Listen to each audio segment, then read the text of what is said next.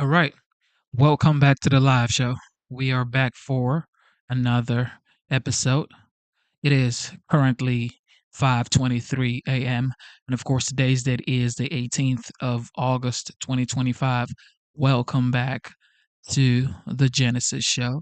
It is Monday morning and today is a very important day in the United States as well as the world concerning Ukraine and Russia. Of course, we know that um, leaders in Europe would be coming to the White House alongside President Zelensky of Ukraine to negotiate a peace deal that, in my opinion, is overdue right now because a lot of people have lost their lives and it is high time the war came to an end. Okay, the war has to come to an end. With that being said, it is your boy Genesis. We're gonna do a recap real fast, and we're gonna see what happened during the weekend, and also talk about what is the future for you know the Ukrainians and also Russians. What is the future for them? Are they gonna keep on this back and forth, or are they gonna just say, you know what?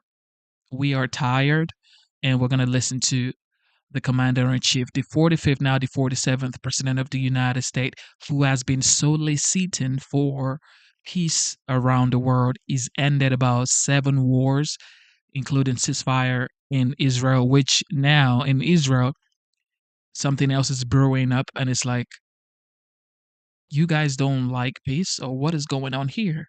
However, we're going to get back to Israel. But for now, we're going to focus on Ukraine and Russia. Here we go. Don't forget, this is the United States. God is the greatest. Nobody cares if you are a Democrat or a Republican. What matters is you are an American. And it is country first before party. Okay? Country before party. So, relax, calm down, and be nice in the comment section. Can we do that? Here we go.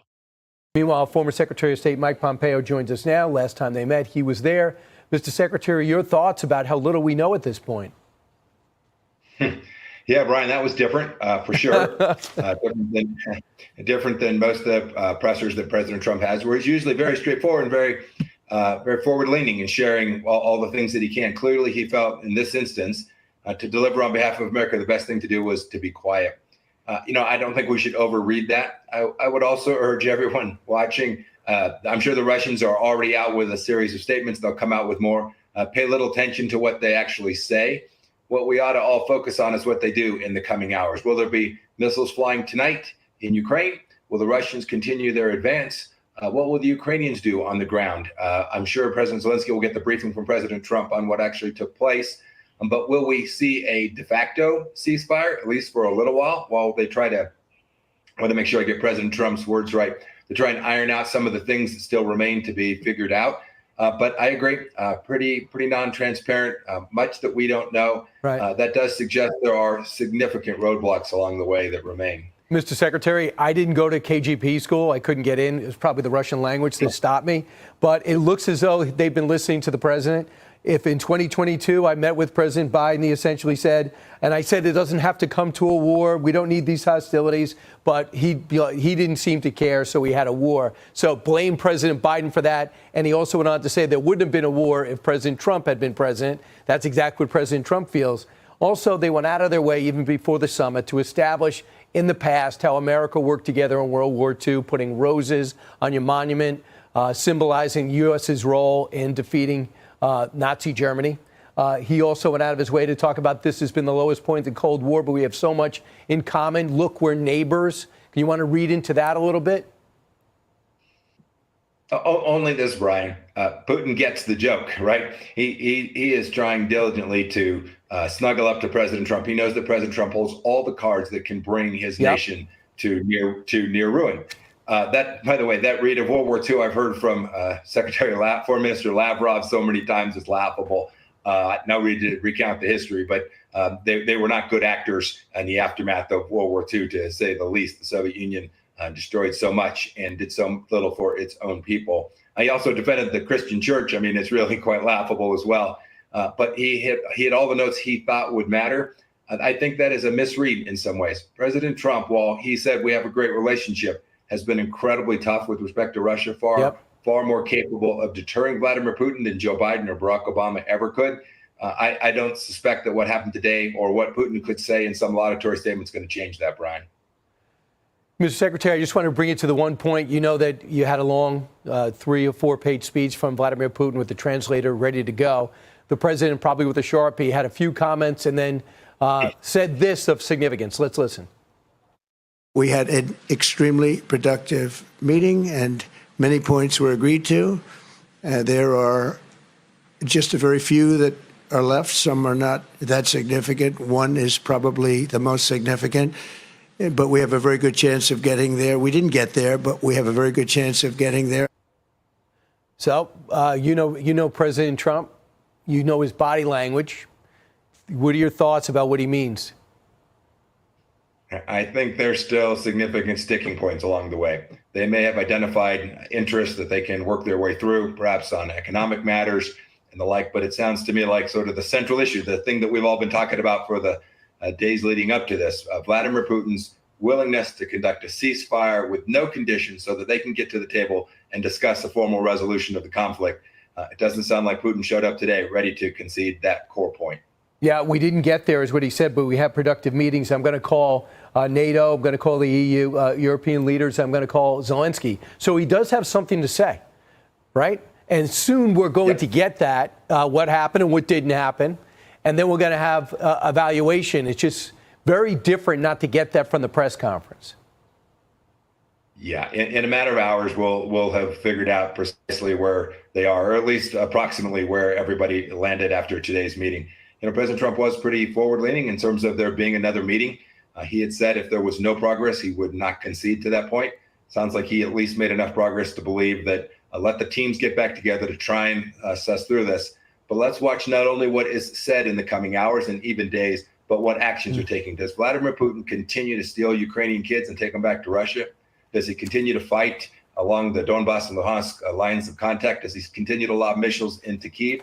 If he does that, I think President Trump will find very suspect some of the things it sounds like Vladimir Putin may well have said today. So they both indicated there should be another meeting. I was kind of interested to get your take when President Putin recommended a venue. Watch. Mr. President, I'd like to thank you very much, and we'll speak to you very soon and probably see you again very soon.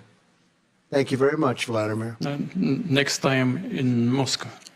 Oh, that's an interesting one. I don't know. I'll get a little heat on that one, but I could see it possibly happening. Thank you very much, Vladimir. And thank you all. Thank you. I think that caught him by surprise. Your thoughts?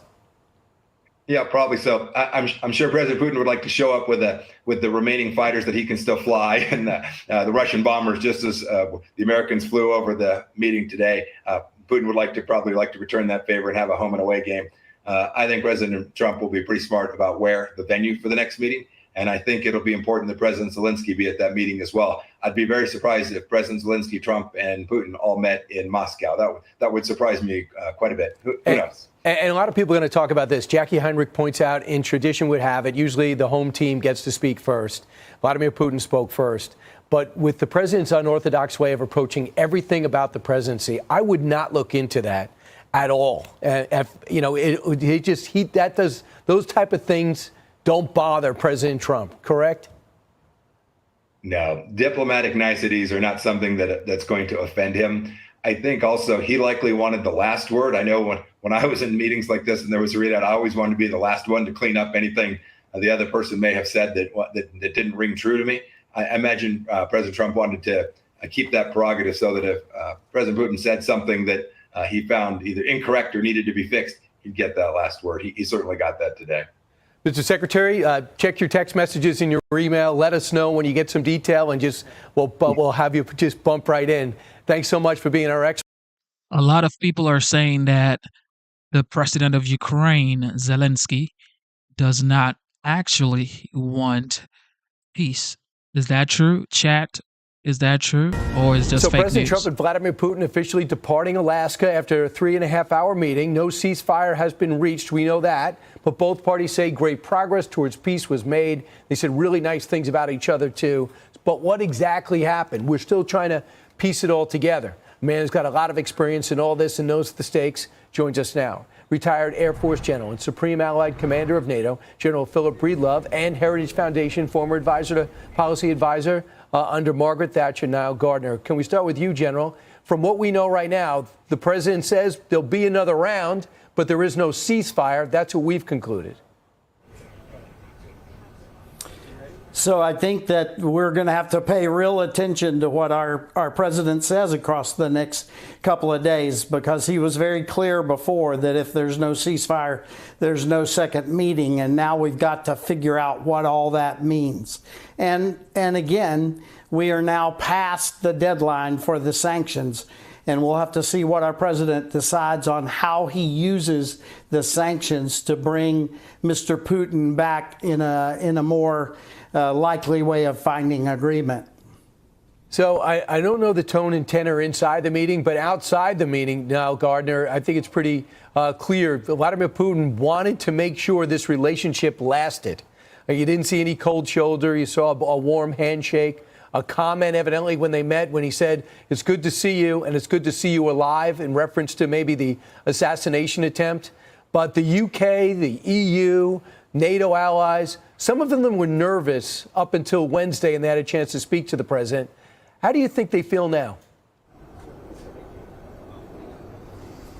Well, thanks for having me on the show, Brian. And I thought actually this was a very good summit for President Trump. He looks very statesmanlike. He projected real strong American leadership. And I think across the Atlantic, among our NATO friends and partners, I think they will be very reassured actually by this the summit today. There were no concessions made whatsoever to the Russian side. I thought that Putin was actually very deferential towards President Trump, and that was a very, I think, significant development there. And I think what we are seeing right now, Brian, is the strong projection of American global leadership and power on the world stage with President Trump. That's a big positive. The NATO alliance is far stronger today as a result of US leadership following a very successful summit in The Hague. And so I do think across the Atlantic, our NATO allies will be reassured, I think, by today's summit. And also, without any doubt, the United States is the leader of the free world. Only President Trump could force Vladimir Putin to the negotiating table. And that's what we've seen today, actually. And that's real leadership coming from the United States with President Trump. I agree. General, I think one of the goals of Vladimir Putin, he thought that I could divide President Trump's administration from NATO, from the EU, from the UK, and let them handle it themselves. And he tried to talk about the history of our relationship with our countries, because we had World War II and then we had 50 years of the Cold War. But that's not going to happen. The president seems to me tighter with NATO than ever before, with our European allies than ever before. And I think he's got two cards to play especially. More sanctions, and the arms are going to continue to flow. So if the Russians were hoping for relief or an end, the Ukrainians don't quit and they're going to have arms. Well, let me agree with you in that latter matter for sure. The president has a lot of cards he can play now. Mr. Putin did not cooperate in this meeting. That is very, very clear. I think that there were a lot of pleasantries said in the remarks and things, but the fact of the matter is the raison d'etre of this meeting did not occur, and now we have to figure out how to move on from that. And I think that the president has tools that he should and could bring immediately into play to signal to Mr. Putin that this was not the appropriate end to this meeting. He said we didn't get there, the president said, but we did have a productive meeting, and we agreed on many points. And Vladimir Putin said, I hope that Europe and Ukraine don't throw a wrench. That was the translation. Well, it seems like an American saying, throw a wrench into what we've agreed on, which is still somewhat of a mystery. Listen to another warning or hope from Vladimir Putin. Let's listen. To make the settlement lasting and long-term, we need to eliminate all the primary roots, the primary causes of that conflict. And we've said it multiple times, to consider all legitimate concerns of Russia and to reinstate a just balance of security in Europe and in the world on the whole. That's part of the Russian myth. Let's get rid of some of basically the underlying problems that caused this conflict. The underlying problem is Vladimir Putin who caused this conflict. But Niall, be more diplomatic than that. Well, I think the reality is the Russians are 100% responsible for the war in Ukraine, and it's Putin's savagery and barbarism that has resulted in this conflict. And I think that President Trump is absolutely right to threaten very severe economic consequences for the Russians if they do not end the war. And President Trump is someone who actually delivers on his promises here.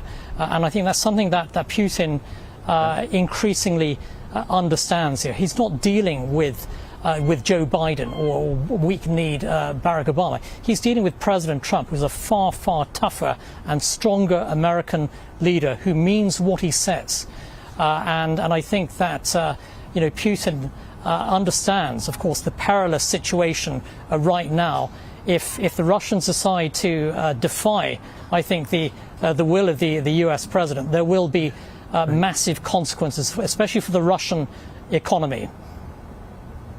I agree. I mean, you might say, well, the Russians got a delay. OK, congratulations, by a week or two. But the president has already proven, if you look at his actions in Iran, he's not going to drag this out.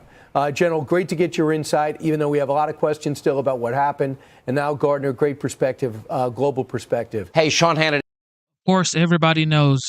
Well, if you don't know, today, this morning, the Commander-in-Chief, the 45th, now the 47th President of the United States, Donald J. Trump, will be meeting with Zelensky and other European leaders to solicit for peace in Ukraine and Russia. Here we go. All right, we are broadcasting from Joint Base Elmendorf-Richardson. We are in Anchorage, Alaska. Joining us now with reaction to today's historic meeting are Senators Tom Cotton, Arkansas, Lindsey Graham, South Carolina.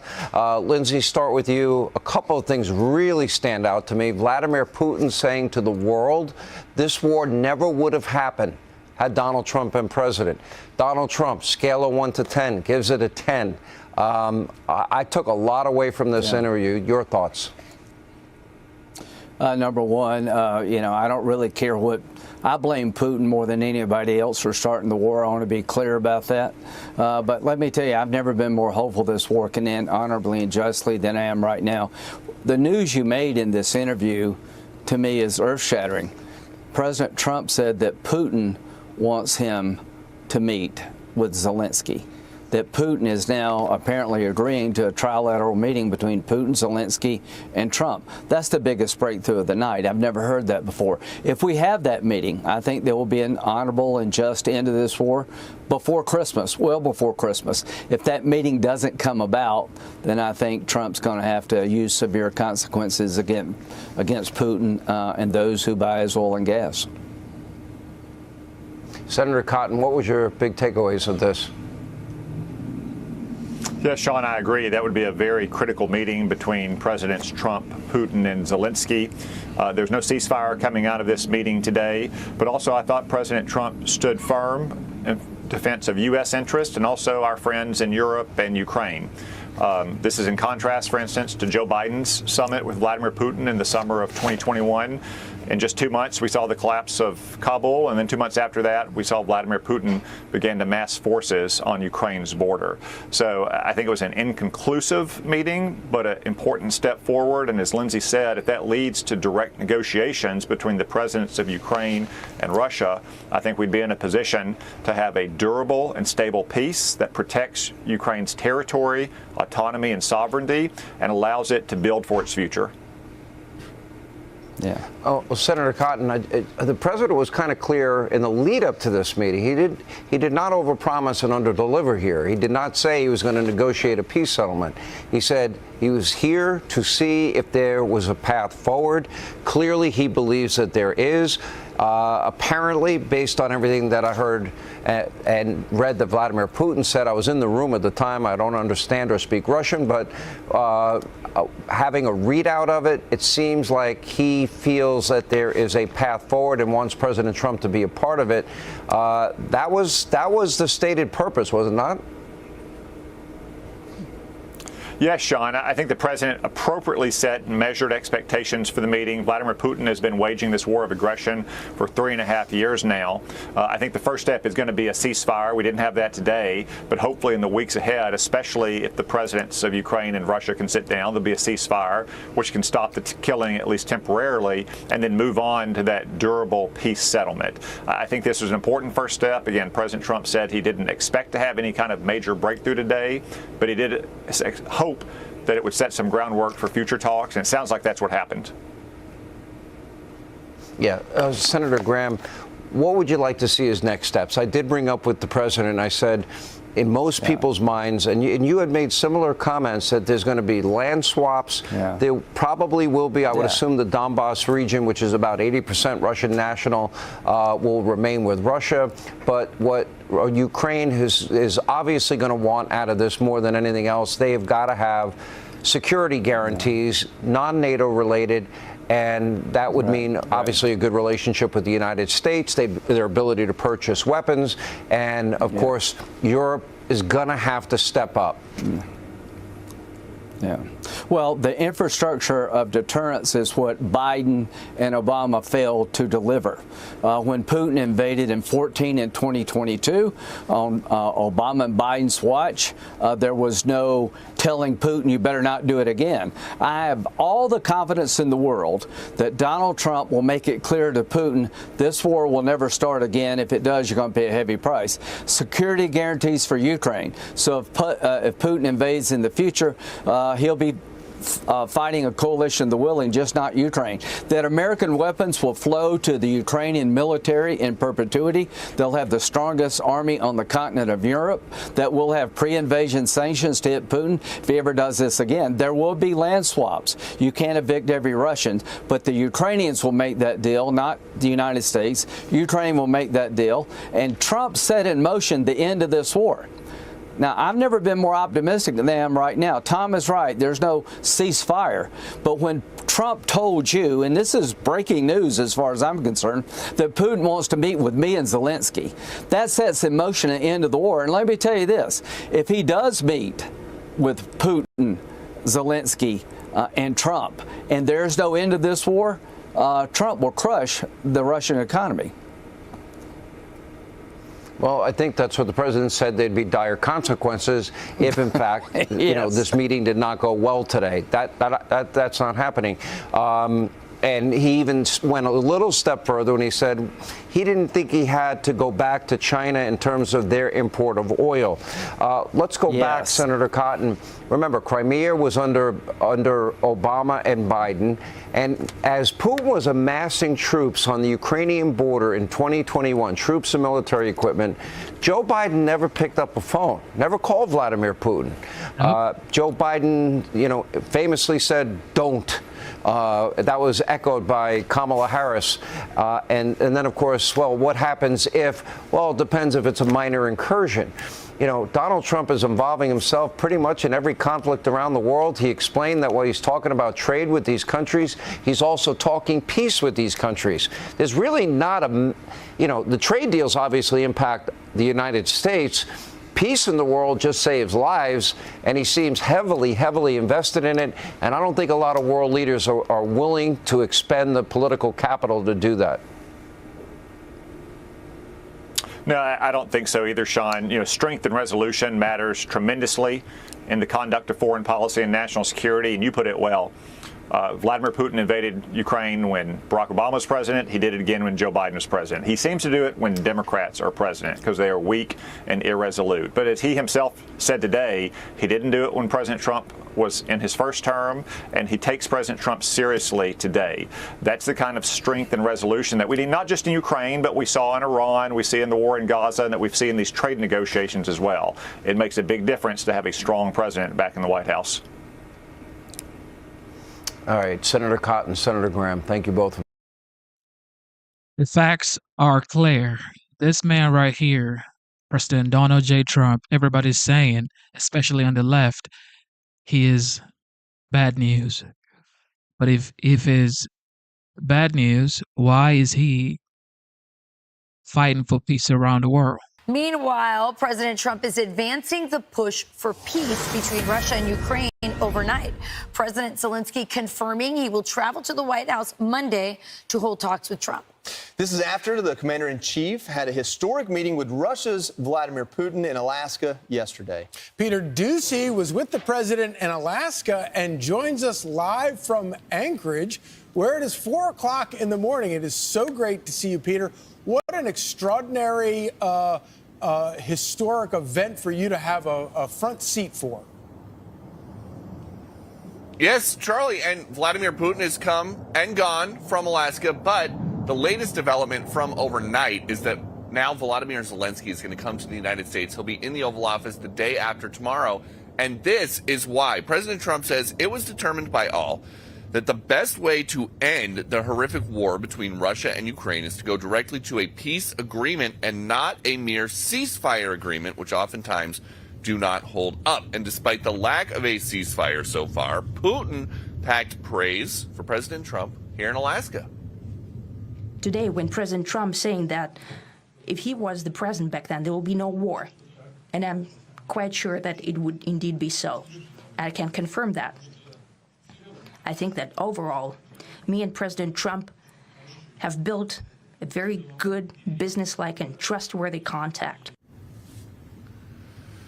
Congressman Andy Ogles, Republican of Tennessee, is now saying President Trump did what no world leader could, brought Russia and the U.S. back to the table. From the Abraham Accords to North Korea, his record is peace through strength. I'm drafting his Nobel Peace Prize nomination now. Stay tuned. And President Trump continues his campaign.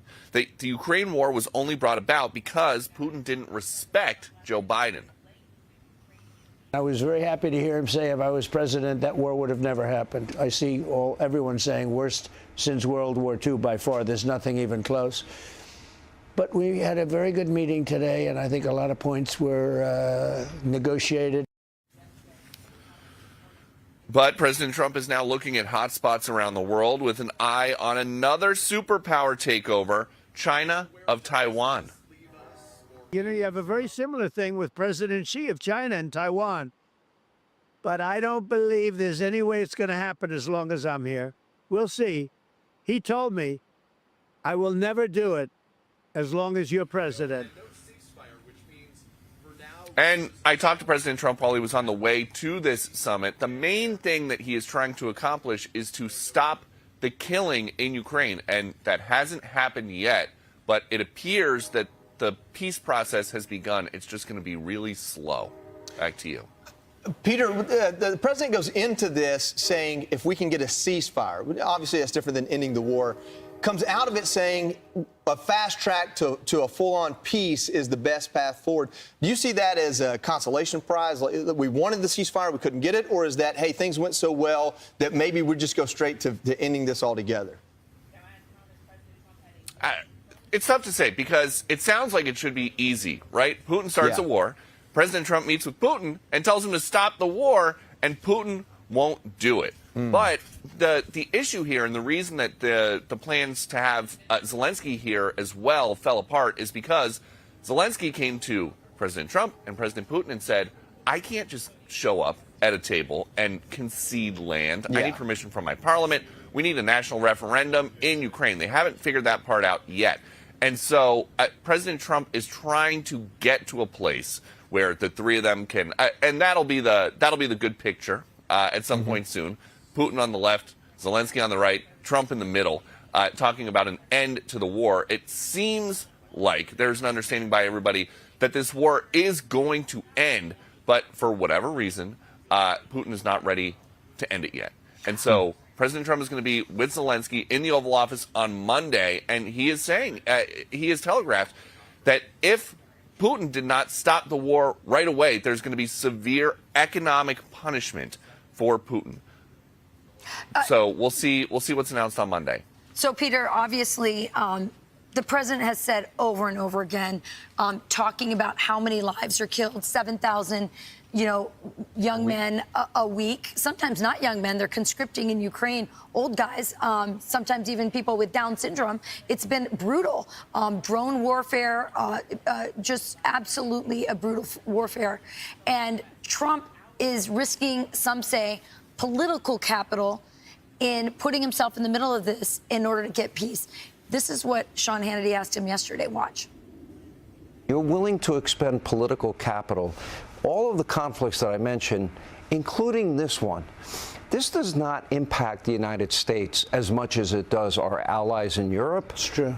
The Middle East, when we get involved in the Middle East, but you're doing it anyway. Now, why? Is it to save lives? Do you want a safer world? Yeah, number one, to save lives in all cases, because wars are wars. When you see what would have happened with Cambodia as an example. Now, I'm not involved, but I was involved in negotiating a trade deal, and I said, you guys are going to be fighting Thailand, Cambodia, so many different. Look at India. Take a look at India and Pakistan. They were shooting down airplanes already, and that would have been maybe nuclear. I would have said it was going to go nuclear, and I was able to get it done. Number one is lives, and number two is everything else. Wars are very bad, and if you can avoid them, and I seem to have an ability to end them, to get people together. I use the power of the United States. After that meeting and Putin and President Trump came to the podiums and spoke to the press. It wasn't a press conference. It was more like a press lecture. But, and I think that a lot of people were really confused by that, largely because I think that so many of you guys in the press are so used to getting more information than you can actually deal with out of President Trump. Do you have a sense or any idea about why the decision was made not to take any questions yesterday? No, we don't know, and it's one of those things. They didn't put that it was going to be a joint schedule or a joint press conference on the official published schedule that we are allowed to talk about. But there were a lot of rumblings behind the scenes, particularly when they let the press in the room, and there are two podiums there. That would typically mean that there are going to be two people taking questions, but we don't know how the Q&A part fell apart. Were there? I was also interested in Vladimir Putin's sort of response to the press. You obviously had some Russian press there as well. Do you have any sense that he seemed to get kind of irked with all of the free speech questions that we're very accustomed to hearing from people like you? It's the same thing that Putin did when he met with Joe Biden 3 years ago, and Joe Biden made the same exact joke that President Trump did, which is basically just, look, now you see what I have to deal with. They don't have those kind of scrums at the Kremlin, but President Trump has like 4 a day. And so, when President Trump, as you mentioned, it's like an information overload. He talks about everything all the time. Putin doesn't. And we thought that there was going to be some middle ground there with a brief Q&A with the Russian press and the U.S. press. The Q&A did not happen. If they reached a ceasefire agreement, we probably would have heard from both of them. But for whatever reason, Putin just isn't there yet. And so we'll see what President Trump is going to come back with on Monday with Zelensky in the Oval Office. As we know, we've come a long way from Zelensky being lectured by J.D. Vance in the Oval Office for not being grateful for all the U.S. support. Now he's going to come back, and he has got President Trump, who my guess would be is kind of annoyed by the fact that he came all the way to Alaska, Putin came all the way to the U.S., and nothing happened right away. But they're getting there. Yeah. And maybe you'll get like 5 minutes to sleep sometime in the next week. Late night, early morning. I'll sleep on the flight. It's a pretty long flight. We're like on the top of the world right now. All right. Thank you, Peter. He's so cool, Deucey. All right, here we go. Overnight, Ukrainian President Volodymyr Zelensky and President Trump both confirming that Zelensky will travel to the White House on Monday for an Oval Office meeting. The two leaders held lengthy phone calls late last night following the historic summit with Russian President Vladimir Putin. Yeah, Zelensky says he received positive signals from the U.S. on guaranteeing security for the country. That's right, and it comes after Trump and Putin met in Alaska yesterday for a very rare face-to-face negotiation. The president describing the high-stakes meeting with Putin as a 10, and then posting to Truth Social this morning saying, quote, "It was determined by all that the best way to end the horrific war between Russia and Ukraine is to go directly to a peace agreement and not a mere ceasefire agreement, which oftentimes do not hold up." Joining us with the latest on the summit is Rebecca Castor. She's live from Washington with the details. Good morning, Rebecca. Charlie, good morning. For now, Trump is sharing very little details on what he discussed with Putin to not disrupt the deal as he's making it. It all started yesterday with B-2 bombers and fighter jets flying over the world leaders on the tarmac in Alaska, an opportunity for the U.S. to show off our military strength. Putin and President Trump met for about 3 hours and say many details regarding Ukraine were agreed to, but they're not there yet. Putin did, however, make this stunning admission. Today, when President Trump saying that if he was the president back then, there will be no war. And I'm quite sure that it would indeed be so. I can confirm that. I think that overall, me and President Trump have built a very good, businesslike and trustworthy contact. Then President Trump then responded to Putin's confession. I was very happy to hear him say if I was president, that war would have never happened. I see everyone saying worst since World War II by far. There's nothing even close. But we had a very good meeting today, and I think a lot of points were negotiated. Putin's profession comes as Trump tells Fox's Bret Baier that Chinese President Xi Jinping assured him that he wouldn't invade Taiwan during his term. Even though a Ukraine peace deal hasn't been reached yet, some lawmakers are already advocating for Trump to receive the Nobel Peace Prize. Congressman Andy Ogle's writing, "Today President Trump did what no leader could, brought Russia and the U.S. back to the table. From the Abraham Accords to North Korea, his record is peace through strength. I'm drafting his Nobel Peace Prize nomination now. Stay tuned." And we'll stay tuned to see if Trump can get this to the finish line. Back to you guys. Thank you, Rebecca. Thanks, Rebecca. Truly historic, extraordinary day yesterday. And I have to say that, President Putin arriving in Alaska, the first Russian president to ever visit Alaska, which is kind of extraordinary considering the history of that spot of land between the United States and Russia, which is only miles away from Russia, in fact. And for him to land there in a moment from what you're seeing on the screen right there, as they're about to mount the stage, is when that B-2 bomber with the F-35s come roaring over. And you have to think there was a moment there where Putin was wondering, okay, wait, what is about to happen here? Right. Well, you also can imagine that President Trump, who is very aware of how things look. Yeah. He's a producer at heart. Yes. And so you mentioned, the bombers coming over, looking at that right now.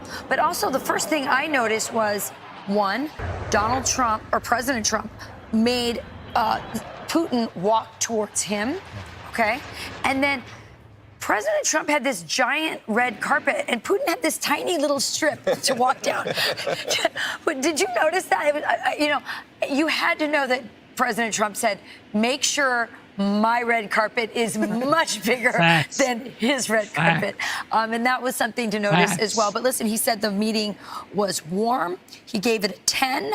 And by the way, he mentioned also how hot our country is multiple times in all of this, and then said, listen, this is now up to Zelensky to get it done. Yeah, and when President Trump, obviously he sat down with Sean Hannity and talked about this pretty much at length. I was on standby for the show, so I got to see it almost in real time. And the one thing about it is President Trump came into that interview with energy. He came into it seemingly optimistic, of course, cautiously optimistic. But this is just one part of the interview, what he told Sean Hannity about, America and Russia moving forward. I always had a great relationship with President Putin, and we would have done great things together in terms of, their land is incredible. The rare earth, the oil, gas, everything, it's incredible. It's the largest piece of land in the world. This war should never have happened. A lot of wars should never have happened. He drove China and Russia together. That's not good. If you are just a minor student of history, it's the one thing you didn't want to do, because they're basically natural enemies. Russia has tremendous amounts of land. China has tremendous amounts of people, and China needs Russia land. But because of pure stupidity, they were driven together. Okay, so I love in this interview that immediately President Trump starts talking about the elephant in the room, which is China. Yeah. The real enemy of America in this situation, and the irony that this war has brought these two together. But before we dissect the China part, which I think is eminently important, let's talk about the fact that this interview with Sean Hannity, our own Sean Hannity, happened minutes after this in the meeting. same room. In the same room. Same spot. Think about the lack of transparency and sort of just press conferences and everything else from the last administration. Here we have President Trump almost opening us up into this entire situation, giving us full access until they get in the meeting, then minutes after talking with Sean Hannity and breaking down what happened as much as was possible without blowing up the deal. In fact, Charlie, at one point he said, I really shouldn't have had this interview with you. And Sean's like, I've never had an interview where the person says, I shouldn't have had an interview with you. But that's the kind of openness and transparency that America's craving. And I think it makes for better negotiations. You've got to believe that Putin saw that President Trump is the same person in that meeting as he is on Sean Hannity. And that's how you begin to build trust. Yeah, and of course, the left predictably freaked out because one of the things that Vladimir Putin said in his statement during this, it wasn't a press conference, it was more of a press lecture, was that that the war never would have happened had it not been for President Biden. And, obviously, Putin was obviously saying something that Donald Trump has said many times before. And the leftist Democrats who are upset about this peace effort, I think, are arguing that somehow Donald Trump is getting played. I don't think Donald Trump is getting played by that. Obviously, two things can be true. Putin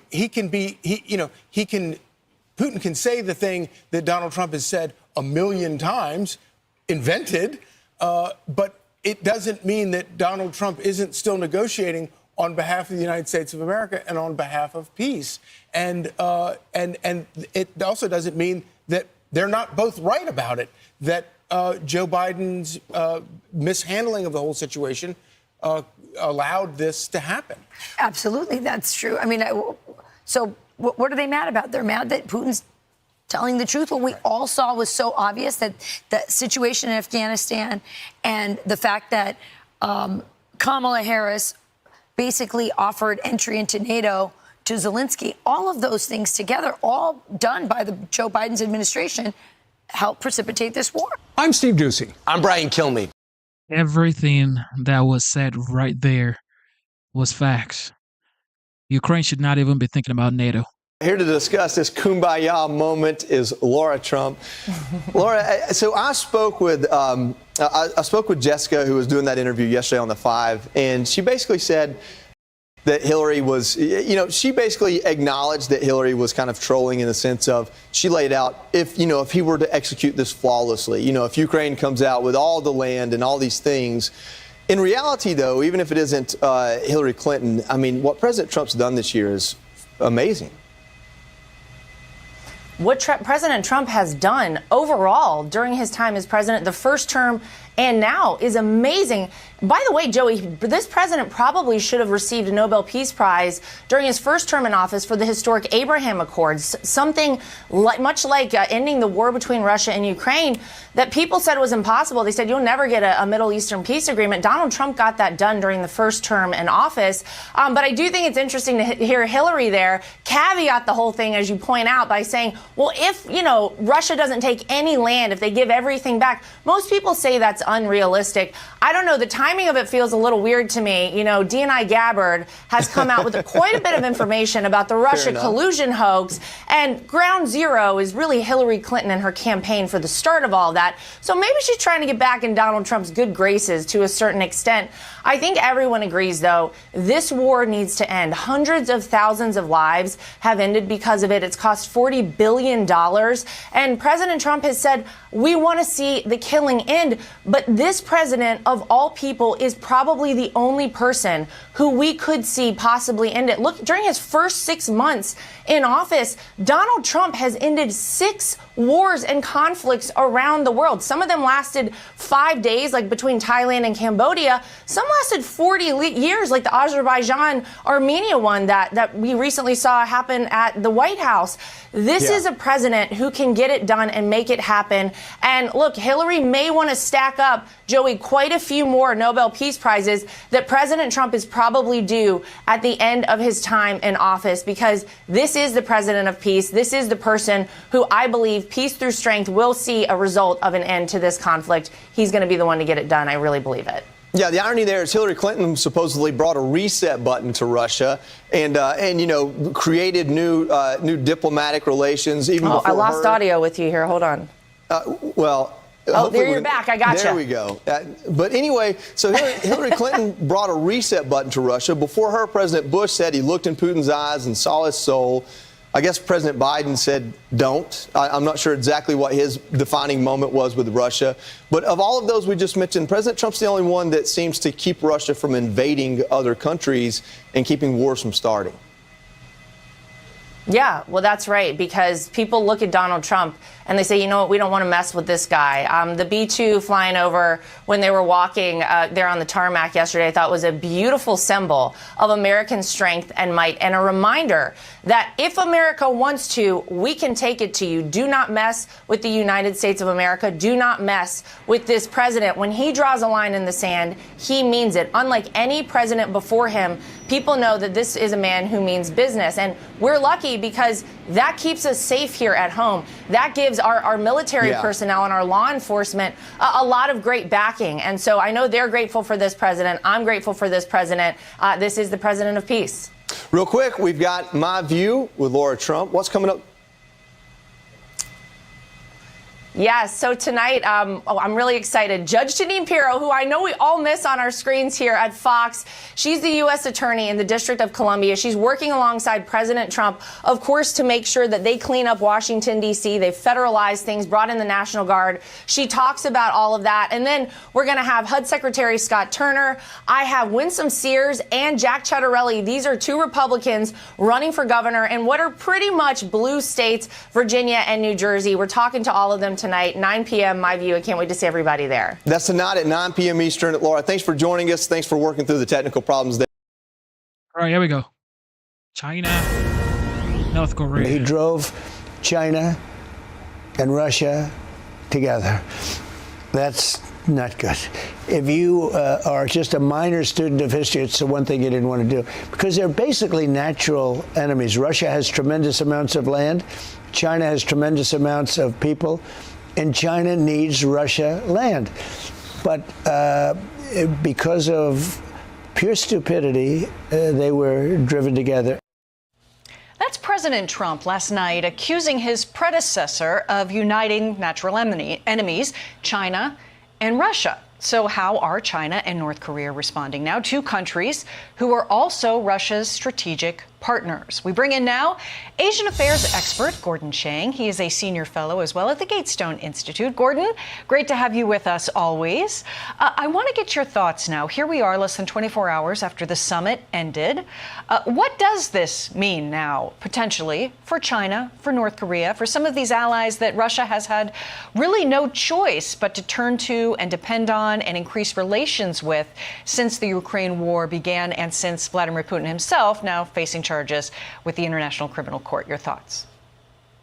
Yeah, both China and North Korea like the outcome of what happened in Anchorage. The North Koreans, they love this because they've been selling short-range ballistic missiles and artillery shells, and they've been providing soldiers. And as this war continues, and there was no settlement in Alaska, as this war continues, North Korea gets more money.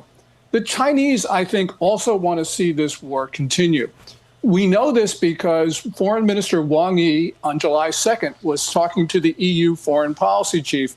And as the Financial Times reported, Wang Yi said that they don't want to see Russia lose because if Russia did lose in Ukraine, then the United States would concentrate on China and East Asia. An extrapolation of that is if there's peace in Ukraine, the U.S. will also focus on China in Asia. So I think the Chinese want this war to continue. And as it continues, they're just very, very happy. Yeah, that is a very interesting point. And really just days before this summit, it was August 13th that this came out, Pyongyang, Vladimir Putin had a call with Kim Jong-un. And what came out of that was basically a press release about how closely they're bonded and some gratitude expressed for the self-sacrificing spirit displayed by the personnel of the Korean People's Army there in Russian territory, because North Korea has been sending their soldiers there to aid Russia in their fight in Ukraine, as Russia has lost so many of their own soldiers. Is North Korea perhaps the country that stands the most to gain from a continued battle between Russia and Ukraine? Yes, probably that's true, because every soldier in Ukraine makes a lot of money for Pyongyang, perhaps $1,200 a month or whatever. There's 12,800 soldiers there in the initial batch. There's talk of an additional 30,000 North Korean soldiers going to Ukraine. And there could very well be more than that. So really what we're talking about is a substantial commitment of North Korean troops to the front.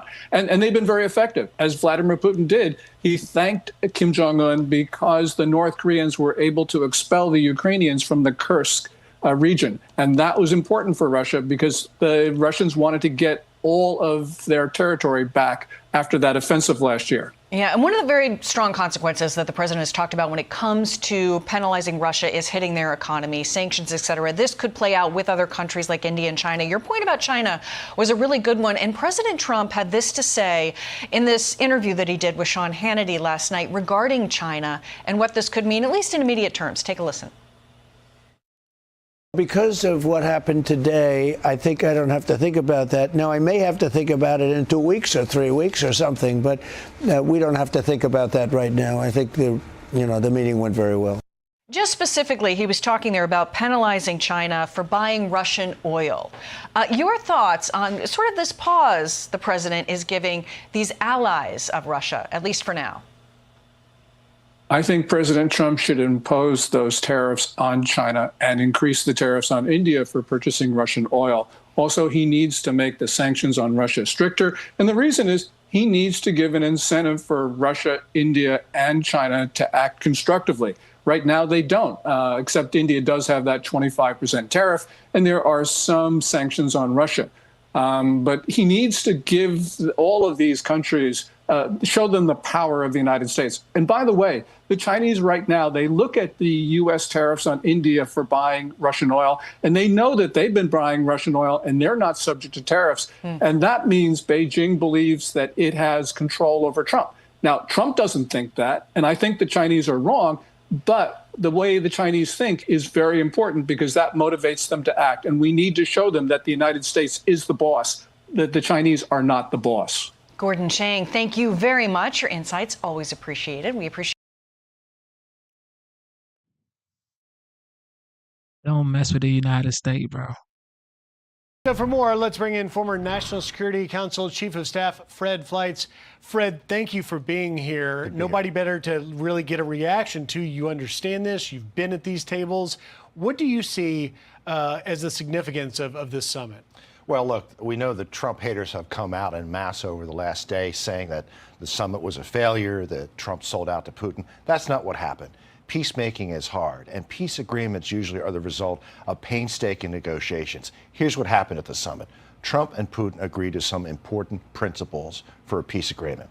They also discussed some sensitive proposals that Trump has to sell to Zelensky and the Europeans. That's why there were no questions after the press conference, because these things have to be handled sensitively. And I think we see a lot of good signs after the summit. We see Zelensky coming to Washington. We see the Europeans issuing a press statement that is, I think, eight top leaders praising Trump's peace efforts, saying Zelensky has to be involved, saying they want to see more. There wasn't criticism by these Europeans. Now, is this all they wanted? It isn't, but this is hard, and there's a lot of baggage from the Biden administration that Trump has to overcome. I think this is a process. It looks very promising.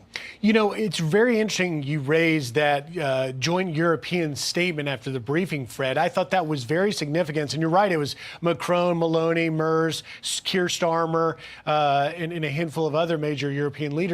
And they did praise President Trump for this meeting and said, as you pointed out, that Zelensky would have to be the one to decide any land concessions, but then they backed it up with their firm, unwavering solidarity, as they say, working towards a peace and with security guarantees. That's going to be a big part of it, huh? That was discussed. I've heard what was discussed about security guarantees. Trump is aware of it. He discussed with Putin. I think that's an important part of it.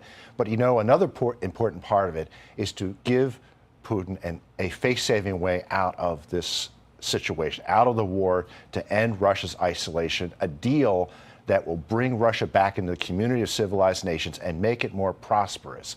That's how Trump will get Putin to make the painful compromises he has to make to get out of this. And I think that's why the theatrics, what we saw in Alaska, Putin riding in the limo, basically saying to Putin, we can be partners again, make a deal with me. And it seems that Putin had a goal to really hold off more sanctions, more tariffs, because as we've pointed out before, you know, Russia's economy is struggling. They're a one commodity economy, oil and gas, and the tariffs on India, the second largest purchaser of Russian oil and gas, hit hard. And it seems that Putin realizes that he needs to do something to try and save his economy. I think Putin was surprised that Trump changed his policy. He was trying to deal with Russia cordially through diplomacy. Putin defied him. Trump got angry. Trump said, I'm going to send weapons to Ukraine through NATO. I'm going to put very tough energy sanctions on, even secondary sanctions against India. I don't think Putin expected that. That's what drove Putin to ask for the summit. So you've been on the Security Council. Take me inside that room. What comes next? What is it? This trilateral with Zelensky? Is that the next step? And how does this end? There's intensive diplomacy behind the scenes right now with Zelensky and the European leaders to sell what Trump discussed with Putin, to keep them on board, to stop them from shooting this down before the process proceeds any further. So far, that seems to be working. I'm seeing reports in the media that there are some officials in Europe and in Ukraine, they don't like this, but the principal officials, they're basically holding back. They're letting this process proceed. And I think that's going to be important to get this forward, because there's a lot of work to be done, and there's going to be painful compromises, not just by Russia and Ukraine, but also by Europe. So I thought it was an interesting moment at the very end of the press conference when Putin said, next time in Moscow. And President Trump didn't shoot it down. He said he'd take a hit for that. Do you ever see President Trump going to Moscow? And would that even be a good idea?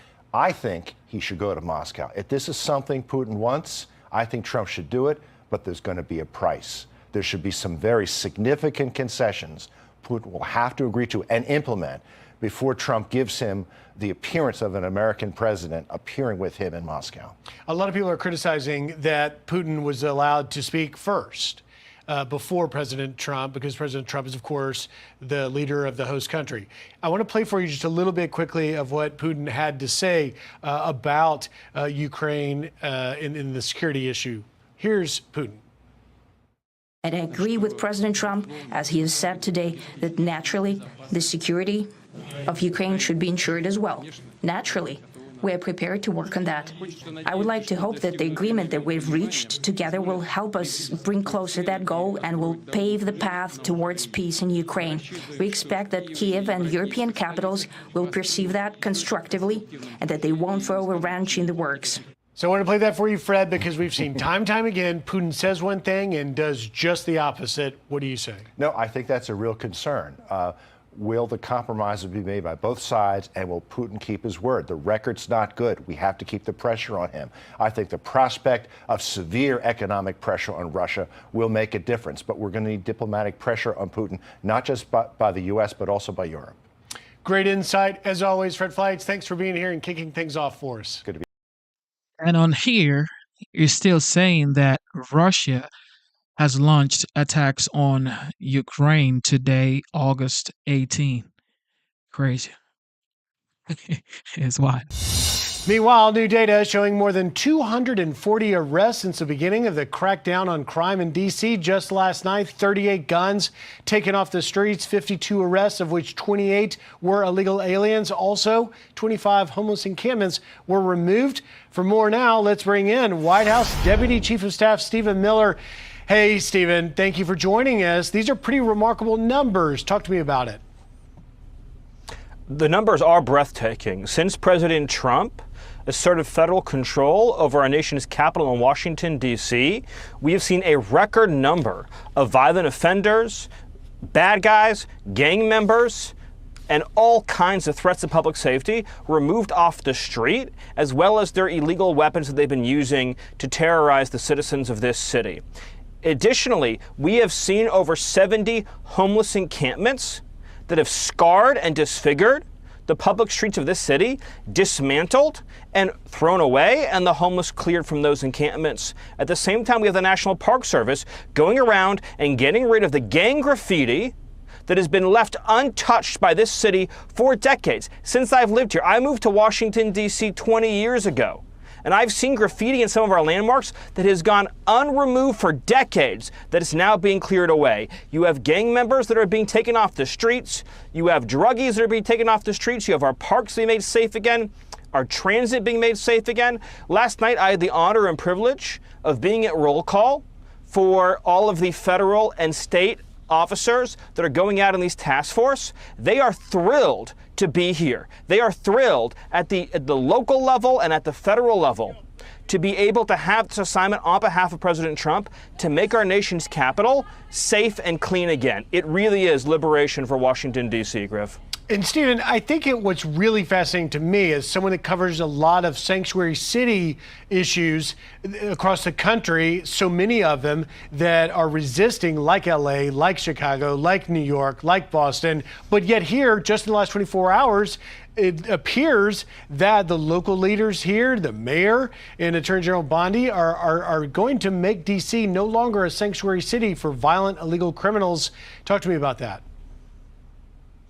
Yes, correct. We have ICE officers that are embedded with local police, making sure that violent, criminally illegal aliens are for once taken off the street so they can't hurt anyone anymore.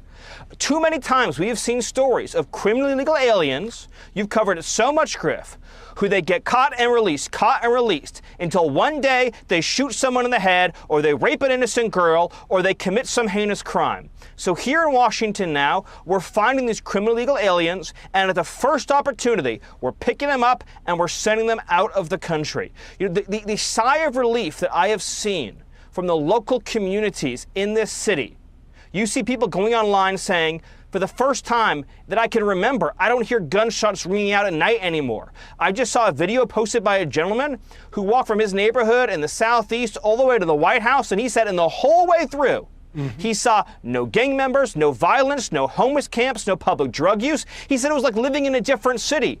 President Trump is making D.C. safe, livable, clean, and secure, not just for the people who live here, but for every American citizen whose birthright is to visit our nation's capital, Griff. And yet we hear President Trump saying that this may be a blueprint for other cities like Los Angeles, like, Chicago. But yet this week, when ICE went out after an actual targeted group of criminal aliens outside of Governor Newsom's event, you saw incredible backlash from Governor Newsom, but also from LA's mayor, Karen Bass. I want to play a little bit of that for you and get your reaction.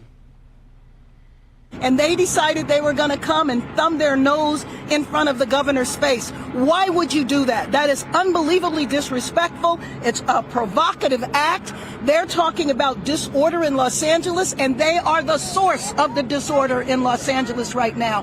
Why is this helpful to anybody at all? At this point, this doesn't have anything to do with immigration at all. Mayor, this is about causing trouble in our city.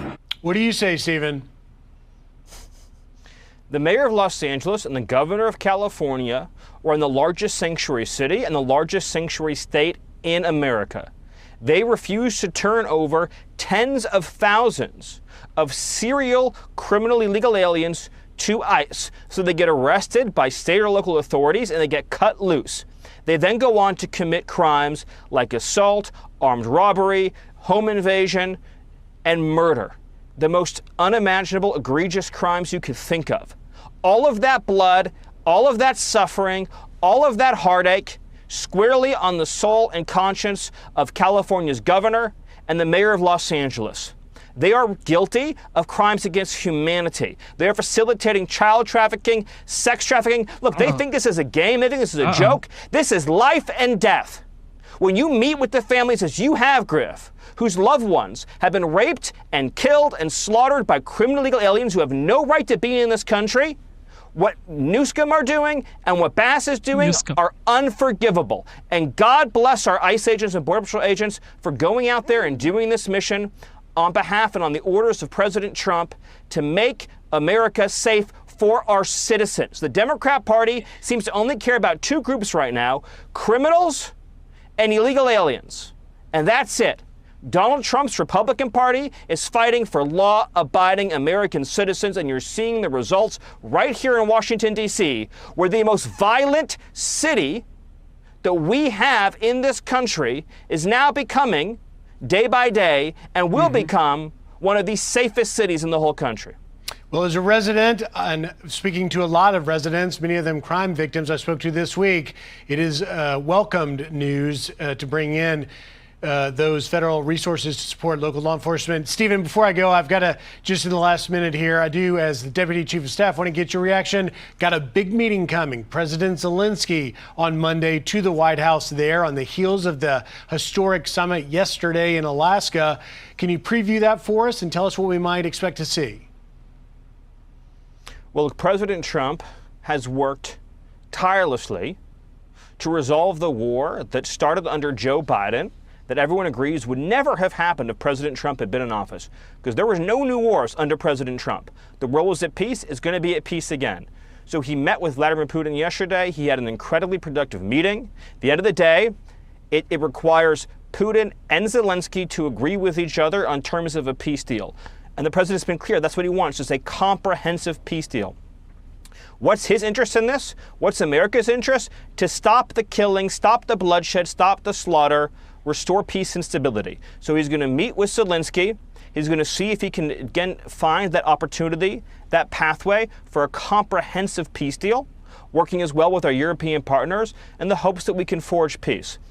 President Biden was responsible for this war starting. Donald Trump is fighting to end it. And as you know, he has already ended 7 wars around the globe. Multiple foreign leaders, we've heard most recently Azerbaijan, has said that this man, this president, needs to be given a Nobel Peace Prize. I have never in my life, not in my life, I've never in modern history seen an American president work so hard and so fast and so completely to make the world a more safe and peaceful place. From here in Washington, D.C. to the furthest reaches of the globe, this is the the peace and security president, Griff. Well, just in the last 20 seconds I've got, were you as surprised as many of us to hear former Secretary of State Hillary Clinton actually say on camera that should this peace agreement be reached between Zelensky and Putin, that President Trump deserves a Nobel Peace Prize? She said she'd nominate him for it.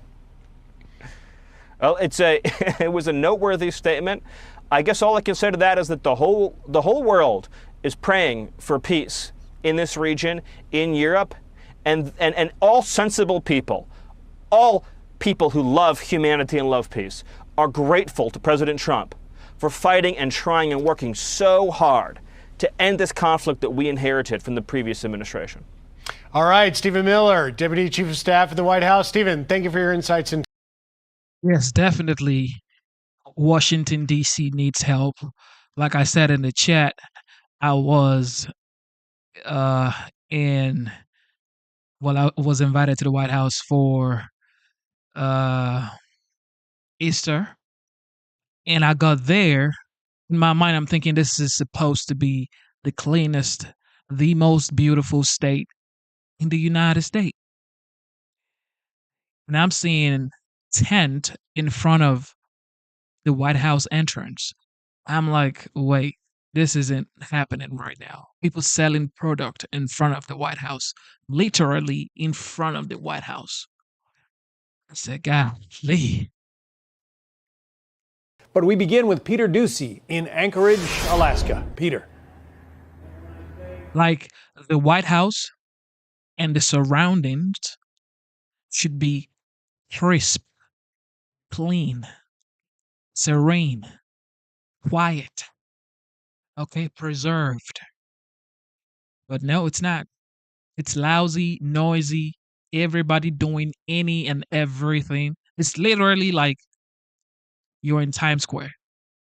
People just doing stuff, probably, selling what they should not be selling in front of the goddamn White House.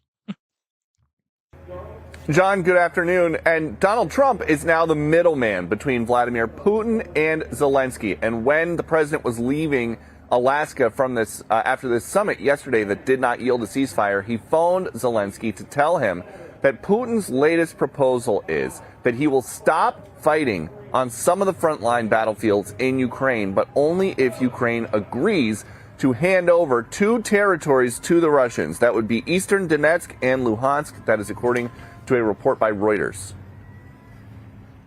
I mean, we were together almost 3 hours, and it was very extensive, and we agreed on a lot of points. I mean, a lot of points we agreed on.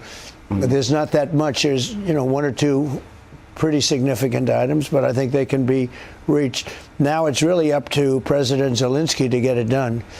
And I would also say the European nations, they have to get involved a little bit, but it's up to President Zelensky.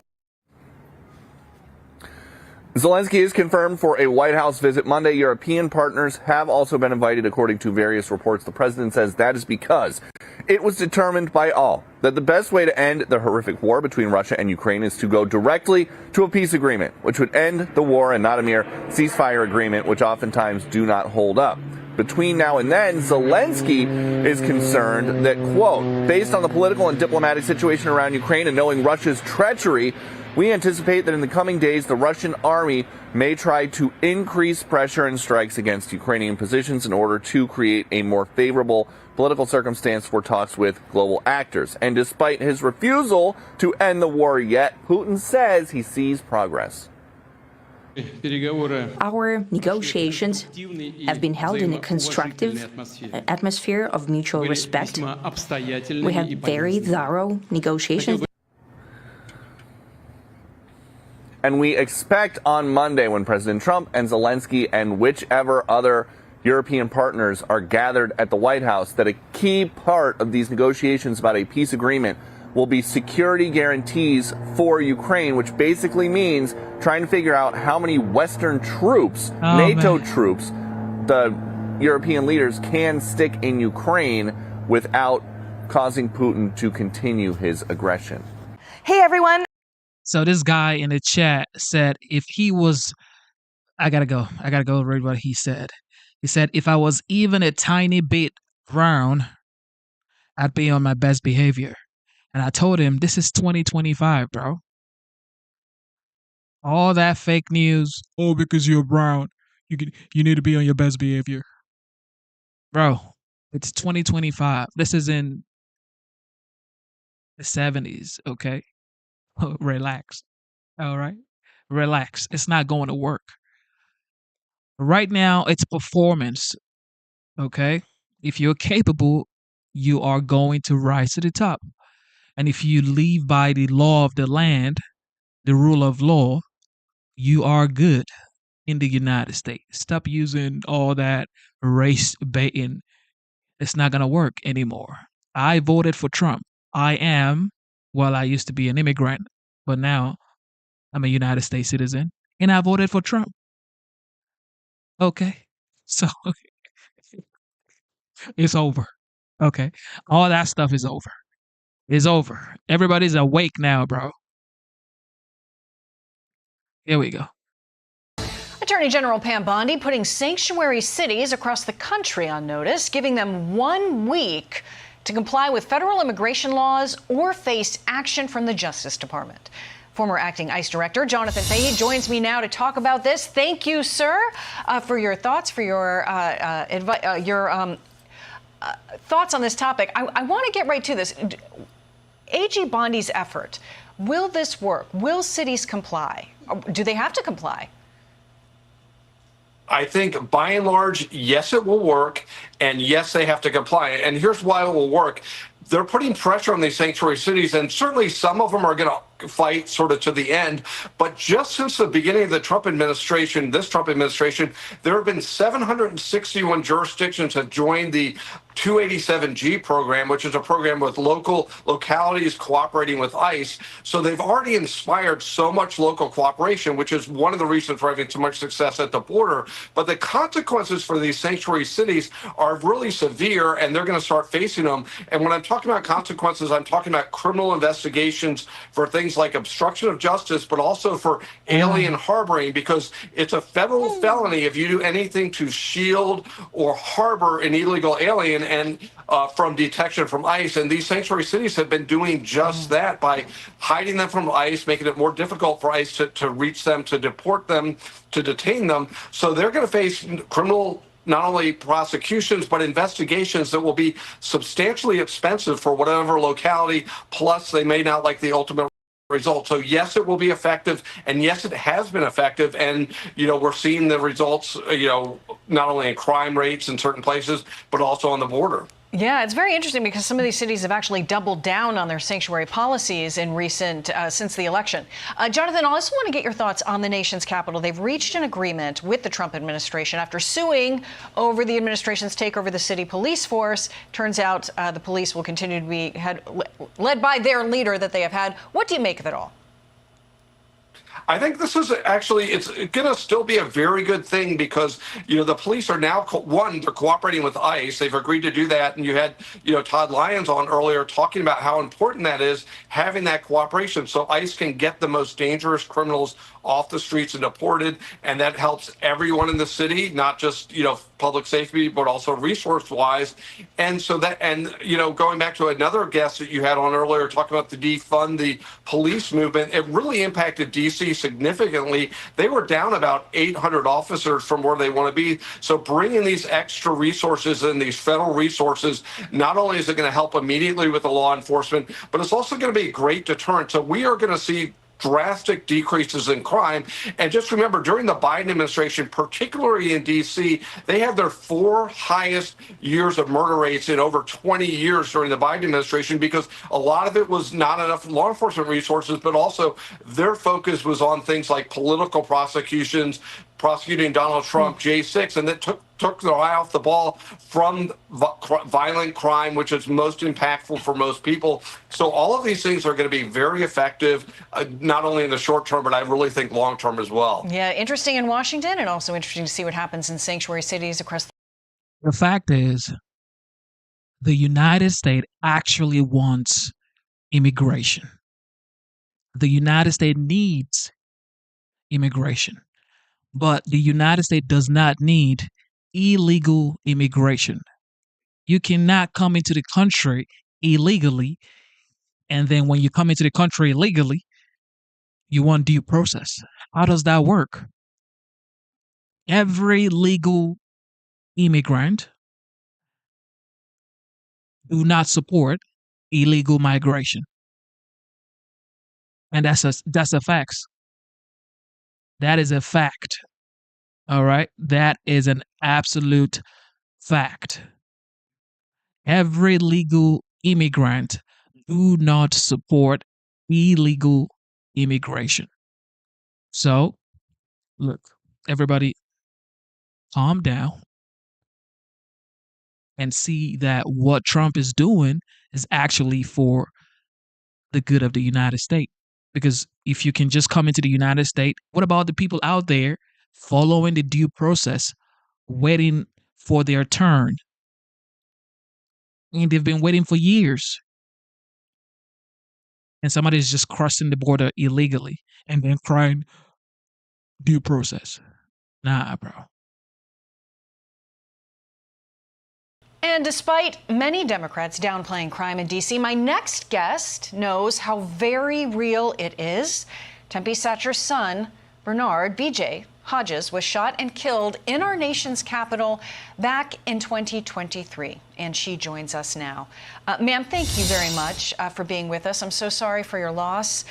But this is something you've personally experienced. And we've, in our reporting in recent days, have talked to other people that are deeply frustrated by the way they've had no other choice but to live in Washington. Your thoughts on what's happening in D.C. right now and the federal government, the administration's efforts to rein in the very real challenges regarding crime there in Washington? Yes, well, thank you for having me today. This is an experience that I don't wish on no one. I grew up and born and raised all my life in Washington, D.C., so crime has always been a problem all through my school years, and now raising my children and grandchildren and great-grandchildren. It's very frightening to know when they leave the home. I pray so hard every day that once they step out away from home that they are covered. And that particular day on August 5th, 2023, Bernard had just left my home because he was going to work. He had on his uniform and he worked at MGM. He asked me to watch his 2 children overnight, and I was more than eager to watch them. So moments after he left my house, I really beat myself up so much because that particular day I didn't pray for him. But I know God is able and that he's always, and he has the last say. But Bernard was gunned down at least, I think, about an hour, no more than an hour after just leaving my home. I just couldn't believe it, and my heart just, been hurting so bad ever since.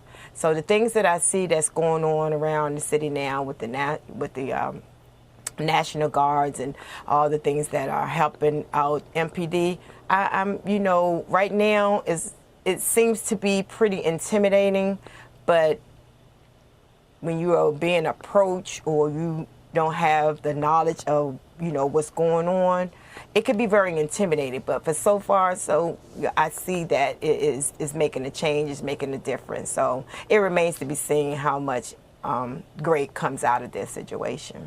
Bernard worked multiple jobs. He was a community servant as well. Really an inspiring individual, the type of individual that you want to stay in Washington, D.C. You don't want people like that to flee that area, to go run to somewhere where they feel safer.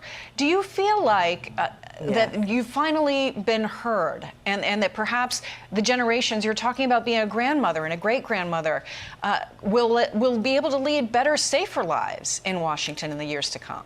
Well, yes, and that's what the prayer is, that we want to be able to, go around town and, feel safe when you go out to the grocery store or when you go out to a local restaurant. You want to not have to worry about what's going on. You don't want to have to worry about, are you going to come back home? Because when Bernard left that day from his home, none of us knew that he would not be returning back home to his family. He has 2 sons that loves him dearly, and his youngest one, who's now 4, still asks about, his dad, and he had 2 bonus sons. He was a great leader. He was a person who would be able to squash what they call beefs in the neighborhoods. He was able to go from neighborhood to neighborhood and talk to young guys and give them words of encouragement and show them how to do resumes and tell them things that they should and should not be doing. That was the type of person Bernard was. And working 3 jobs to make one end meet, I mean, my gosh, he loved learning and he loved teaching. Yeah, Tempe Satcher, thank you so much for talking with us. I'm sorry you have to become a peace activist. Now, think about it. This is a mother who lost her son. And everybody, well, most people on the left are saying that Trump is going overboard with DC. No, he is not. Everybody keeps saying, remember 2020, Black Lives Matter? Every murder in DC, if not 99%, is all African American. Yet, you guys are saying that Trump is racist. He's not. He's trying to solve black on black crimes in DC. And now it's like, well, the mayor of DC is an African American woman. You should be glad that your commander-in-chief has the balls to help you out. But no, you're complaining. I can't understand this, folks. D.C. will not remain a sanctuary city actively shielding criminal aliens. Will not happen. Under Donald Trump's directive, D.C. will become safe again, and it will become clean again. We have made very clear that we have laws in our city and that the services that MPD provides in furtherance of a request from the president, those services must comply with the law. Attorney General Pam Bondi empowering officers in the nation's capital to assist ICE agents as part of Trump's federal crackdown on crime in D.C. For more on this, let's bring in the Deputy Director of ICE, Madison Sheehan, and D.C. Police Union Chairman Gregory Pemberton. Greg and Madison, thank you for being here. And I want to start, Deputy Director, with you. ICE is here. We know that since the federal takeover, cooperation, however you want to frame it, there have been over 200 arrests. Guns have been removed from the streets, and you have also been able to go after violent criminal illegal aliens. How do you see this past week?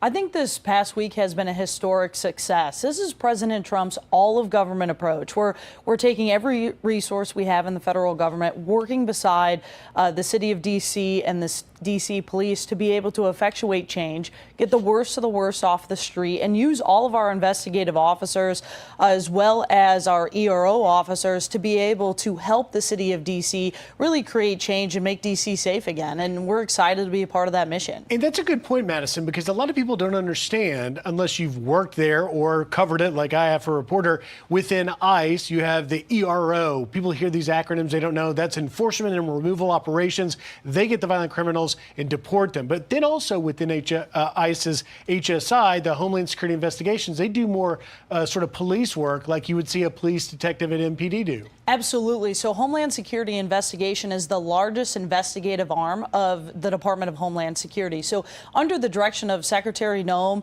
Director Lyons, and myself, we're able to use that entity to really help our detective services, our intelligence services, to really be able to go after the worst of the worst that D.C. has. Also, the U.S. citizens that are out there moving some of the drugs that are coming across the border, moving the guns that are coming across the border, allowing us to really tie in the immigration piece as well as the customs piece that makes up ICE. And Greg, I want to ask you, because, you know, this is a case where D.C. seems to have needed this support. Like, how did we get here, and is it working out for your officers on the ground here in D.C.? Yeah, thanks for having me, Griff. And you're absolutely right. What's important to note is how we got here.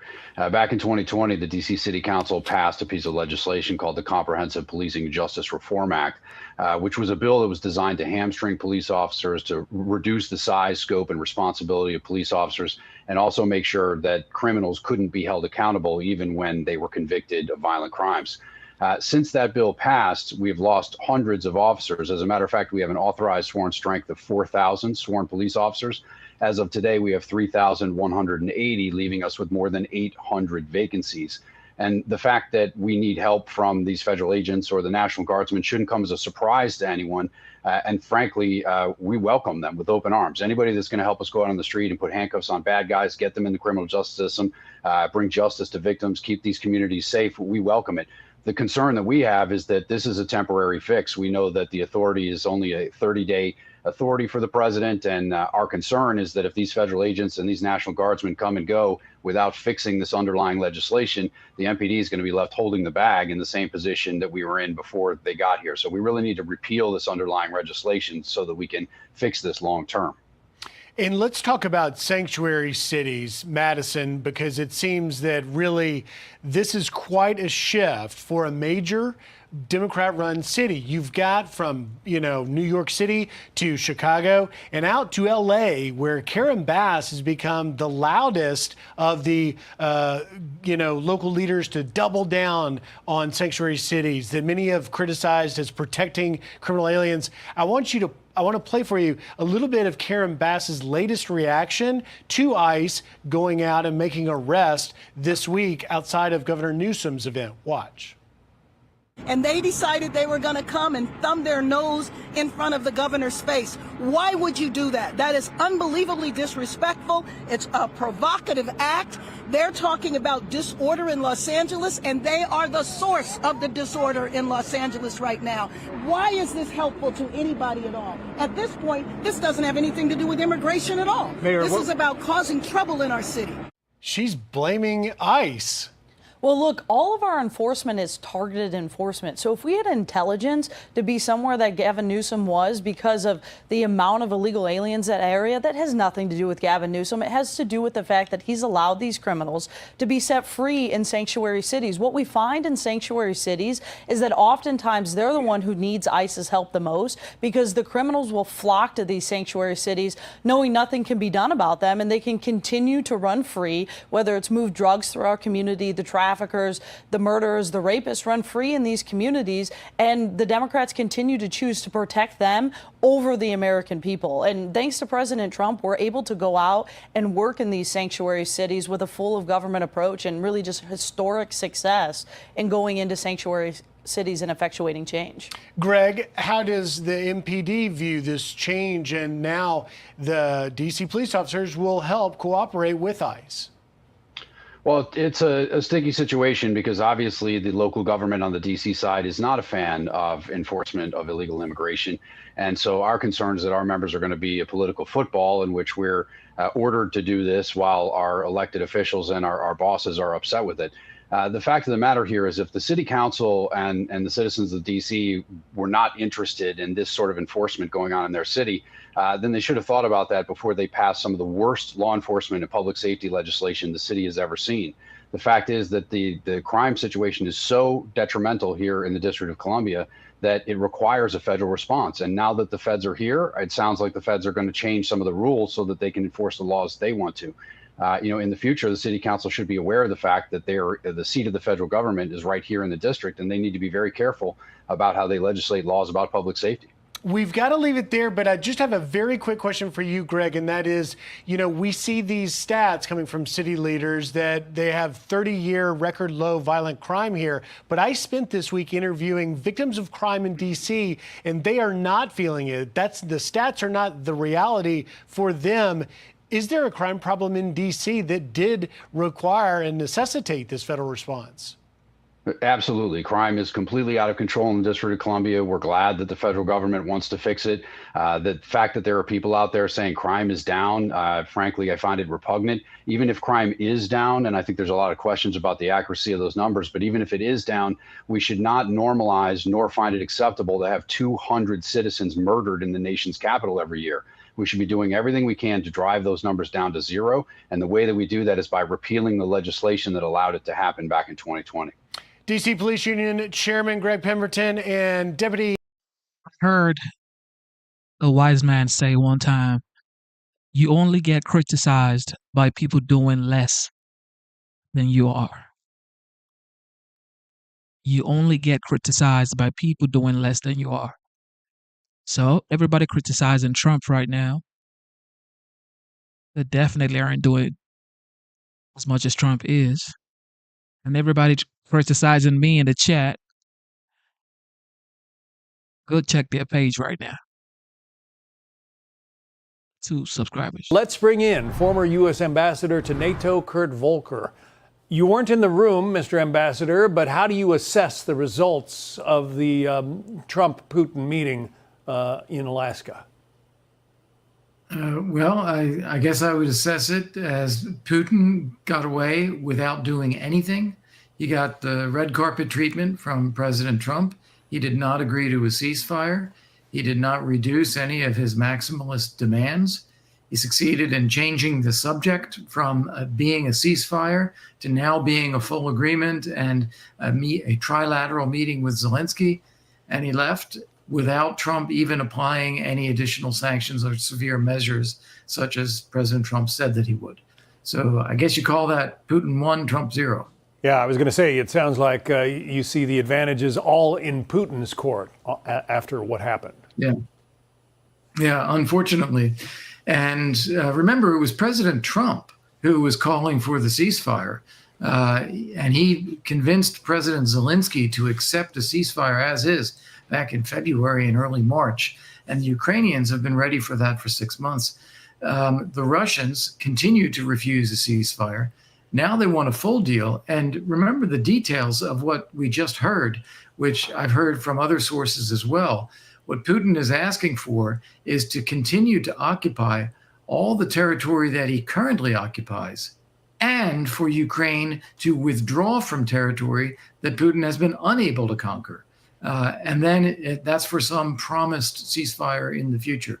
That is really not a very serious offer and not a very good deal. President Trump said there would be sanctions on Russia if they didn't agree to some kind of ceasefire, but they didn't do that. And then he said, well, we're not going to sanction them, at least not yet. Does that become a paper threat? Yeah, it does. And it, in the eyes of the Russians, in the eyes of the Ukrainians, and the eyes of many, it really makes President Trump look very weak, that he's unwilling to follow through on his own deadlines, on his own statements as to what the consequences would be, and unable to obtain anything from Vladimir Putin. So Vladimir Putin invades Ukraine, kills tens of thousands of people, and says that he wants Donetsk and Luhansk, and as you say, wants the Ukrainians to bail out of some of the other areas that they've been trying to defend. That would be a pretty good result for him if the Ukrainians were to agree to it. That would be gaining territory he's been unable to take militarily by getting President Trump and others to pressure Ukraine just to give it to him for free. And there's no guarantee that Putin would stop there just because he says so. I hate to make the comparisons to the 1930s, but this is very similar to giving Hitler the Sudetenland in Czechoslovakia and hoping that's all he takes, and then he takes the whole country. Right. The fact that Putin got to appear on the red carpet, we're seeing him there, and got to appear on the red carpet with the U.S. president. To his people, that is a sign of what? Stature, sort of an equivalency, I guess you'd say. Yes. Russia back on the world stage, respect for Russia, respect for President Putin, acceptability. And of course, the reason he hasn't been able to do anything like this for years is because he is indicted for war crimes by the International Criminal Court. And that indictment is based on abduction of tens of thousands of Ukrainian children, bringing them back to Russia and brainwashing them into thinking that they're actually Russians and that Ukraine is evil. So this is a pretty horrific crime usually qualifies as genocide. And that's why he's under indictment by the ICC. And we obviously are not a signatory. We don't have obligations under the ICC. But giving him this kind of warm and red carpet reception is exactly the kind of signal the Russians are looking for to get out from that kind of pariah status. Meantime, the drone attacks continue. They keep launching drones at civilian targets, the Russians do, and killing. President Trump says he wants the killing to stop, and that's an admirable goal, but the Russians are the ones doing the killing. That's right. There was a very cynical comment that Putin made just before the meeting. He praised President Trump, faint praise, by saying that he is engaged in energetic and sincere efforts to end the war. Well, that's very condescending because he's putting all the blame on Trump and all the burden on Trump to end the war, when Vladimir Putin could end the war with a snap of his fingers. He's facing a lot of economic trouble, though, at home, and he's killed close to 1 million members of his own army. The Russians have to be feeling the impact of all this economically, as well as just from a reproductive standpoint in their country. No, clearly they are. There's a lot of resistance now to conscription in Russia because it's starting to get to the bone, and they've raided the regions around Russia and all the non-Russian ethnic groups, and now it's starting to bite a little bit. So people are concerned about that. Inflation, we don't get reliable numbers from Russia, but good guesses are at least 20%. Interest rates are higher than that. If anyone wants to borrow money for a car or a house or something, there's a labor shortage, there's goods and parts shortages, and the state budget is increasingly dedicated to the military effort. So it's coming at a cost of other state expenditures, and it is in deficit. They are losing money month by month and digging into their reserves. So the smart thing to do would be to keep piling on the pressure on Russia's economy, play this out longer to squeeze that economy, and put on the secondary sanctions that President Trump has talked about, secondary tariffs as well. Try to dry up the flow of oil and gas revenue into the Kremlin budget. That's the kind of thing that would cause Putin to actually end the war. Right now, Putin is just having fun making increasing demands and seeing what he can get people to give him. Former U.S. Ambassador to NATO, Kurt Volker. Mr. Ambassador. All right, here we go. Mark Levin.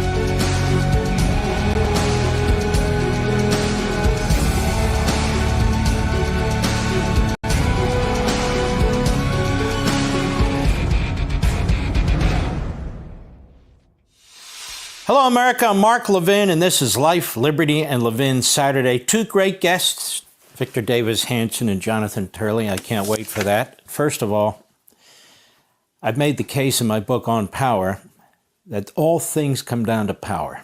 Liberty, rights, tyranny, good and evil. All things come down to power, as I explain in this book. And given Russia, Ukraine, our great president, the peacemaker, I've decided I'm going to give him the Levin Peace Prize. What do you think about that, Mr. Producer? Who cares about Nobel? Who cares about wherever the hell it is? Norway? I don't know. I'm giving him the official Levin Peace Prize because he's more than earned it. But I thought now is a propitious time to talk a little bit about a man who is the opposite of that, and that's Vladimir Putin. Vladimir Putin. What do we know about this guy? A couple of things. After graduating from Leningrad State University in 1975, he went to law school, you see, because that was the quickest way to be picked up by the KGB. He immediately joined the Soviet intelligence service. He was posted to Dresden in 1985. We looked for East Germans who had plausible reasons to travel abroad and then recruited them to help spy on the West. So he worked with the infamous Stasi in East Germany. And during his time in the KGB, he worked as a case officer and reached the rank of lieutenant colonel, meaning he was brutal as hell. Mr. Putin was recalled to Leningrad in 1990 as part of the KGB's active reserve, as the Soviet Union was on the verge of collapse. Now, in 1996, he moved to Moscow and started work in the Kremlin, where he was eventually appointed head of Russia's Federal Security Service, FSB, the successor of the KGB in 1998. He had a meteoric rise, as you can see. Barely a year later, he was named one of Russia's first deputy prime ministers and then acting prime minister by Boris Yeltsin, the president at the time. He was very ill. He had a drinking issue. There was corruption going on all around him. He himself was not corrupt. And as the word goes, he was blackmailed. That's the word, that he was blackmailed by, among others, Putin. Get out. We won't charge you for these violations of law, but I want to be the next prime minister or president of Russia. So when President Yeltsin resigned, he was made acting president and officially elected president in March 2000. Now, there's a lot more to say about the man, but I can't spend all day on this, but I want you to have a taste of it. Putin has been, as the BBC reports, in power since 2000, longer than any Kremlin leader since Soviet dictator Joseph Stalin. More than Brezhnev ever was, Khrushchev for sure. He's been in office longer than Joseph Stalin. He's now into his 5th term as president. He's 72 years old. All semblance of opposition to his rule is gone. And there is little to stop him from staying on if he wants until 2036 or beyond. Although he appeared to embrace liberal democratic Russia early on, when the collapse of the Soviet Union occurred, he later described the chaotic collapse of the Soviet Union as the biggest geopolitical catastrophe of the 20th century. And boy, does he want to stay in power. I have a long list, too long to go over. I mean, I would wind up going into Lara Trump show. List of the people who've been assassinated, who've been killed. In fact, the printer was going on so long, I was afraid we'd run out of ink, so I told Mr. Producer, that's enough already. You know, people who just happen to think they're Superman and jump out of the 19th floor of all these high-rises, or they happen to stab themselves in the back and shoot themselves in the back of the head, and their family members too, you know, stuff like that. Or they have poison that only the Kremlin knows how to develop, and we're talking about murdering people in Russia, outside of Russia, it doesn't matter. He has no real opposition left. We're talking about journalists, we're talking about opposition party leaders, we're talking about oligarchs who don't give him, you know, what he wants. Gone. Now, according to reports, speaking of this, the dictator owns a fleet of luxury cars, dozens of private jets, palatial mega yachts, including one worth $900 million, an extensive designer wardrobe, and a high-end watch collection worth millions. Many think he's the richest man in the world. Among those, Elon Musk thinks he's the richest man in the world. Experts claim his real estate holdings are in the billions, including a castle-like mansion on the outskirts of Moscow that's twice the size of Buckingham Palace. But his pride enjoys a sprawling billion-dollar estate overlooking the Black Sea. You can see this on the internet. And boasting dozens of bedrooms, a private nightclub, a casino, an underground ice hockey rink, a movie theater, and a wine vineyard. The enormous property sits on scores of acres of manicured gardens, has been dubbed Putin's Palace by critics. It's reportedly worth $2.8 billion, but I understand Letitia James says it's worth about $18 million. The president, that is Putin, denies that he owns it. He claims he only makes a salary of $140,000 a year.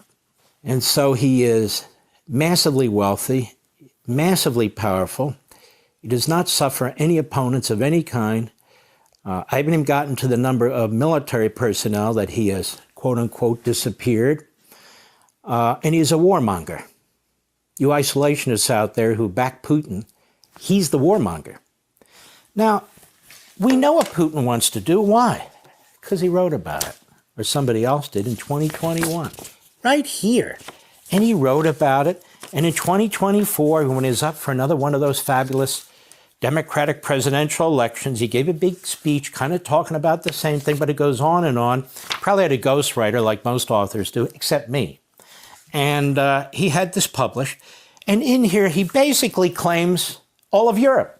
All of Europe once spoke Russian, or the ancient words that are now Russian.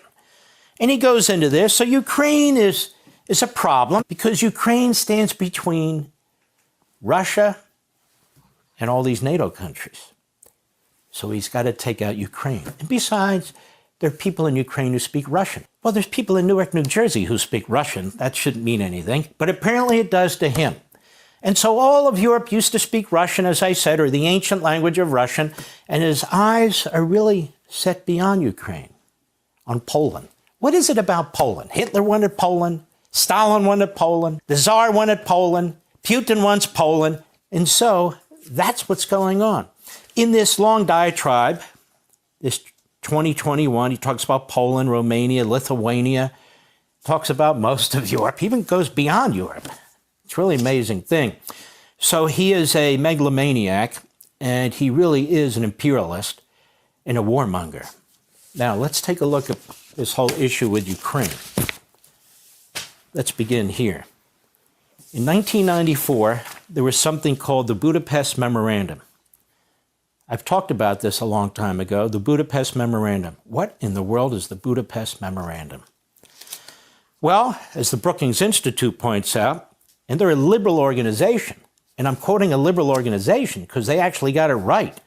When the Soviet Union collapsed in 1991, nuclear arms lay in sites scattered across the former Soviet republics.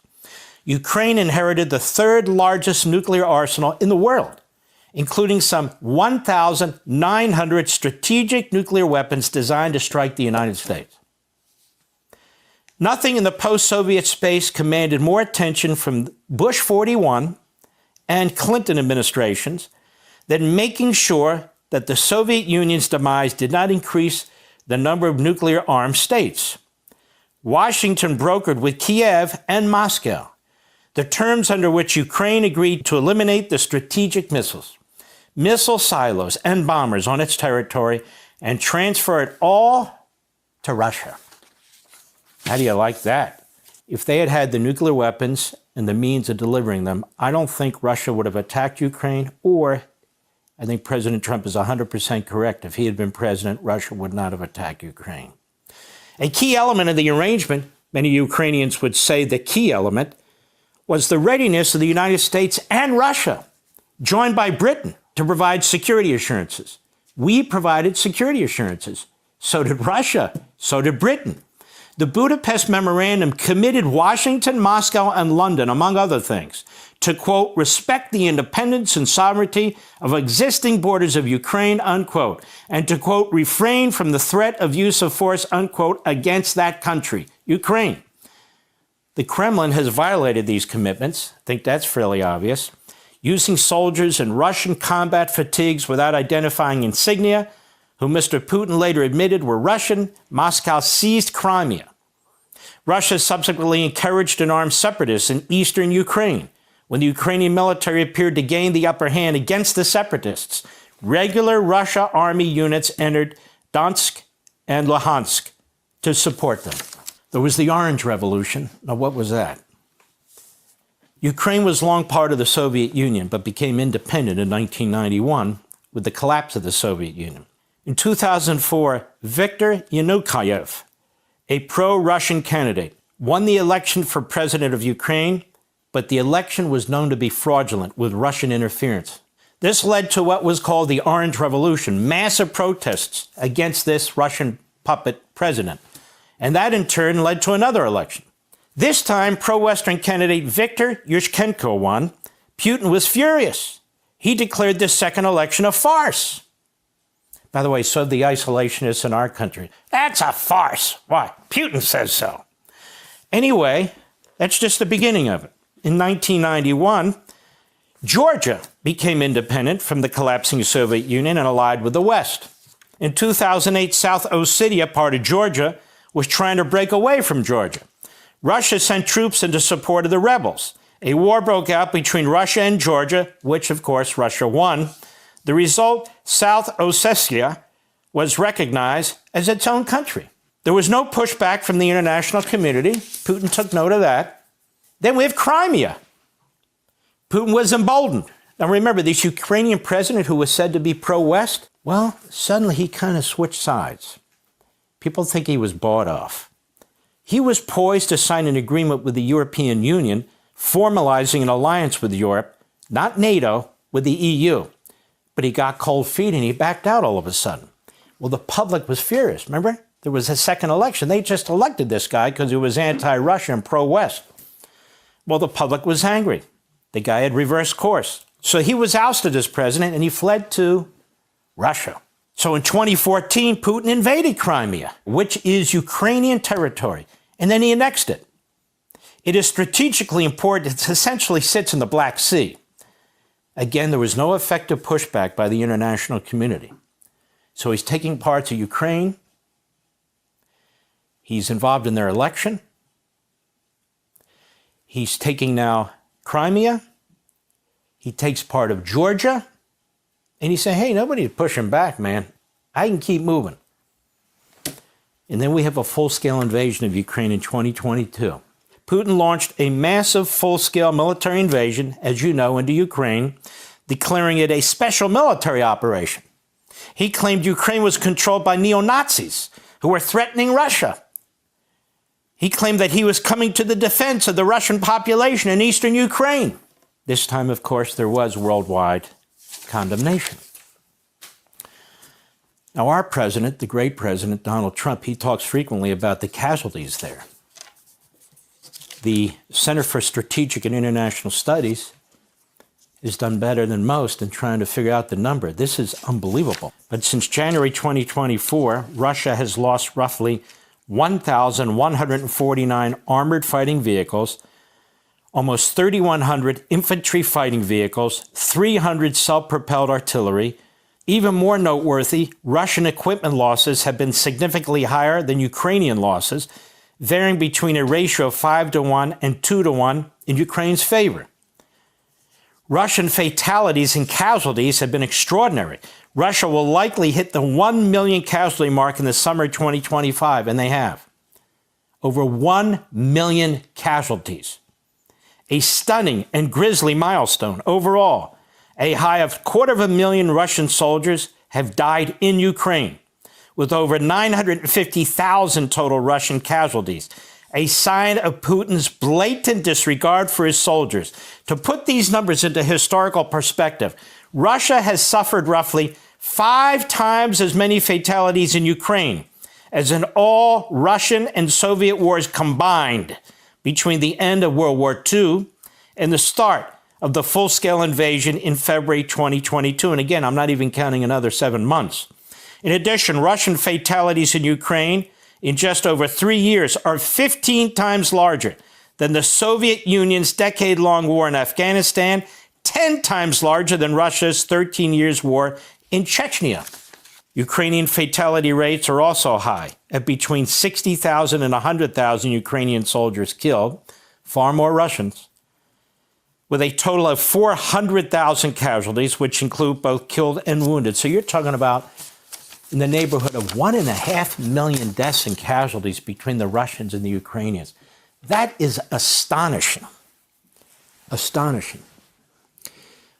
One of the reasons this needs to stop is not only because of the carnage that's taking place here, but because Putin has said, Ukraine is just the beginning.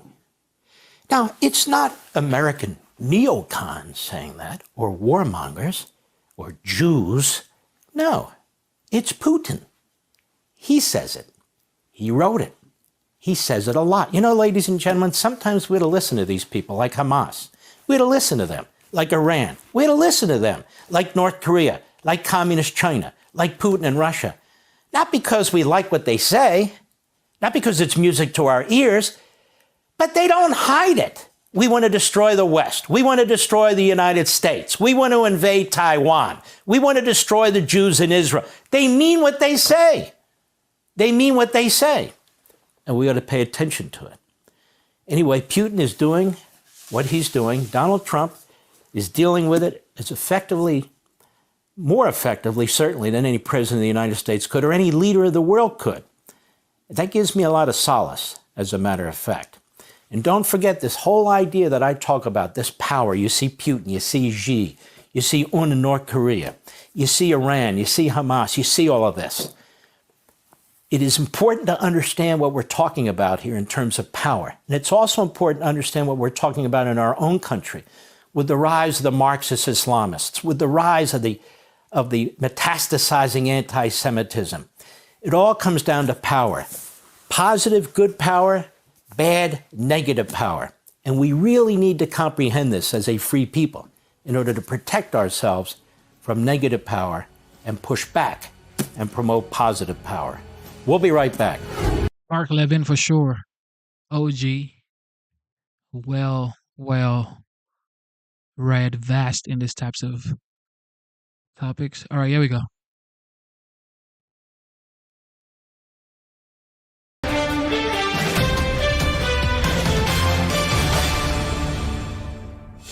The corruption cover-up from senior government officials who are sworn to uphold their duties and accountability for the American public, they are the ones that violated that trust the most internally and need to be held accountable. Documents are being released weekly by Johnny Ratcliffe and Tulsi, things like the Durham annex, which we've known have existed this entire time, but were classified for political reasons. So we've assembled a team of accountability, and we're going to deliver for the American people. FBI Director Kash Patel is urging congressional committees to publicly release documents related to the Durham annex, which could prove to be the smoking gun in the Russia hoax. Hello, everyone, and welcome. I'm Anita Vogel, along with Lydia Hu, Jason Chaffetz, and Kevin Cork, and this is the Big Weekend Show. Troves of documents have been declassified showing how top Obama intel officials violated standards and pressured lower-ranking officials to accept the narrative that Putin helped Trump win the 2016 election. But the declassified annex to the Durham report reveals the origins of this narrative may lie in the Clinton campaign. Emails allegedly from a George Soros-connected official describe how Hillary Clinton signed off on a plan to connect Trump with Russia, while implying the FBI would later add credibility to this claim. Joining us now for our big close-up tonight is former White House Chief of Staff Mark Meadows. He is also a senior partner at the Conservative Partnership Institute. Mark, it's great to have you with us tonight. I want to start with this Durham annex. What new information could be released? What can you tell us? Well, Anita, obviously, Durham had a huge investigation that took many months. Many of us thought that it took a lot longer than it should have. And yet what we're starting to see is the coordination that happened between the Clinton campaign, between those in the three-letter agencies that we're all too familiar with. But I think the troubling thing that appears to be coming out is that over and over and over again, there was real pressure at the very top levels of these agencies to have a narrative out there that we knew was false. We knew it was false back in 2019 when this was being investigated and covered in Congress. But we also knew it was false during the first Trump administration, and yet he had to deal with it every single day. Mark, Jason Chaffetz here. Good to see you, my friend. One of our colleagues during our time in Congress was Tulsi Gabbard, and she, now that she's the Director of National Intelligence, released new emails this week showing how James Clapper pushed officials to ignore standard procedures in order to rush out the 2017 intel assessment tying Putin to Trump. Then Director of the NSA, Mike Rogers, emailed Clapper in December of 2016 saying his team raised concerns because they weren't given sufficient access in time to review the underlying intelligence.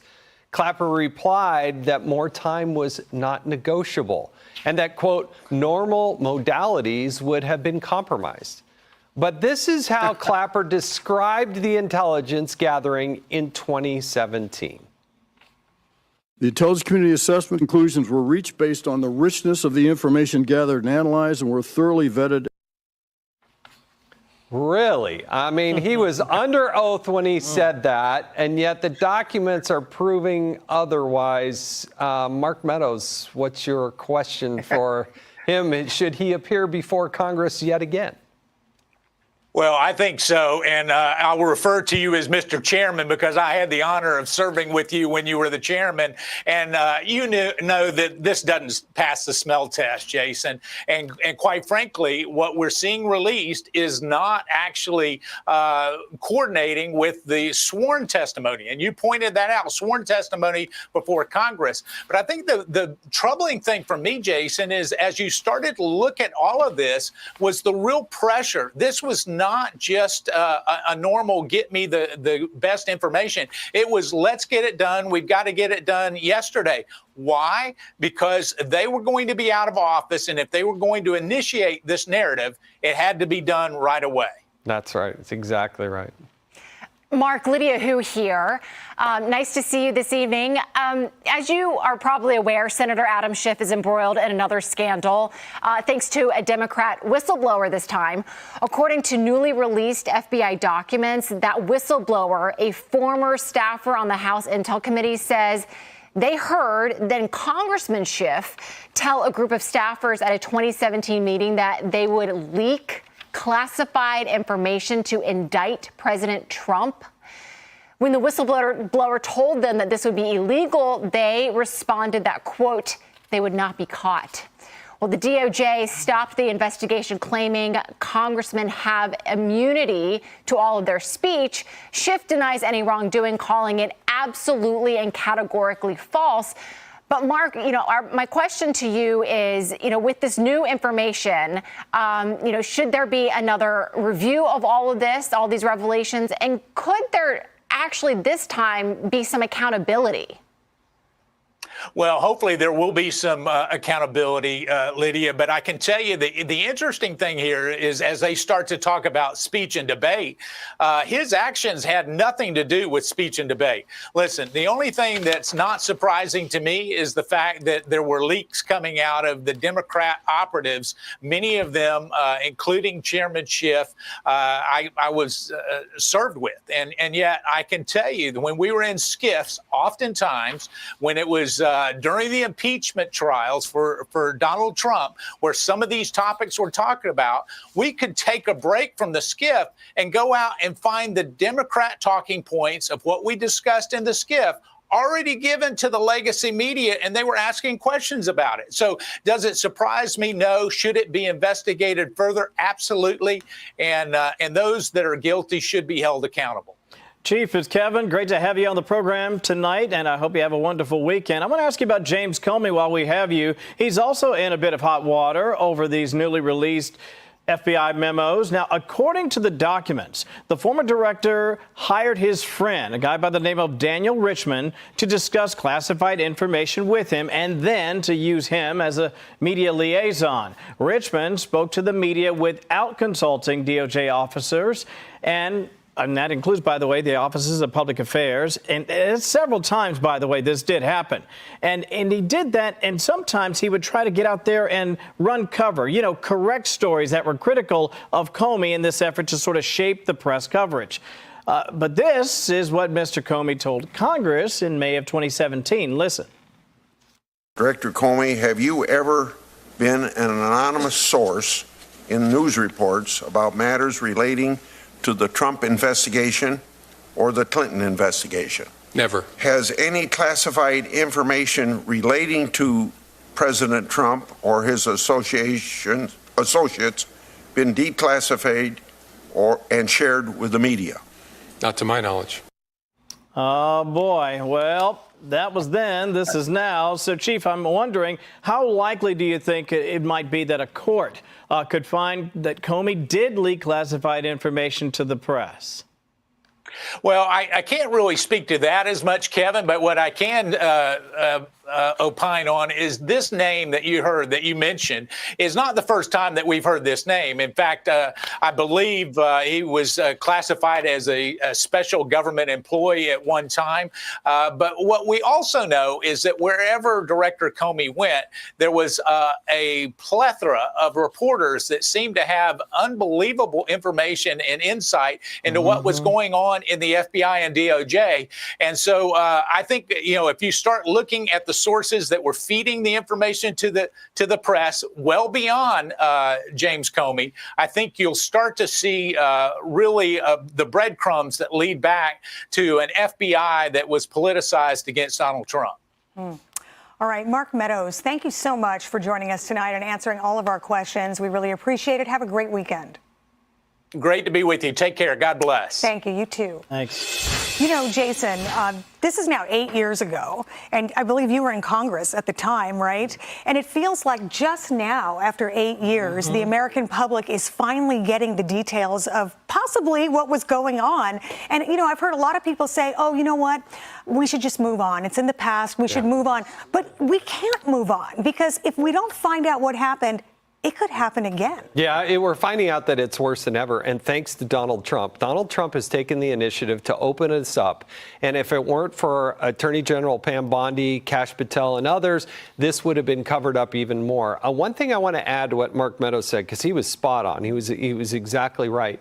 But let's also remember the Inspector General, Michael Horowitz, for the Department of Justice, they made a criminal referral to the DOJ to prosecute several people within the FBI, one of which was accused. The accusation was that he was sharing information, trading that information for dinners and other sorts of favors, and they wanted to prosecute him, and the Department of Justice said, no, they're not going to do that. That happened multiple times, but specifically on the leaking of information and giving information inappropriately in exchange for gifts. Right. And yet they still didn't prosecute him. So I'm glad Donald Trump's on it now. They've got a long ways to go. And by the way, there's no reason why the Department of Justice can't just release this information. They don't have to rely on Congress to do it. They gave it to Congress, and now they're encouraging Congress to release it. But DOJ, you can release it. Yeah. Absolutely. You know, some of these people, Jim Comey, James Clapper, they were under oath making these statements, right? So, Lydia, what do you think about consequences for people? Are people going to be held accountable? And do you see anybody facing any jail time here? You know, it kind of goes back to just like a basic principle of us as parents, just kind of tell our kids, you got to tell the truth. You got to tell the truth all the time. And it's really disappointing when you hear allegations that I mean, we just saw it right before our eyes, in situations where it seemed like, I'm not sure that person was telling the truth under oath, which we all know is perjury. Right. So it seems like there should be some real questions on just like basic truth telling in Congress. You know, I did ask Mr. Meadows there about, you know, accountability, because it does feel like for so many years we've heard this steady drip, drip, drip of information. And you're right, we're just now finally getting, you know, peeling back the layers, and, you know, maybe there can be some accountability. But until we actually see that happening, I just kind of think that some of us will always feel like, where is this going? Yeah. When are we going to get there? And I don't know. I just think that the time is now to really hold some people to account. Just real quickly, I do think Congress, particularly Senator or Chairman Grassley, will call those same cast of characters up under oath, and it'll be fascinating. Do they plead the fifth this time, or do they answer the questions? And they're going to play back the tape of how they answered them previously. Wow. And can I add one other thing to that, too, is that, you know, just to think about the possible larger consequences of all the things that we've saw unfold over in the past Trump administration, particularly with Senator Adam Schiff and the whole Russiagate, the Russia hoax thing. You know, President Trump acknowledged that yesterday when he was speaking side by side with, you know, Russian President Vladimir Putin, saying, you know, I don't want to misquote him, but it was pointing to that hoax and saying perhaps our relationship would have been different. And you have to wonder how world events could have been steered otherwise if the whole Russiagate thing had not happened. It is so true. And to that point, you know, all we heard about for 4 years and more than that was Russia, Russia, Russia. Those were the talking points of every Democratic politician out there. And so, Kevin, you've covered Washington for so long. If all of these things are true and these things happened, just characterize the level of scandal that this is. I mean, it seems to be much bigger than a Watergate. It is a political earthquake, the likes of which this country has never seen. And while I agree with Lydia, I am of the camp that believes nothing big will likely happen. There'll be hearings, there'll be some accusations, maybe even some charges, but will someone actually go to jail, pay the ultimate price? Probably not. But here's what's different. Kash Patel, Dan Bongino, Pam Bondi, these people are very serious. They're very methodical. It'll take time, but I think finally, sometime in the next couple of years, people will be held accountable, and I think that's good for the country because, as you said, if you don't do something now, it very well could happen again. I mean, it really could. Yeah. You know, it really could. All right, moving on now. All right, here we go. Judge Janine. And in the fight to reclaim our nation's capital, the U.S. Attorney for the District of Columbia, Jeanine Pirro, is stepping up. I'm sure it's no surprise to any of you that within just 2 weeks of her Senate confirmation, she's already taking action, pushing to lower the age of criminal responsibility, dismantle violent youth crime crews, and use the full weight of federal law to bring order back to our streets. And despite her busy schedule, we sat down to discuss top priorities, the president's plan, and how together they're working to make America safe again. Jeanine Pirro, congratulations on your official Senate confirmation as U.S. Attorney here in D.C. There's so much to talk about. We saw earlier this week that the president announced that he is federalizing the police force here in Washington, D.C. We've already seen a lot of movement on that front over the course of this past week. So talk about why this was necessary and why this was so important to this president in particular. He wants to make D.C. safe and beautiful. And part of my appointment here by the president was to follow through on that initiative. And the federalization of the Metropolitan PD is something that I think is a great thing. And the agenda is very clear. We want to make D.C. safe again. And make no mistake, this is a city where there is a lot of crime. You know, whether you want to say it's up or down, I don't care. There's too much crime. This is not something where, you know, anyone's rights are being violated, rights are being protected, because the first order of government is the protection of its people. We're supposed to be that shining city on the hill. We should be safe and beautiful. Well, part of the major issue here is juvenile crime. So you guys are talking about making the age requirements to charge someone as an adult even lower, or hold them accountable at least. That is an important step in order to clean up the city and make sure we get criminals off the streets. When I came here, it didn't take long to realize that there is an enormous amount of crime going on in this city, which is not being prosecuted. Arrests are not being made because the crime is being committed by 14, 15, 16, 17-year-olds who are literally being coddled. So imagine this, Laura. If I have a 17-year-old who shoots someone with a gun, but he doesn't kill that person, I cannot prosecute him, investigate him. It goes to the family court when the mission there is rehabilitation. And, you know, some of the therapeutic things that they do there are yoga and ice cream socials, and that just isn't cutting it with me or anyone else who's a law enforcement professional. For 30 years, I have fought the fight to make sure that we make criminals accountable and that we protect the victim. We are not doing enough to protect the victim in D.C. This also sends a message around the country and, Judge, around the world. This is important stuff. What kind of a message do you hope this sends far and wide? Well, hopefully the message is clear that President Trump understands that the first order of government is the protection of its people. President Trump understands that in D.C., it is the minority community that is suffering. Just the other day, I said, give me a picture of all of the teens, everyone 19 and under, who were killed by gunfire. Okay? And in 2024, there were 29 of them, all teens killed by gunfire. 2025, so far, there are 19, all teens killed by gunfire. Every one of them African American, every one of them minority community. And I'm going to stun you. 70% of these homicides of 45 young minority kids in the last year and 7 months have not been solved. The ones who shot and killed them and took their lives from them are still walking the streets. We haven't arrested them. We haven't taken the guns from them. And that's what the president understands. And that's my mission. And when I got to this office, there was a lot that was needed here. We were down prosecutors, we were down investigators, down paralegals. I mean, it was a neglected office, I'll be honest with you. So I run the gamut here. And I'm proud of the people who work here, and I'm proud of what we're doing. There have been some very high-profile cases that you've already started to deal with, like the Israeli embassy staffer shooting.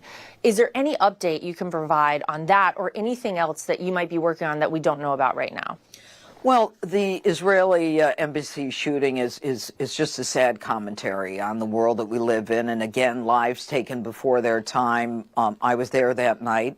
I saw the bodies being put in the body bags and taken away because some criminal, made the decision to cut their lives short. We put in special findings in the indictment, and it will go through a very rigorous process.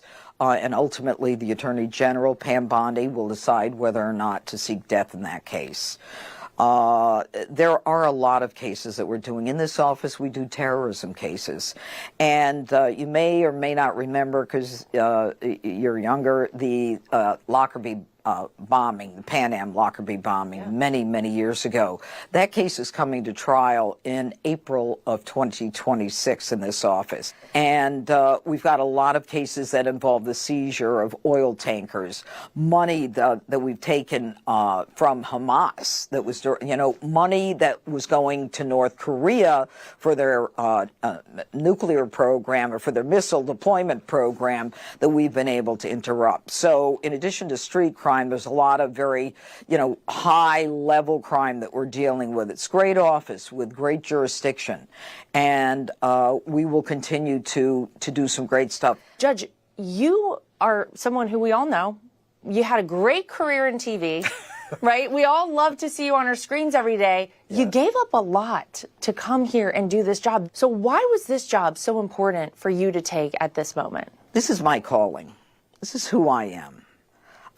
I have fought for the underdog, for the silent victim of crime my whole life. I have fought for women and children and the elderly and minorities my whole career.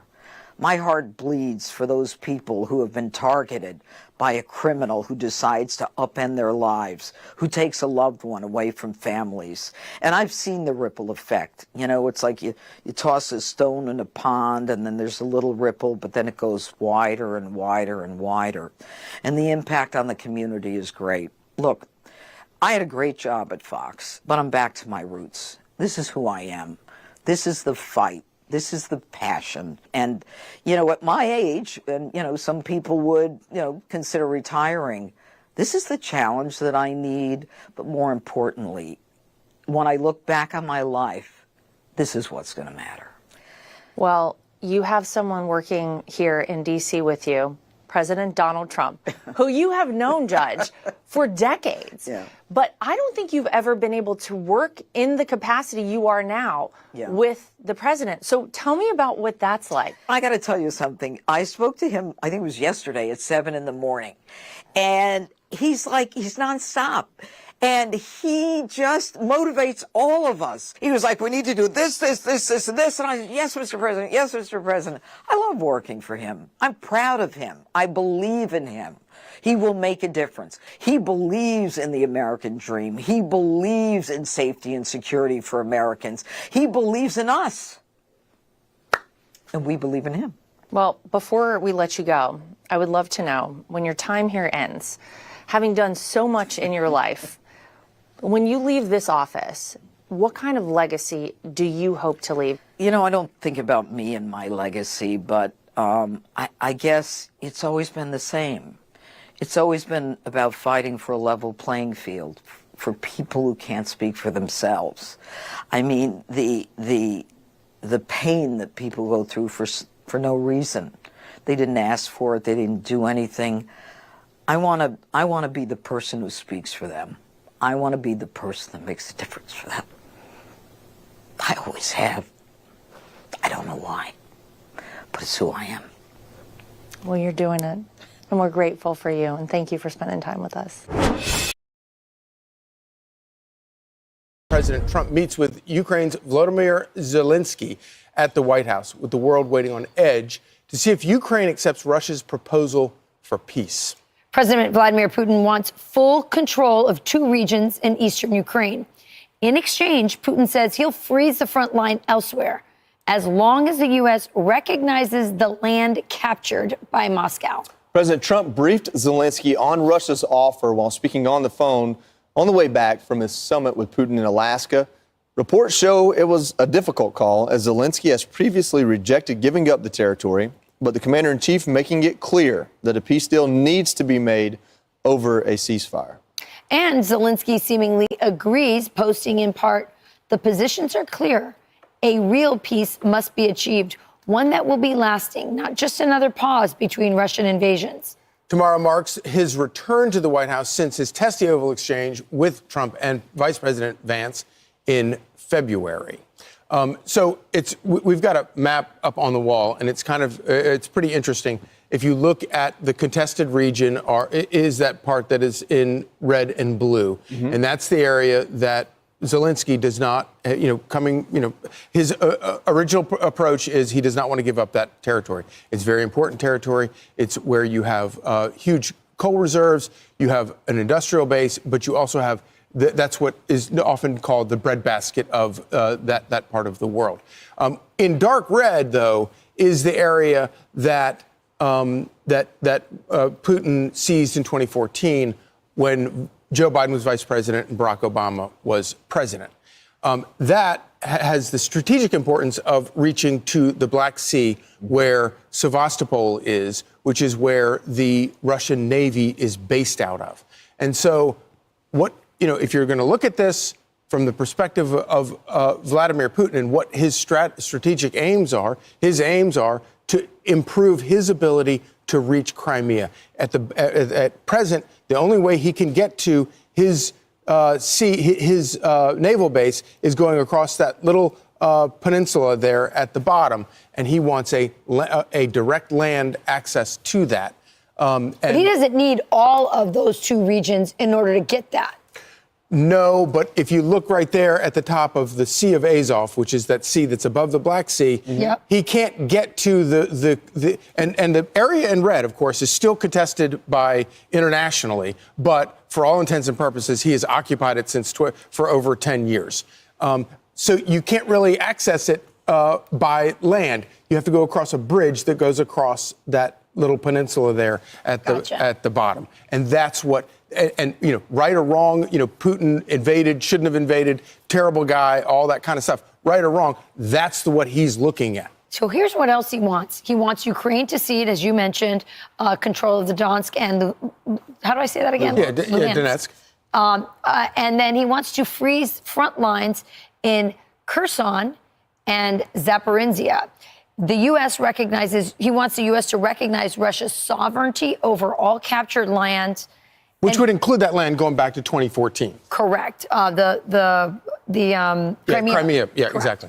And this is what Russia concedes: willingness to negotiate over small slivers of Sumy and Kharkiv, regions open to those regions. And then he says he wants he was willing to be open to discussing security guarantees for Ukraine. What's interesting about this is, this looks like on paper a raw deal for Ukraine. If these were two powers at war that were essentially in an actual stalemate by themselves, the kind of obvious secret is Ukraine can't sustain the fight by themselves. But then you hear those same people say that Russia is on the brink of economic disaster if they continue to fight. So maybe it is more of an honest stalemate than you can tell. I guess the question is, what are those security guarantees? If you listen to Putin, he says half the reason he did this to begin with was Ukraine's flirting with NATO. But if I'm Zelensky, and I'm not advocating for this, I'm saying if I'm Zelensky, I'm saying the only way I'm comfortable giving up that much of my territory is to have some sort of security agreement with NATO. And does that mean NATO troops in Ukraine? What does that mean for Zelensky?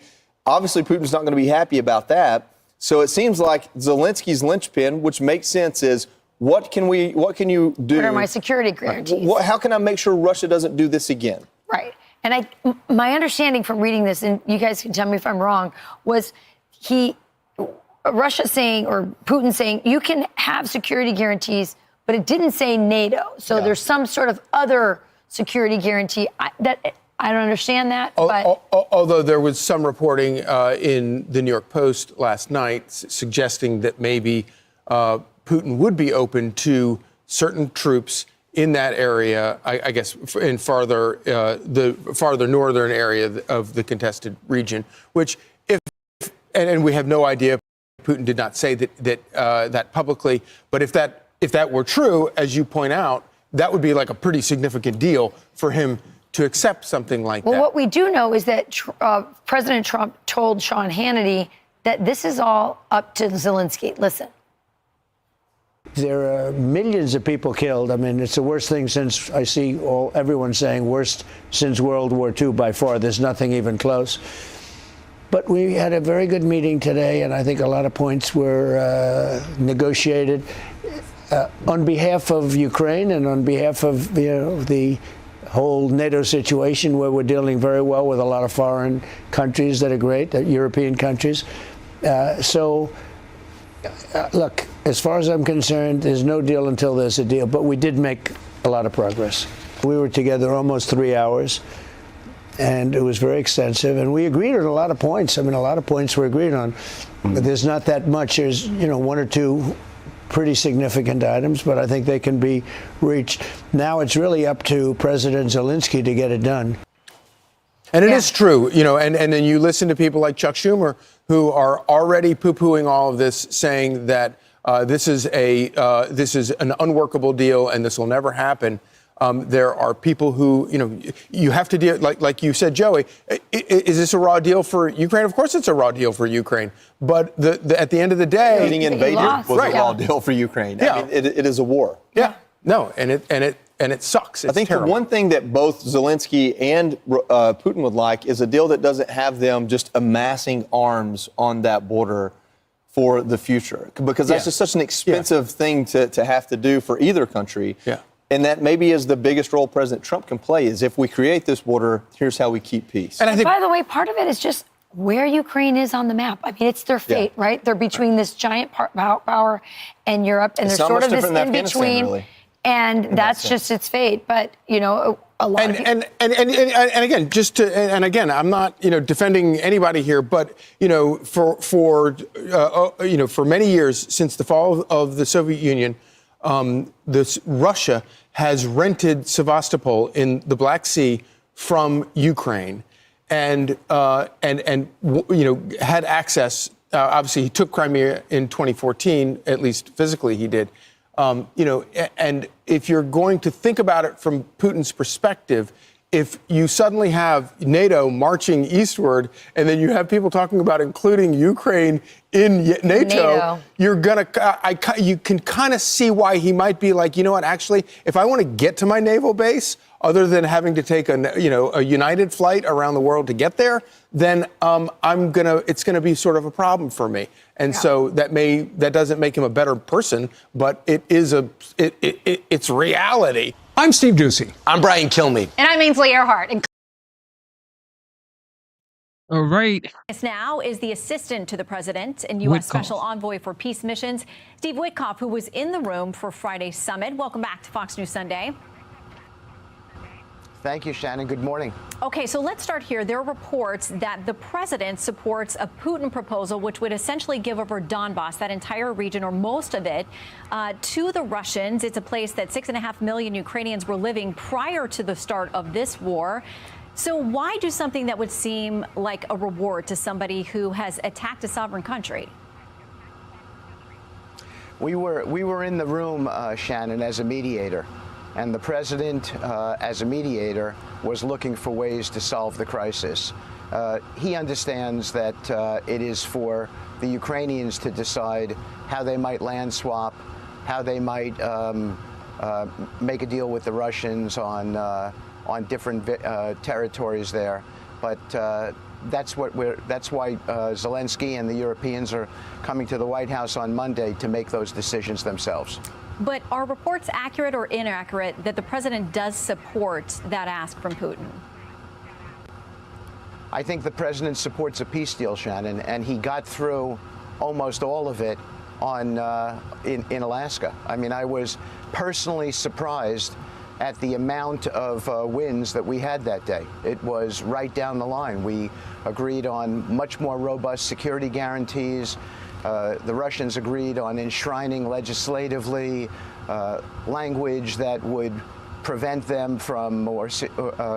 or they would attest to not attempting to take any more land from Ukraine after a peace deal, where they would attest to not violating any European borders. So we got through quite a bit, and there's a whole lot more.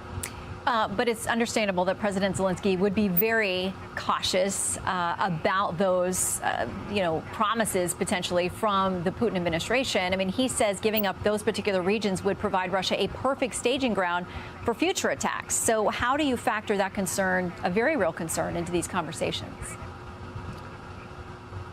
Look, he's a strong president for his country, and we were on the phone with President Zelensky moments after the Alaska summit ended, and I can tell you that I spoke to him personally, gave him my view. The president obviously was making the presentation, and everybody recognized on that telephone call, and there were various European leaders, how much progress we had made in demonstrating that the Russian Federation was going to make significant accommodations well beyond what we thought before that summit started. So it was absolutely acknowledged as a win. Now, that being said, there are details. That's what happens in a negotiation. You try to move one side towards the middle, then you try to move the other side towards the middle. The president achieved that, certainly in my view and in the view of many others as well, but I was sitting right there. The president achieved that beyond what everyone's expectations were. And now we're immediately moving to a meeting with the Ukrainians, with the Europeans, and hopefully we can narrow the issues down even further and get ourselves well along the way towards the codification of a peace deal. So there were managing of the expectations, as you mentioned, going into this. But the president had said numerous times, and he said in the past that he wants a ceasefire and he was hoping to get one going in. Here's what he said when he was asked just days ago about what would happen if President Putin did not agree to end the war or a ceasefire going into this conversation. If Vladimir Putin does not agree to stop the war after your meeting on Friday? Yes, they will. Yeah. What will the consequences there will be? Sanctions, tariffs? There will be. I don't have to say. There will be very severe consequences, yes. You know, he told Bret Baier on the plane that he would be very unhappy if he came away from this without a ceasefire. So how do you call this a win if you didn't get that? Shannon, a ceasefire, as you know, is a conditioned precedent, generally speaking, before a peace deal. So in that context, the president has always talked about a ceasefire until he made a lot of different wins in this meeting and began to realize that we could be talking about a peace deal.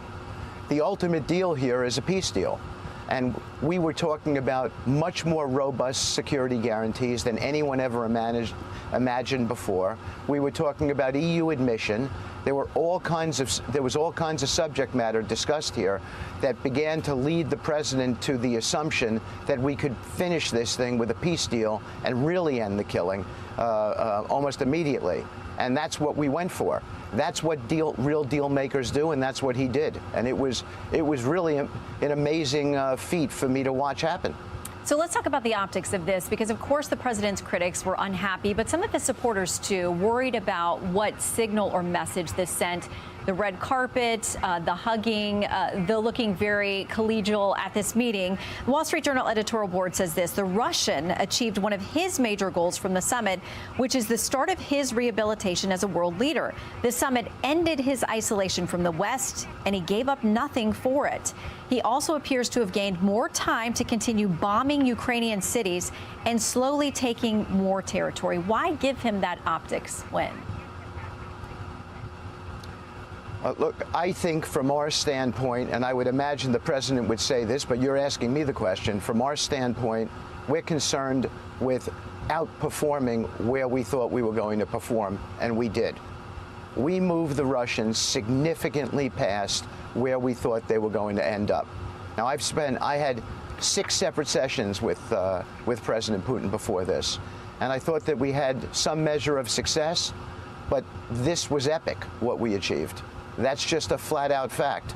And so that's what I think we ought to be focusing on, what the end result is. I think that we are a whole lot closer to eliminating death on the battlefield in Ukraine and Russia. And isn't that the overall goal? That would be my goal, and I think that's the president's goal. So I think we did what we were supposed to do, better than what people estimated we would achieve. So let's talk about the security guarantees, because you mentioned those. What does that mean in practicality? What is the U.S. willing to commit to that effort to give Ukraine the assurances it needs to come to the table? It means that the United States is potentially prepared to be able to give Article 5 security guarantees, but not from NATO, directly from the United States and other European countries. That is big. I mean, really big. Does it mean boots on the ground? What does it mean, but logistically? I think part of the discussion that we're going to have on Monday throughout the day, because there's going to be breakout sessions there, is exactly the specifics of what the Ukrainians feel that they need. Because remember, as mediators, we were at this summit to advance the Ukrainian position, and we did that, and we did it successfully.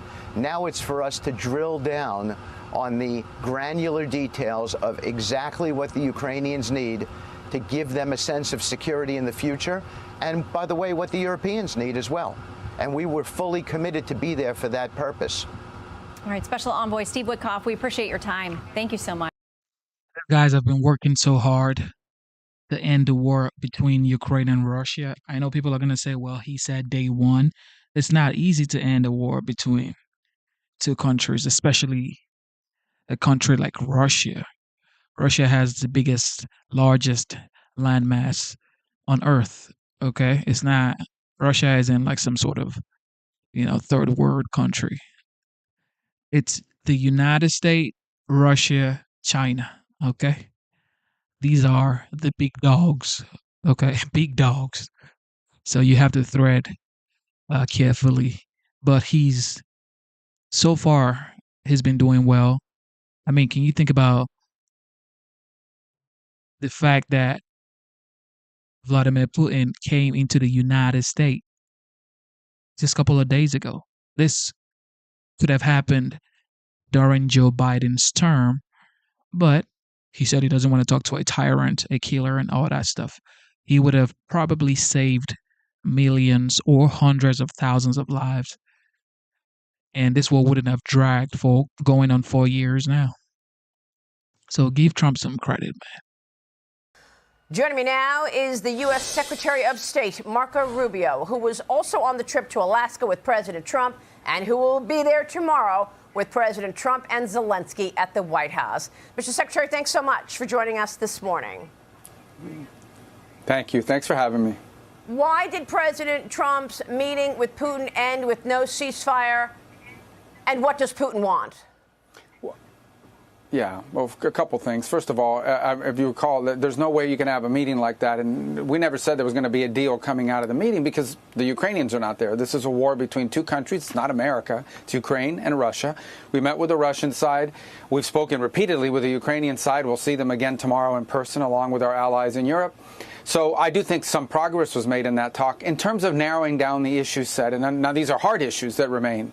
The conversation about where the territorial lines are going to be, questions about long-term security guarantees and who Ukraine can have military alliances with, things like that.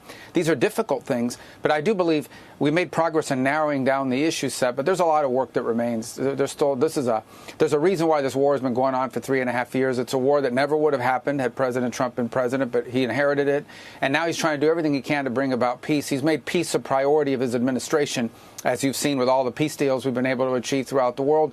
This one's the hardest one. Everyone acknowledges that. But he's the only one in the world that has any chance of doing it. Look, peace may not be possible at the end of the day. We don't know. But if it is possible, he's the only one that can get it done. And that's why everyone's asking him. They're asking him to meet with Putin. And they're also asking him to come here tomorrow and meet with him to talk further about what we do next.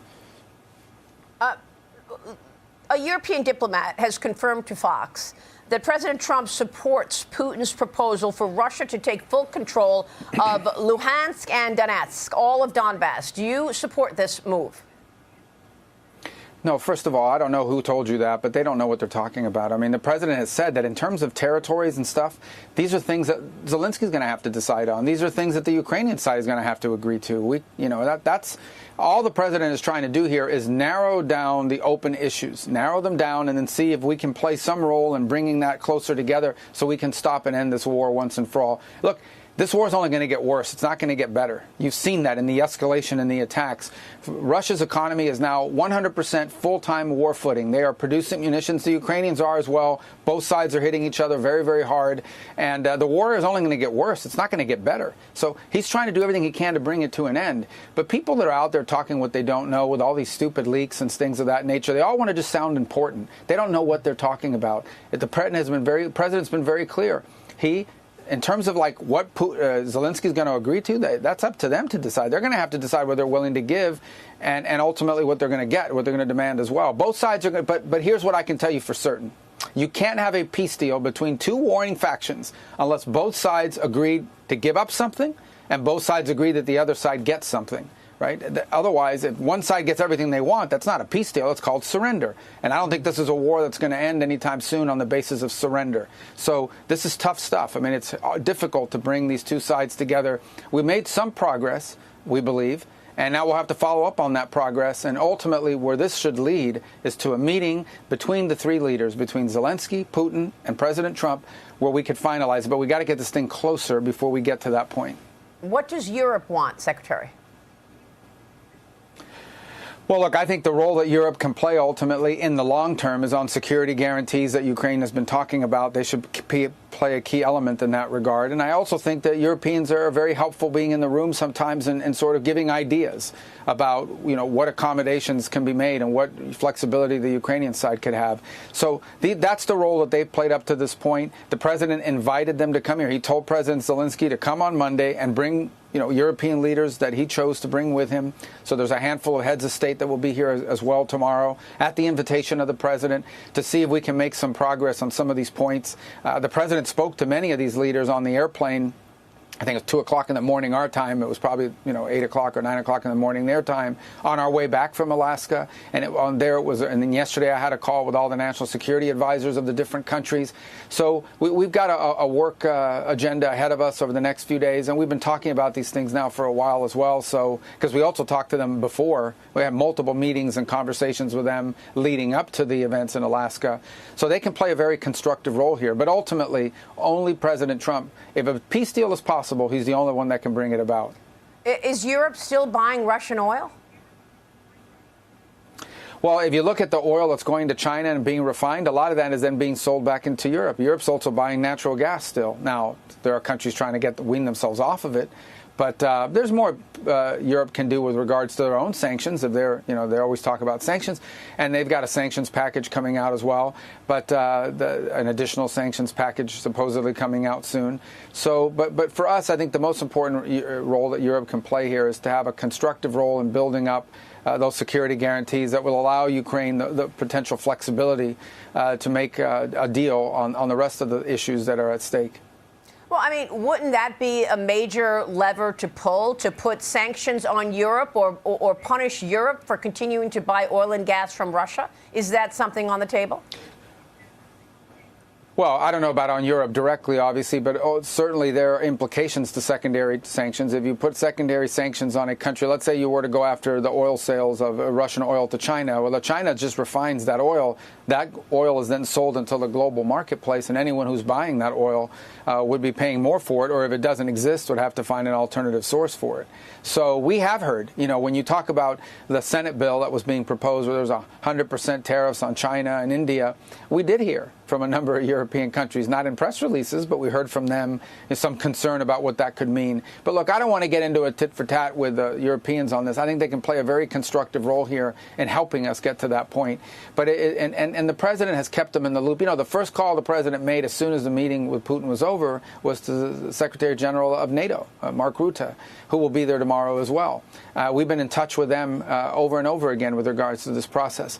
So I think the president's done an incredible job here of trying to bring the sides together. There's a lot of work that still remains. You know, you don't have a deal, as the president says, until you have a deal. This is not an easy deal. This is not a war that began under President Trump. It's not, as you saw acknowledged at the press conference there in Alaska, it's actually a war that would not have happened had President Trump been in the White House. He inherits a 3-year-old war, and now he's trying to untangle it.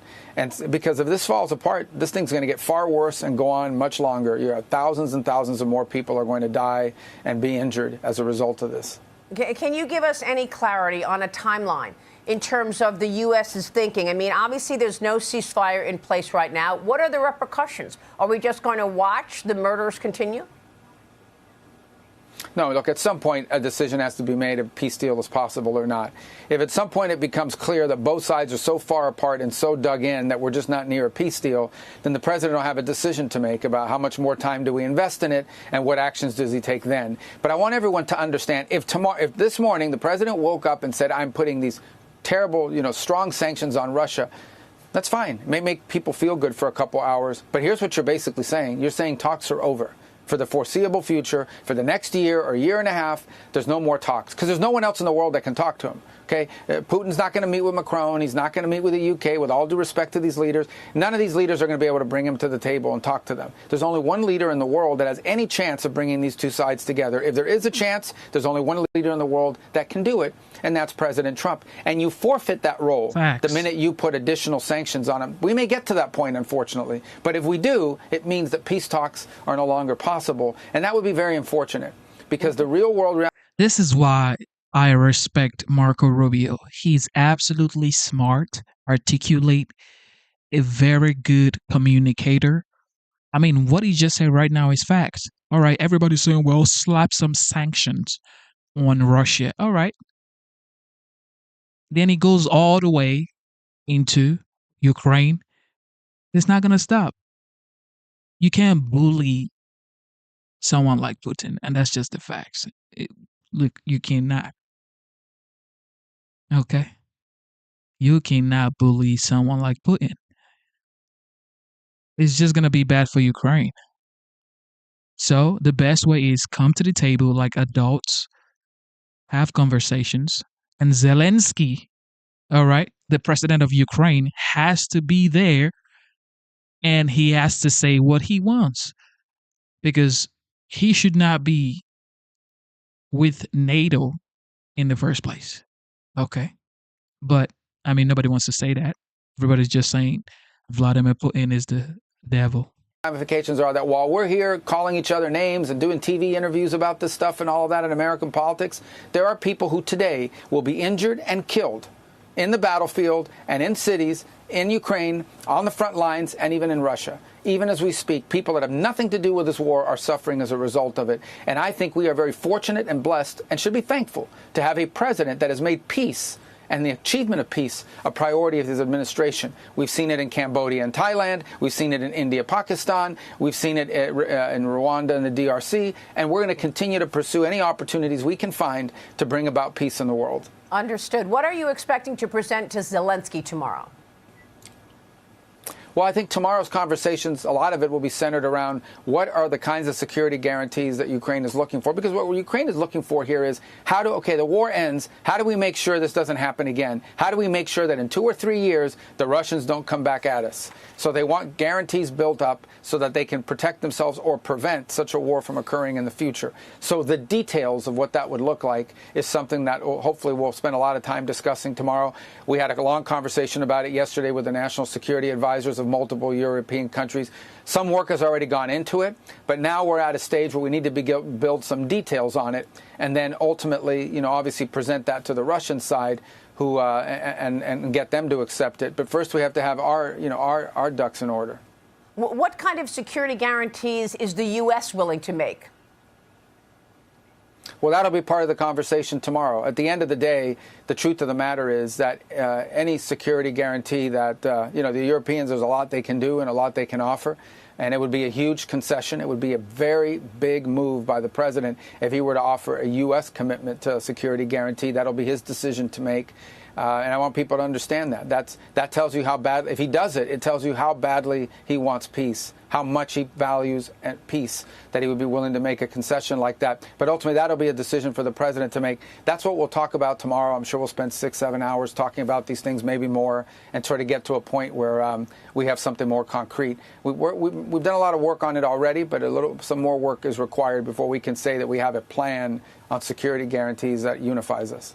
What other economic levers does the U.S. have to use here? I mean, you've got the secondary sanctions, and you said perhaps there is something to be done with China. What about designating Russia as a state sponsor of terrorism, which is something Lindsey Graham has been working on? Well, those designations can be useful from time to time, but in this particular case, they're not going to change the course of the war. Look, can the U.S. inflict greater pain on the Russian economy, going after the banking sector, the oil companies, and things of this nature? Of course we could. Of course we can. And that always remains, unfortunately, an option. But just understand, if we get to the point where we're doing that, okay, it may make people feel good, and it may have an implication on Russia in the long term. But in the short term, what it means is that talks are over, that at this point, we are basically now stuck with another year and a half or two of war, of death, of destruction. That's what it means. We may get to that point, sadly and unfortunately, because peace is not possible, but that we're trying to avoid getting to that point. We want to give every opportunity possible for the Russians to say yes to something that Ukraine can live with. And that's what we're trying to do. And I think the president deserves a lot of credit for wanting to do that. No one else has tried to do that. Joe Biden couldn't have done it. Yeah, definitely. No other leader in the world could do it. Frankly, he doesn't have to do it. Look, the war in Ukraine gets a lot of attention, and I'm not saying it's an irrelevant thing. It's a very tragic thing that's going on. But life in America on a daily basis will be largely unaffected whether there's peace in Ukraine or not. That's just a fact. We have a lot of issues we're focused on, not just at home, but around the world. But the fact that the president has dedicated this much time to a war between two countries on another continent tells you how much he values peace. And we should be very thankful and grateful that we have a president who's a president of peace, who values peace and wants to use the power of his office to achieve the end of wars and the prevention of new ones. But isn't the U.S. directly impacted because of that rare earth minerals deal? How important is that deal, and has Putin already affected that deal by bombing the region? Well, first of all, that deal is important, but I mean, it's not. The United States has other sources of rare earth minerals. I think that deal is very important for Ukraine, and in terms of their own reconstruction and rebuilding, and to have American partners in a post-war Ukraine is of great benefit to the Ukrainian. Obviously, it would be great for us too. But I don't think that alone justifies, us being behind a war effort here. What we want to be able to do here is be behind a peace effort. We want to achieve the end of a war. So I'm not saying our interest in Ukraine are zero. What I am saying is the amount of time and energy that this administration has placed on this war is something that people should compare to some of the other issues we have around the world that deserve our attention as well. And the president just deserves a lot of credit for putting so much time and energy behind something that is very, very difficult to end. It's a very difficult war to end. The Russians feel very strongly that they have the upper hand, that they're making progress. They don't necessarily feel pressure, and the Ukrainians feel very strongly that they were invaded, that they've been aggrieved, and that what the Russians have done is horrifying and should be stopped. So both sides are pretty dug in. And, we don't have sanctions on Ukraine. We have sanctions on Russia. We don't provide weapons to Russia. We provide weapons and assistance to Ukraine. So the U.S. has done a lot already with regards to this. But this president is trying to figure out how to end it, how to stop it. And I think that's incredible that we have a president willing to use the power of the United States and the power. That's the goal here, is not to win the war, it's to end it. So will you continue to put pressure on Russia in all ways in order to stop this? What is the next pressure point? Well, in order to have a peace deal, both sides are going to have to make concessions. And so obviously, the Russian side is going to have to make concessions. One side cannot get everything they want. If in a negotiation, one side gets everything they want, that's not a peace deal, that's a surrender. That's the terms of surrender. And I don't think you're going to see surrender by either side anytime soon. So the reality of it is, in order to make a peace deal, Ukraine is going to have to accept things it doesn't like, and Russia is going to have to accept things it doesn't like. And and we need to be able to use the influence of the presidency to push both sides to make those concessions. Did Putin bring up a potential nuclear deal with the United States as part of this? I mean, we're not going to tell you. No, the talks were almost exclusively And I would say, 99% were just about the war and about how to bring it to an end and the Russian perspective. And people should not underestimate the value of meeting in person. They've had multiple phone conversations, but meeting in person really allows you to get a better gauge of how strongly one side feels about certain issues. We've met with the Ukrainians dozens of times. It's our first meeting with the Russian side in terms of at the level of President Putin. And, obviously hopefully the next time we meet, it'll be because Zelensky's in the room and they're getting close to finalizing a peace deal. Mr. Secretary, we wish. Everybody needs to understand that Trump was inaugurated on January 20th. Today is August 18th. So it's been almost 7 months since he was inaugurated. And he's already inviting Putin to the United States. He already had a face-to-face conversation with him under 1 year. That is way beyond commendable. You got to give him his flowers, man. Welcome back. President Trump's takeover of D.C.'s police was proven to be a success. In 1 week, there's been more than 240 arrests, plus nearly 40 firearms and more than 200 fentanyl pills. Well, it's now off the streets. But that didn't stop far-left protesters marching outside the White House against the president's push to make their streets safer. U.S. Attorney for the District of Columbia, Jeanine Pirro, joins us now. Jeanine, it's so great to have you. It's so nice to be back. Welcome home. I mean, hair, makeup, everything. I know you've got all the great lighting. The lighting, everything. They don't have this in D.C. No. But I'll tell you what they have in D.C. They have a real problem there. Yeah, they do. And the amazing part of this whole thing is, you can have these protesters out there, but the only person who has talked about the urban blight, the decay, the crime, the unsafe streets, the fact that people are being mugged and shot and beaten and brutalized is President Trump. And they want to object to it. They want to march and protest. You know what? They should kiss the ground at this point that you got someone who wants to make the city safe again, who wants to make it clean again. Look, they cleaned out, I think it's 44 homeless encampments. Yes. No one was arrested. I mean, this is the nation's capital. It should look like the nation's capital, the shining city on the hill. We shouldn't have to worry about an intern who comes to work in Congress, a young kid who goes out for a hamburger, gets shot and killed, and his parents take his body away. Right. Well, it should be a bipartisan issue, and there was a time when at least it was a bipartisan issue that it was a problem. We have a video of somebody that you'll recognize who recognized at one point that it was a problem. Watch this. Driving home, my staff who lives here in the Hill reminded me, don't stop at a stoplight until I'm out of town. If I see a red light late at night, since there's very little traffic, slow up at the other block so I never come to a full stop except in the middle of the block because of carjackings. Stopping at a light, people standing in a corner, walking up with a gun. And that's still a problem in D.C., okay?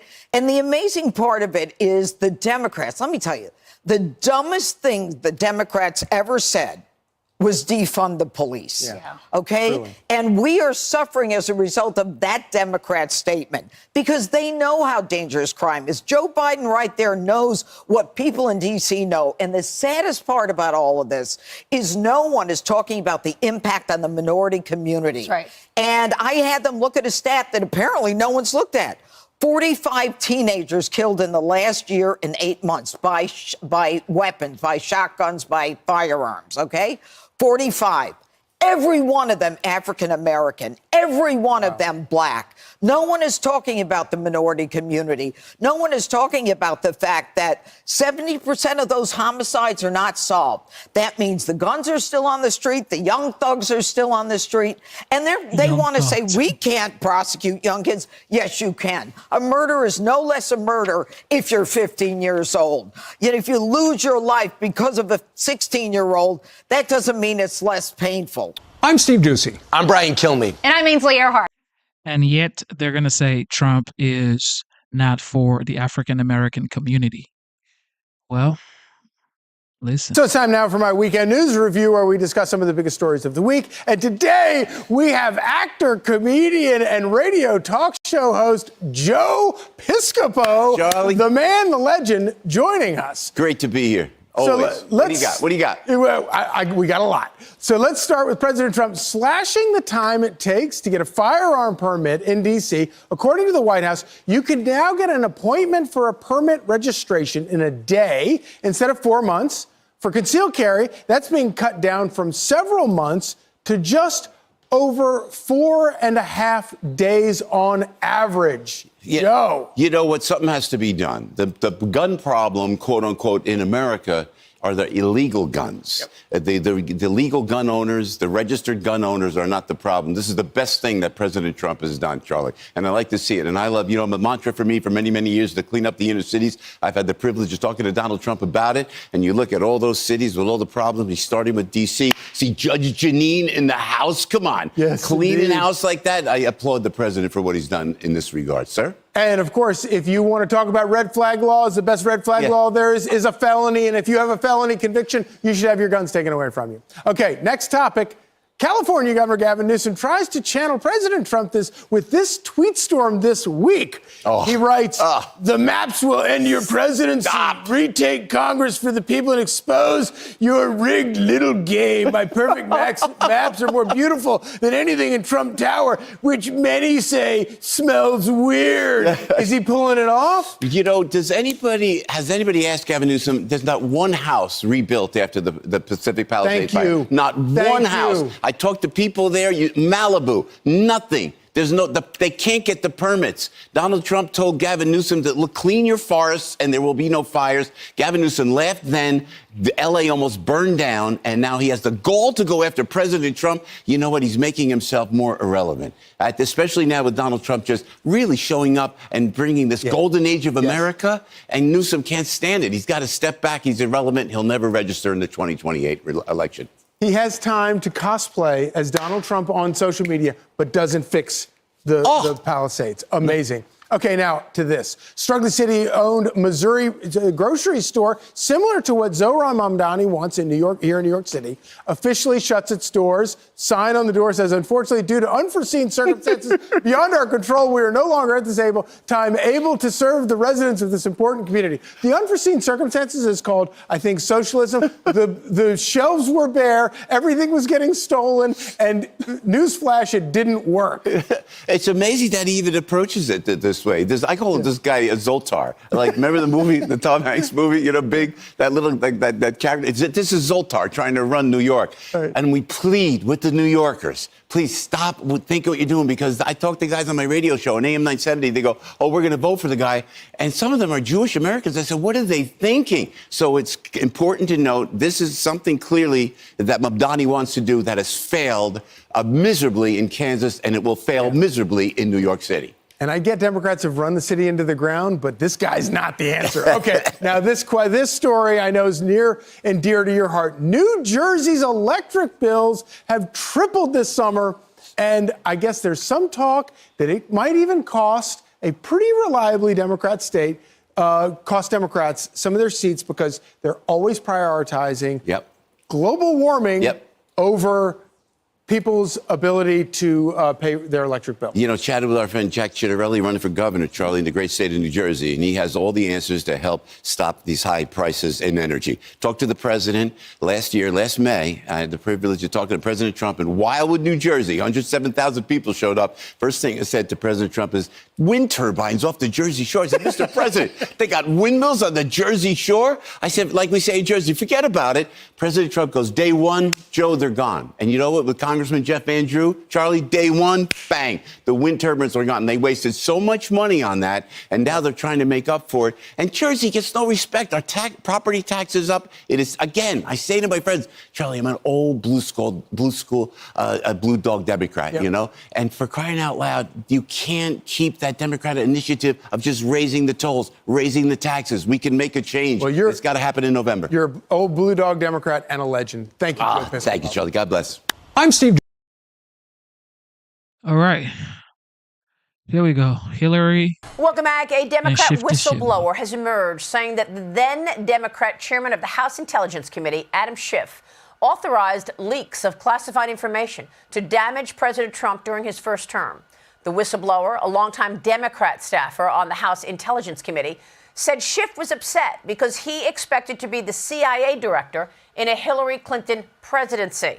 In a statement to Fox News, a spokesperson for Schiff said this: Kash Patel's latest smear against Senator Schiff is absolutely and categorically false and is the latest in a series of defamatory attacks from the president and his allies meant to distract from their plummeting poll numbers and the Epstein files scandal. Joining me now in this Sunday Morning Futures exclusive is the director of the DOJ Weaponization Working Group, Ed Martin. He is investigating the weaponization of government, including Adam Schiff, New York Attorney General Letitia James for mortgage fraud, and the January 6th probe, among others. Ed Martin, great to have you this morning. Thanks very much for being here. Oh, always a pleasure, Maria. And Ed, it has really, truly been a decade of dirty tricks, and that's being kind about it, against Donald Trump, beginning with the Russia hoax, to the impeachments, to the indictments, to the Hunter Biden laptop. Assess for us the last 10 years in your view, and you have criminal referrals right now on Adam Schiff, Letitia James, among others. What is the status? Well, first of all, thanks for asking about the last 10 years. I mean, you know, when Donald Trump came into office as president, he signed an executive order saying, go and find out how government was weaponized against the citizens. When Attorney General Bondi came into office, she put a memo, put more specifics to it, and said, get to the bottom of this. She gave a specific list and a broad charge. And I have to tell you, for your viewers, we have the Attorney General Bondi has that Department of Justice spinning like a top. We've got more stuff going on. A lot of it we can't talk about because of the nature of it, but it's going like crazy. And one of them was we were in a group, we're still in it, working on the Russia hoax. And Tulsi Gabbard declassified what happened, and she sent it over to us, to DOJ, as a criminal referral, and that's ongoing now. But what that was, and Maria, you're one of the earliest, I think you might be the only person, the only journalist who said early on, this is a Russia hoax. And you know, Brett had President Trump on an interview on that flight to Alaska, and in the interview, President Trump said the Russia hoax was meant to destroy the relationship with Russia, make it impossible to get things under control, get a reset like Hillary said she wanted. So what we have in the Department of Justice now is a weaponization working group and the backing of our leadership to go and find this stuff. And so the Russia hoax, we know the birthday of the Russia hoax. It's December 8th, 2016, where the Obama administration, including Obama, said, don't put the truth out, lie, and ask the media to help us, and the Washington Post and others jumped right in. And then we had the Russia hoax that went on for 10 years. And every time they get in trouble, meaning the deep state and others, they throw another hoax out. And all we're doing at DOJ and all we're doing across the government is saying, get the truth out. And then, by the way, let's hold people accountable. And that's exactly what's going on. So when Bill Pulte sends a criminal referral over to us, and he says Letitia James and Adam Schiff, and by the way, both their lawyers have come out and talked publicly about that criminal referral. So you can talk to them about the specifics, because I'm going to tell you what we're going to do is we're going to follow the facts. Every American has that has a mortgage or has other documents they sign has to follow the law. We're going to go to the very bottom of the facts. And if somebody did something wrong, we're not only going to hold them accountable, we're also going to look at everything else that they've been doing. Because when you're a liar, you lie not just on one thing. When you're a cheater, you cheat not just on one thing. When you're doing corruption, you generally don't just do it on one thing. So we have that's our what we're asked to do as prosecutors, and that's what we're doing. Well, we are all waiting for accountability here. Adam Schiff went on Sunday morning programs and said there was collusion in plain sight. And he was the chairman of the Intelligence Committee, so he had to know better that there was no evidence of any collusion in plain sight. So are you saying that this criminal referral is about something completely different, about mortgage fraud? Are you looking to get him on something other than Russia collusion? Well, I'm saying that there's a referral from Bill Pulte about a mortgage fraud, about Adam Schiff. That's publicly discussed. His own lawyers have been out there. Now there's more on Adam Schiff. And all we're going to do, again, is get to the facts of this and use all the tools that we have in our system. What we've discovered, and I know you want to ask me about some of this, in the weaponization, is that Joe Biden's Justice Department actively targeted American citizens, Catholics who went to Mass, parents who went to school boards, people who were involved in the Russia. You know, I hear from Carter Page every now and then. Carter Page, it was destroyed by the Russia hoax. And we're sitting around and pretending it's okay to say that, you know, there was a secret meeting on December 9th, 2016 in the Situation Room where they plotted the Russia hoax. And then we're going to say, oh, that was really bad. No, it wasn't really bad. It needs to be held accountable in every way we can. Well, you went to Letitia James's home this week. You were in New York. Yeah, look, I'm a prosecutor, and when I do these cases, I was in New York I was in Newark, actually, New Jersey, for some meetings, and I went over to New York for another meeting, and I went by there. One of the referrals is about that property that she has. Is a very prominent neighborhood in Brooklyn, and I wanted to lay eyes on it. I think most people, if you're prosecuting something, you're careful. I didn't go there and announce it. Some woman came storming up and shooting video and talking to me, but I wanted to see the property, and there's a number of other aspects of these cases where you got to get a sense of what is actually at stake. Do you have a grand jury in these cases? Let me say, when you get a criminal referral, one of the tools you have is a grand jury, and I'll leave it to you to infer what I mean. But these referrals are criminal referrals, significant enough that that they would warrant using all the tools, and the tools include subpoenas and witnesses, and that is in our system. That is the system. I'm not like Jack Smith. Jack Smith liked to talk about how he did things and what he did and brag about it. Letitia James did, by the way, as a prosecutor. She liked to come out and hold press conferences. I'll just tell you, when you get a criminal referral and her own lawyer made the comments publicly, you can infer what you need to. Well, let's talk about January 6th, because you are also investigating January 6th, which was also part of this 10 years of scandals. What have you learned? Well, again, Attorney General Pam Bondi let us loose on this, and there's a group of us working on January 6th. What we've learned is that the federal government, the Department of Justice, but other aspects, targeted these citizens. They basically turned government on to make the hoax work. So I'm not talking about somebody that pushes a cop. That's a charge you can look at and charge. I'm talking about that the FBI and others were putting American citizens on terrorism watch lists. They were auditing their IRS tax returns. They were targeting the American people. They were taking massive amounts of resources and moving them from fighting, child trafficking and fighting real corruption and saying we have to move everybody to look at the Capitol siege. It was a political hoax that was driven by Garland, Lisa Monaco, and others. And what, again, Attorney General Bondi has said is get to the bottom of it. Some of it may not be illegal, but it's some of the worst. You know, in federal prosecutor world, we think about the importance of that role. There's a guy named Robert Jackson who is the prosecutor guy. And what you see is Lisa Monaco's Justice Department acting in ways we've never seen before. This is going, and when we show all that, and we're writing reports regularly on it, it's not one aspect. The federal court system was used in a way. The jails were used in a way to punish people that was it's foreign. They didn't do this to the terrorists after 9/11, and they were doing it to American citizens. So that's a fulsome investigation on January 6th, and it will make clear the hoax, which is really the 2020 election hoax. We were told we couldn't talk about it because of January 6th, and the whole thing has fallen apart, Maria, and it's going to get to the bottom, and the players are always the same. It's always the same. The same people on December 9th, 2016, in the Situation Room in Obama's White House are playing the same game all these years. That's unbelievable. Real quick, what about the January 6th committee? Did they destroy evidence? Is there criminality there? Of course, we're all in that too. And trust me, a lot of people did not get a pardon that were involved in the select committee, and they ought to be keeping an eye on their mailbox, because there's a lot to be asked about. And the pardons that were given out were done by an auto pen. Are they legitimate? Well, I'm the pardon attorney, so I'm in that too. I can tell you we're investigating how the pardons were granted. It was not like anything in the history of America what not Joe Biden, his staffers did, not just with the auto pen, but with faking him out on the memos. More to come, Maria. I'm telling you, Pam Bondi has let us loose, and when this comes out, it'll take the whole of these people's hoaxes down.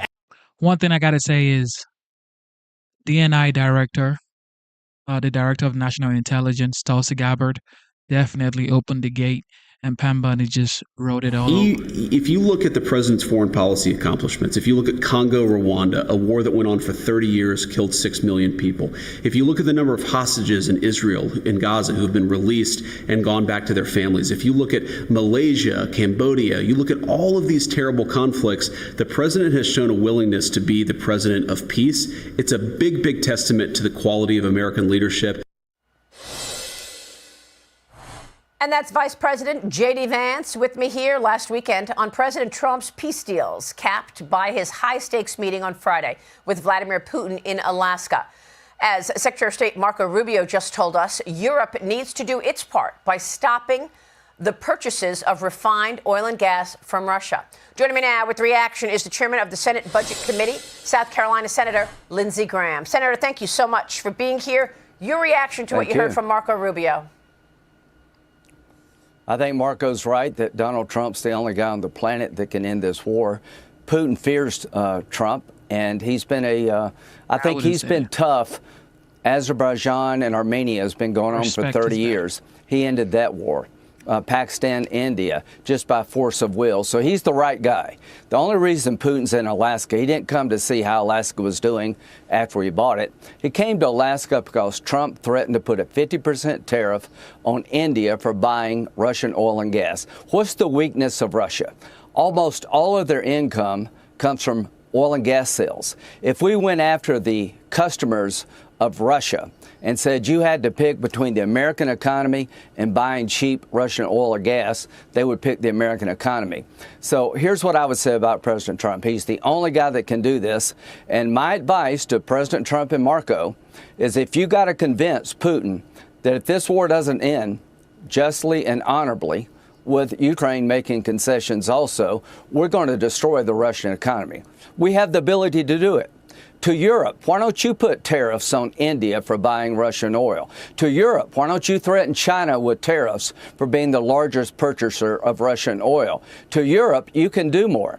If Europe and the United States banded together and we told Russia that if this war does not come to an end, we're going to destroy your fossil fuel economy, this war would come to an end. My bill to make Russia state-sponsored terrorism is based on the fact that Russia has kidnapped 19,000 Ukrainian children taken from Ukrainian families and sent to Russia.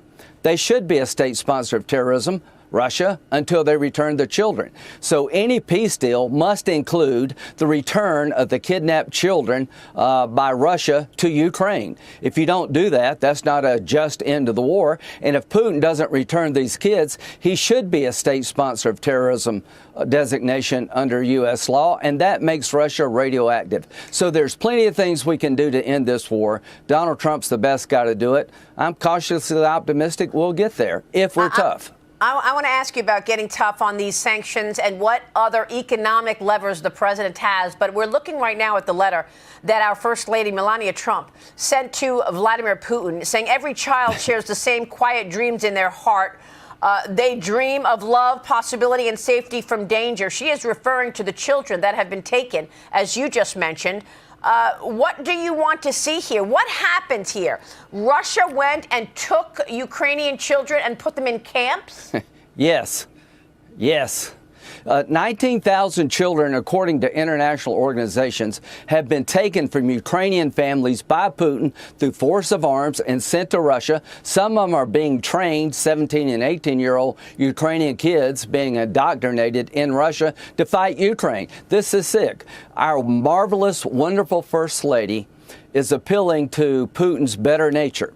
She cares about these kids. She has been great on this issue. The problem is, Putin could care less about children. He has sent 20,000 young Russians to their death just last month. He could care less about how many Russian soldiers die. He could care less about sanctions because he knows how to invade them. What he does care about is losing his customers. So I just want to let everybody in the world know I think we have the ability to crush the Russian economy through putting tariffs on people who buy Russian oil and gas, buying cheap oil to prop up his war machine. And I intend to push that until I can't push anymore. I intend to push the return of these children till I can't push anymore. If they do not return these children to Ukraine, the 19,000, then I'm going to push legislation to make Russia a state sponsor of terrorism under U.S. law, which would make Russia radioactive. I want to end this war. I want to end the killing. I'm not out to humiliate Putin, but I'm out to end this war in a way you won't have a third invasion. How do you prevent the third invasion?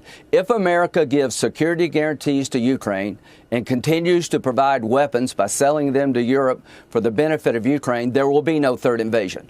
Donald Trump is the only president that can do that, and I think he will provide those security guarantees if we get a comprehensive peace deal. When it comes to land, I'm going to leave it up to Ukraine. But here's the reality. You're not going to evict every Russian soldier from Ukraine. That's a reality. There's Russian control and there's Russian ownership. Be very careful about rewarding Putin by giving him title to Ukrainian land through force of arms. That could jeopardize Taiwan. And if you're not thinking about the effect a deal in Russia, Ukraine has on China, Taiwan, you're making a big mistake. So I've got all the confidence in the world in President Trump. To our European allies, up your game. Quit complaining about what we're not doing in America and do more yourself.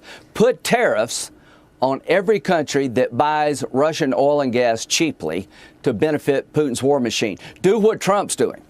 So are you committed then to putting those sanctions on China and on any European nation that continues buying refined oil and gas from Russia, indirectly or directly? Yep. Yes, ma'am. President Trump has, I have a bill that has 85 co-sponsors that allows President Trump to put tariffs from 0 to 500%. He determines the number on countries that prop up Putin's war machine by buying his oil and gas. Now, that bill gives all the discretion to the president. He has imposed a 50% tariff on India, the second largest purchaser of Russian oil and gas, that will go in effect in 21 days. That's why Putin is in Alaska. That rattled him. And when President Trump said, I will sell weapons to Ukraine through Europe, that rattled Putin. If we will take it to the next level and tell China you're next, then I think we can have an end to this war. The second most important person on the planet to end this war is President Xi in China. If he went to Putin and said, it's time to end this war, I can't help you anymore because you're putting my country at threat, this war would end. So the way to end this war is to make Russia believe that if they don't end it, we're going to destroy their fossil fuel economy. Working with Europe, we can do that if we have the will. What's your timeline? Do you have any clarity on when you would actually see a timeline of putting these punishing sanctions on the countries you're talking about, including China and including Europe? My purpose for being on the show today is to let the world know I'm working with President Trump. I'm going to let him determine that. I trust his judgment. I can't think of a better person to be in the room with Putin than President Trump. Okay. To all these media analysts who say this was a bust, that's ridiculous. We have progress we didn't have before. We have momentum for peace. We'll see where it goes. So I'll leave it up to Trump. Senator, thank you very much. We'll be watching your work. Senator Lindsey Graham, thank you. Click here to subscribe to the Fox News. And the House is still in recess, but lawmakers have a massive to-do list when they return. FBI Director Kash Patel is urging Congress to publicly release more documents related to the Durham report and the annex as we learn more details about Hillary Clinton's role in creating the Russia hoax. One declassified email exposes how she orchestrated the entire plot. Former House Freedom Caucus chair and Trump's former White House chief of staff, Mark Meadows, joined us last night to detail how Clinton's campaign is working with the deep state.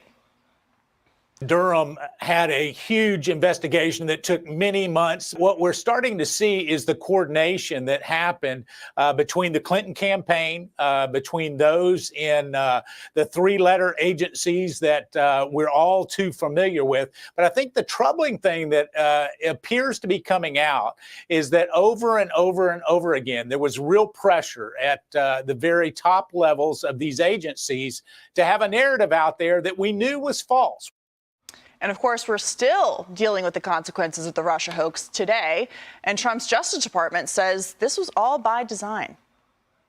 President Trump said the Russia hoax was meant to destroy the relationship with Russia, make it impossible to get things under control, get a reset like Hillary said she wanted. Joining us now is House Oversight Committee member and Florida gubernatorial candidate, Congressman Byron Donalds. Congressman, great to see you tonight. So is the Oversight Committee working on releasing documents mentioned in the Durham annex? Yeah, that's something that we're going to be getting to when we get back. Somewhat similar to the subpoenas we issued for the Epstein files that happened about a week and a half ago. So, look, I think this is where we need to go. When it comes to the Durham annex, we need that information to be public. What is crystal clear is that Hillary Clinton's presidential campaign financed, obviously, the Steele dossier, but behind the scenes was using the elements of our government, our intelligence community. I also believe the FISA court system to not just spy on the campaign of then candidate Donald Trump, but to undermine the presidency of Donald Trump simply because she lost and could not be president. And so this is stuff that we need to release to the American people. We need to get to the bottom of that immediately. Congressman Jason Chaffetz here. Yeah, getting those documents is key. They were under subpoena. I know because I was there and involved in signing such documents, but they weren't released. They were hidden, and now they can be exposed because they have been declassified. The follow-up, though, question, Congressman, is are you going to start to hold hearings? Because if you bring up Clapper and Comey and Brennan and ask the same questions that were asked previously, I think it would be fascinating to see if they pled the fifth or if they actually gave a different answer than they did when they were under oath previously answering these questions. We absolutely should. They should be compelled to testify in front of Congress, both House and Senate. Let's compare with their comments they make to us now to what they said in media and what they said in previous investigations. That's going to be startling for the American people to see. And people might say, well, why are you going back to the well on Russiagate? Because what we witnessed almost 10 years ago now is that the Democrats wielded our government. They wielded the deep state to undermine a president of the United States. If they can do that, they can do anything with our government. You cannot allow something like this to happen. So we have to expose it. All of it needs to be exposed. Those people that were involved, they need to come in, they need to testify, and they need to do it in front of the American people. And if they choose to plead the fifth, then it speaks volumes to what they were doing to then candidate Trump and then, of course, the 45th administration of President Donald Trump. Congressman, it's Anita Vogel. Thanks so much for joining us tonight. Last night, Mark Meadows also told us he witnessed Adam Schiff and other Democrats leaking to the media after leaving the secure SCIF rooms, where they often viewed classified information. Take a listen. The only thing that's not surprising to me is the fact that there were leaks coming out of the Democrat operatives, many of them, including Chairman Schiff, I was served with. And yet I can tell you that when we were in SCIFs, we could take a break from the SCIF and go out and find the Democrat talking points of what we discussed in the SCIF already given to the legacy media. Should it be investigated further? Absolutely. And those that are guilty should be held accountable. So, Congressman, based upon that, will the Oversight Committee look into Schiff and other Democrats for leaking to the press during the 2016 Russia hoax? We absolutely should. And it shouldn't just be House oversight. It should also be House intel, because what Chief Meadows was saying is stories that I've heard in my time on Capitol Hill, that Adam Schiff primarily and others would read something in the SCIF, go out to the cameras and either tell it to the press or leak it to the press so he could get asked questions. It is it is undermining the intelligence gathering apparatus, and it also demonstrates the manipulation that the Democrats were engaged in top to bottom, in my view. I'm not just talking about Hillary. I'm talking about the DNC, the White House, members of Congress. It was a top to bottom way of undermining the intelligence gathering operation in order to undermine President Trump during his first term. So it needs to fully be investigated. And yeah, he's a member of the Senate now, but that doesn't matter. Leaking classified information is illegal. No member of Congress is allowed to do that. Congressman Kevin Corke here. Thank you for your time tonight. Former U.S. Attorney General Bill Barr is said to be headed to the Hill tomorrow for a deposition with the House Oversight Committee in its probe into Jeffrey Epstein. Barr, the first to be questioned in that investigation, which could include former President Bill Clinton, former Secretary of State Hillary Clinton as well. In fact, they both have interviews scheduled for the coming months. So I'm just curious, what are you hoping to learn as we continue to delve into this Epstein situation? And as an aside, is there any reason to believe that Bill Barr worked with Fani Willis and others down in Georgia? That's something else I think a lot of people are curious about. I think this is something that might come out in questioning tomorrow with AG Barr. I think on a broader level, what the Oversight Committee wants to accomplish is making sure that we have transparency for the American people. That's why we've issued subpoenas for the testimony from these individuals in closed-door depositions. This is why we've also subpoenaed the entire Epstein file so that information can be reviewed. Obviously, you want to protect victims. That's first and foremost. But that information can be reviewed and released to the American people. So this is a first step along that path. With respect to the Fani Willis stuff, and that might come up as well. We'll see where it goes. All right, Congressman Byron Donalds, we'll be watching. Thank you so much for joining us. Thank you. All right, Jason. So let's talk about this annex, which is really just more documentation in this case. Does Congress need to do this, or can the FBI do it themselves? No, look, Kash Patel has called upon Congress to release them, but there's nothing that precludes the Department of Justice, now that the documents have been declassified, and I'm sure there's some redactions in there, the Department of Justice can release this tomorrow if they really wanted to. I think it's a courtesy, though, to a Chairman Grassley, a Chairman Jordan, those types of people who are trying to put together a bigger, broader case. But yeah, they should release those documents. There should be a hearing where you bring these people in and they can make the case and force these people to answer questions under oath. And as it relates to Adam Schiff, I tell you, it's the first time I felt like he really is in trouble, not only on the mortgage front, but when you have a staffer, a Democratic staffer, allegedly, the story is that he has told investigators that he was directed to release classified information. You got to prosecute somebody like that. Right. As a member of Congress, you have a very high security clearance, but you still sign a document. You still sign an extra document. I think they should pull that out, put that out in the air for the American people. Every member of Congress signs it, says you won't release that information.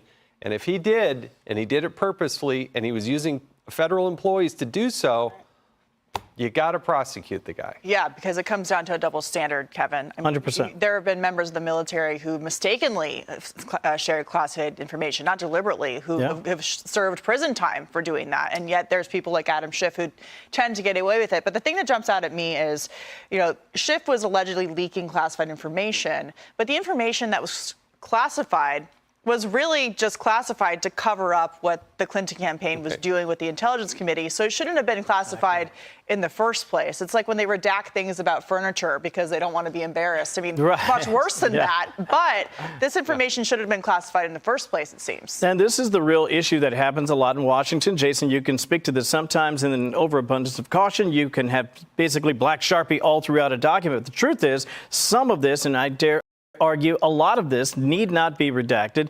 And let's be honest about what we've seen here. We've seen congressional lawmakers possibly involved in a grand conspiracy to utilize material that they knew to be false or misleading to undermine a sitting president of the United States of America, to circumvent the will of the American people. This is not a small matter, and I think whether it's Adam Schiff, whether it's James Comey and others, Clapper, we can run down the list, I think justice must be served to prevent this from ever happening again. Anita, I think there's a lot of Americans watching and saying, okay, there is new information here, but why is Congress looking at this? What are the next steps here for what the American people can expect for information from their lawmakers? Yeah, well, we talked about this last night. You know, it's so interesting that after 8 years, the story is finally moving forward. Finally, documents are coming to light. Investigations will soon be underway about how this whole Russian collusion narrative came to light and how it did truly undermine the presidency of Donald Trump. And it really and we talked about this last night, how it affected his relationship with Putin and other world leaders. It also brought down the careers of people like Michael Flynn and others. And now the big question will be, will there be consequences for the people that you mentioned that are possibly involved here, including Hillary Clinton? Yeah, and Jason, we have elections every 4 years. So the big overriding thing here is this problem solved? Is the deep state still going to work with Democratic operatives to essentially try and rig an election with this false narrative in an official intelligence document that was then used to torpedo the first 4 years of the Trump administration, which led to impeachments and special counsels and all of that? I mean, there are big questions about whether this ideology has been rooted out of these places. No, if you think the deep state is done trying to go after Donald Trump or Republicans and conservatives, I got another thing coming. Exactly. The reality is, the allegation is that the Clinton campaign set aside $10 million. They gave it, they put it over, they created this fake dossier, which was the precursor that led to all these articles in the newspaper. But more importantly, and this one still just sticks under my craw, is this idea that they use this as the predicate to do what they shouldn't have done, which is spy on the Trump campaign and others related to him, to go to the court, testify in writing that you have verified information, that you could go after these people because you have seen these documents, and I'm talking about James Comey and others, and you go to the court and to get the court to allow you to spy on somebody, doesn't get any worse than that. Don't tell me that, that happened a long time ago and that's already been exposed. You got to prosecute people who do those types of things. That court, and where's the court? Yeah. Where is the court? You lie to the court in another setting? Do you think they would ever hold you in contempt? Where is the Supreme Court on this? And they oversee the FISA court. You're right, and we have to reform the FISA court. This is something that can never happen again. I'm so glad you pointed that out. A lot of people are, it's in the past, like you said, that's 8 years ago. But the truth is, let justice be served, one way or the other, though the heavens fall. We've got to get to the bottom of this, and people have to pay. I got to add a little bit of color to this. I was on the House Judiciary Committee. I'm not an attorney, and I know that sounds like I'm bragging, but I said to my chairman, I want to go to the FISA court because I want to see it. And then they admitted it's not really a court. What they do is they take this document, they give it to a federal judge who sits in a skiff by himself, and there's nobody else there, and they just read these documents. So if you're not 100% certain on those documents, guess what? You have lied to the court. You have deceived the American people. You have undermined justice, and that's why you have to be held accountable. And you can't just get away with it and say, I based it on intelligence. I mean, it's just gibberish. Yeah. You either lied or you didn't lie. And I'm sorry, but it looks like they lied. Yes, it does. And to your point, Anita. Real quick, if these things bear out, right? If these things come to light and they bear out, this makes Watergate look like small potatoes. Yeah. Absolutely. It really does. Well, they ruin people's lives, as you mentioned. So. Joining us now for tonight's big close-up is U.S. Ambassador to NATO, Matt Whitaker. Ambassador, thank you so much for joining us. We really appreciate you being here. And I want to ask you right off the top, what do we expect from this meeting tomorrow? Do we expect decisions to be made, or do we expect that this is just the next step in the process?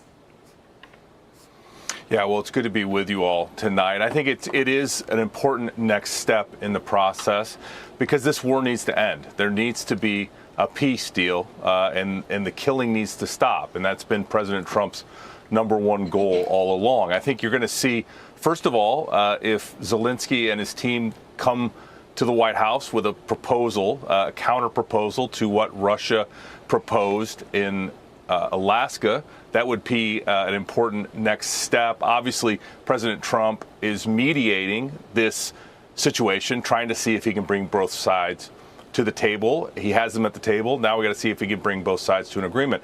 I think the security guarantees that were mentioned obviously are going to be crucial. Ukraine's going to have to not only understand the security guarantees that they need and explain those to the NATO allies, but the NATO allies are going to have to be willing to step up. And that's why they're at the White House tomorrow as well. And then finally, I think President Trump is going to have to evaluate, based on everything he hears from the Europeans and from Ukraine, as to whether there is a next step to take. And if so, what is that next step? And is it a trilateral meeting with Zelensky, Putin, and President Trump himself? And so, big agenda tomorrow. Ambassador Katie Pavlich, thanks so much for coming on the show. So the president has done a lot of work when it comes to getting NATO to pay their fair share, to take the Russia threat seriously. And it took Russia invading Ukraine for them finally to wake up on their continent and say, actually, security for us is really important. And the president was able to get that 5% agreement and commitment from most countries outside of Spain during his meetings at NATO in June. So how is his work with NATO to make it stronger by holding them accountable for what they agreed to in the alliance played into the meeting tomorrow and where Ukraine and Russia go from here? Well, first of all, we've worked very hard to make NATO strong. It's as strong as it's ever been, quite frankly.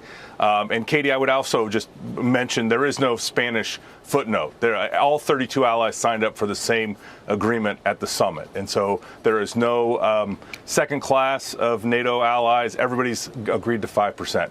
And that 5%, by making NATO stronger, more lethal, that's what I think is one of the reasons Putin has come to the table. Because remember, NATO has been also coordinating the sale of American armaments to our European allies that are being provided currently on the battlefield in Ukraine. And I'm, helping coordinate that as well. And so I think NATO and its strength certainly is one of the reasons that this is as close as it's ever been to having a peace deal on the battlefields in Ukraine. But at the same time, both sides are going to have to agree. And so that's why I come back to my first point, and that's got to be Ukraine has to say what their response to the Russian proposal that came out of Alaska. And President Trump briefed that on the flight back to Ukraine and to our NATO allies from Europe.